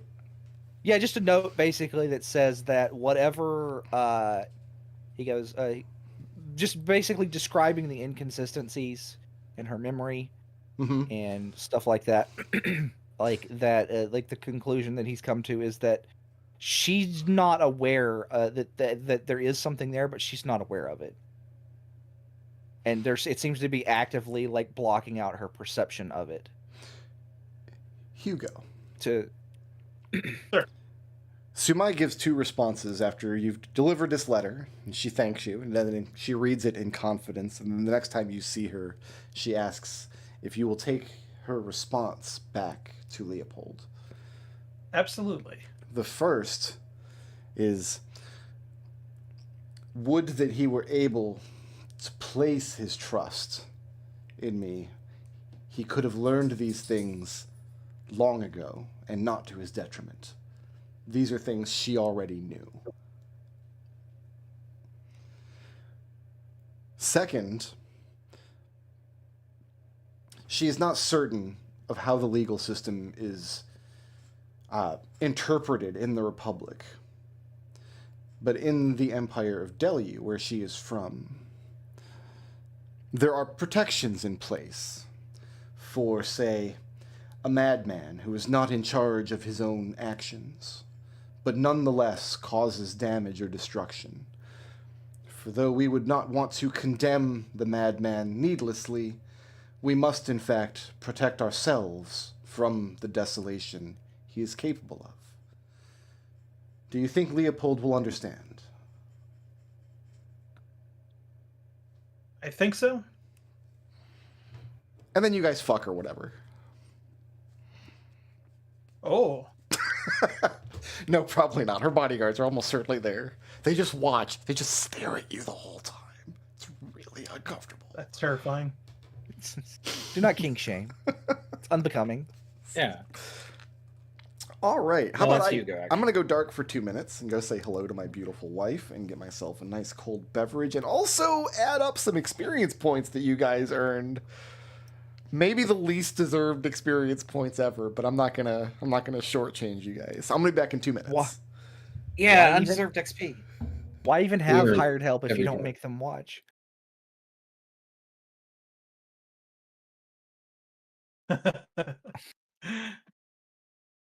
Who is most creative?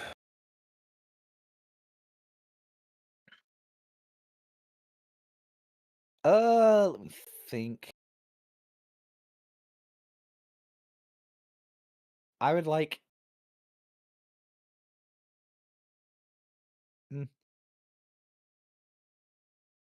Let's circle back around to save time. I'm the putting party's forth goals the myself. most. I'm putting forth myself for the party goals for being the one to start digging up people. Yeah, I'm okay with Sure, that. that works. You were the first to find somebody, right? Yeah. Okay, I'll write that down. Cool.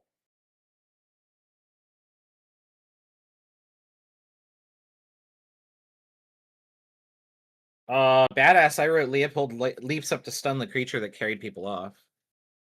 I like that. Yeah, that was really rad. Yeah.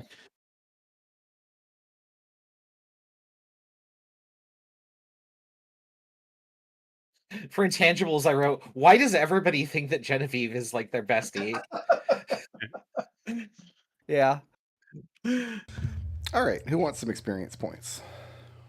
Please. Full disclosure, I did not consider Allie an ally for purposes of distributing experience.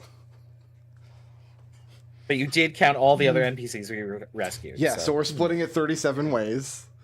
No, that makes sense. No, for the 5 creatures you took down, everybody is taking 1,800 experience.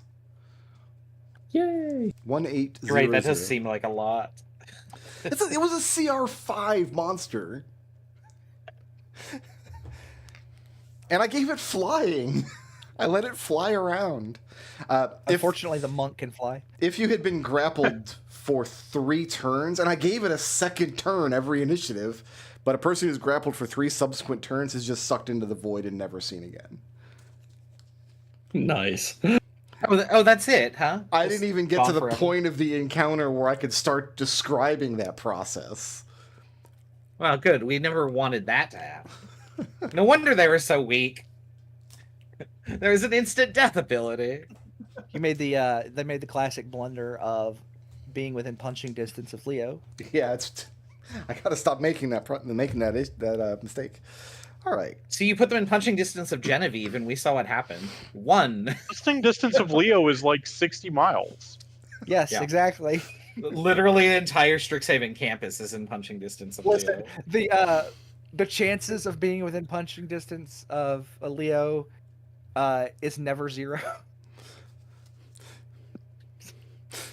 A D&D monk is like the Roadrunner, except instead of meep meep, you get punched.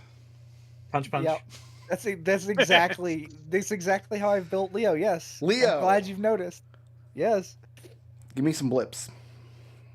Lawful good. Everyone has a place and purpose. For continuing to try and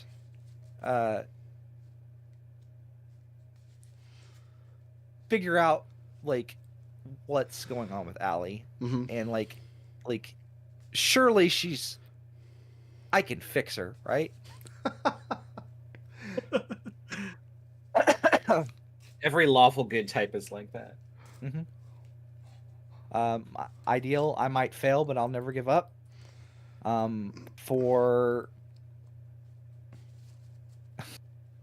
flying up and trying to grapple the monster, and then immediately going, no, what am I doing? And just punching it and Sure.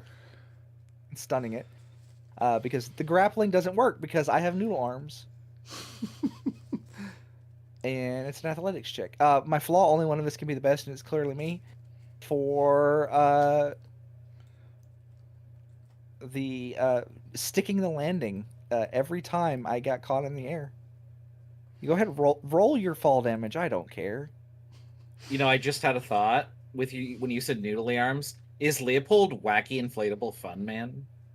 Ugh. No, he's like very. He's very courty, I guess. What's the title of today's episode? I don't like Alistair's trauma dump, but I do like the term. I do like the title trauma dump. You call it trauma dump though. Just in general.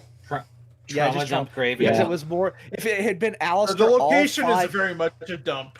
if it had been Alistair all 5 times, which I was hoping it would have been because it was funnier Same. every time. Yes. Yeah. Then yeah, but no, just trauma dump. Alistair, do you want some blips? I do. Alignment, chaotic good deeds earn reward. That would be for pushing to find Sumai and Dahlia. Okay. The glass is always half full. That would be continuing to search tombstones even after bad things happened. Okay. And then flaw, I just wanted to help. That would be starting this whole mess by jumping arm first into a grave, knowing full well that zombies were probably going to be in there. There were no zombies. I was surprised. I really expected a corpse to be grabbing people. That's what I said. I said you were surprised. I mean, it's October. It's Halloween. What better than this encounter? True. How about Hugo? It is October. I have my alignment. Neutral good, just be excellent to your fellow man. For scolding the prankster. Okay. Listen, if you didn't want to get flushed into the graveyard dimension, you shouldn't have been pranking people. It's good advice. Just good life advice in general. Straight into the trauma dump. Yep. I've got my ideal. The piece hard one must be preserved for getting bamboozled by Elegant Sumai's contingency. Okay. And I have my ideal. I'm sorry, my flaw. I am the biggest market for Nisco. Oh wait, no, I had that backwards. I'm sorry. That was my flaw, getting bamboozled by her contingency. Sure. My ideal was willing to be the go-between between Leopold and Elegant Sumai's missives. Okay. And Geppa, you want some blips? Sure, girlfriend. I will absolutely deliver this letter for you. I've got my ideal. When I set my sights on something, nothing can stop me for helping each of the students and/or faculty recover at the bonfire as they were dug out. Okay. And I've got my alignment chaotic neutral. Why shouldn't I do what I want when I can? For even though it did not get to that point, I was going to cast suggestion on the guy when he was about to cut his own throat and suggest he do something else. Okay. That would have fixed it too, probably. And Genevieve, what kind of blips do you want? Gold-plated ones. No. Alignment chaotic good. Everything has an explanation I bet I can figure out for trying to map out the metaplane by firing lasers into the edges of its boundaries. Okay. Ideal, what would Eugenia Veritas do? Genevieve creates the tools she needs. And then right. flaw, this wasn't what's supposed to be on the exam, having to actually punch something with her actual fists. What did she learn from doing that? Ow! Right. Who had the most creative solution to a problem this session? That's the one we didn't come up with. Who wants it? I would donate myself for trying to dig down to go up. You didn't actually try that though, did you? By the time we got the shovel, other things were happening. I mean, I could point at Geppa for like the bonfire warming people up. Yeah, actually, yeah. I don't know how creative it is, but I mean, it's the only slot we have left. It's pretty creative. Yeah, actually, that is. Oh, he created a bonfire. That's by definition creative. Literally creative. Who did the most to further the party's goals this week? I wrote up Alistair was the first to actually start digging people up.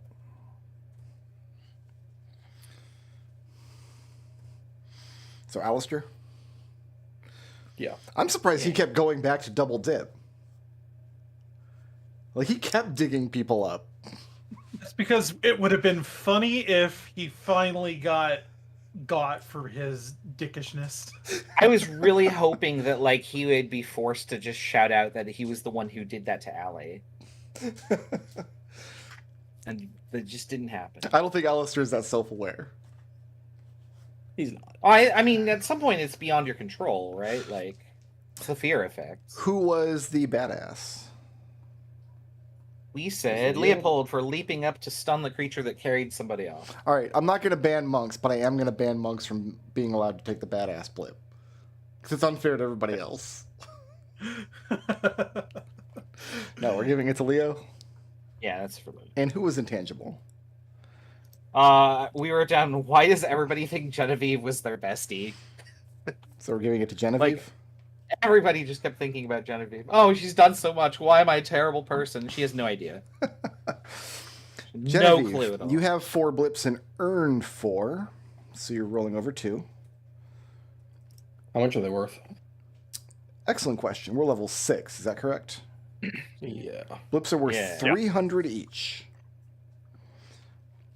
Leo and Alistair, you earned 4, all of which you're rolling over. Hugo and Geppa each earned 3, all of which you're rolling over. How much experience were the critters worth? 1,800. Wow. 1800. Yeah, they were... On paper, they seemed pretty tough. Top of that. A blip is 300. I could level up if I cash in 4. Yeah, I think I'm like. I could spend yeah, 2 no, bucks a I'm level. at a point to level 2. Okay. We're not going to be able to. I mean, are we allowed to ask that? Like, are we able to take an exam before the next adventure. There won't be any more exams this year. You guys took 2 exams. We're going to level up after the finale. Okay, My intention was everybody would have that enough experience at the end of the finale. Okay, so we Yeah, can we level will up now. definitely You're do that. saying that. Correct. Right, if you hate blips, Did everybody reach that threshold, or just the 3 of you? I'm at 1178 for next levels. I need like about 2100 experience. Okay. All right. And when we come back next week, we will see what happens with Genevieve's potentially undeserved promotion to number 4 spot in the Pavillon Club.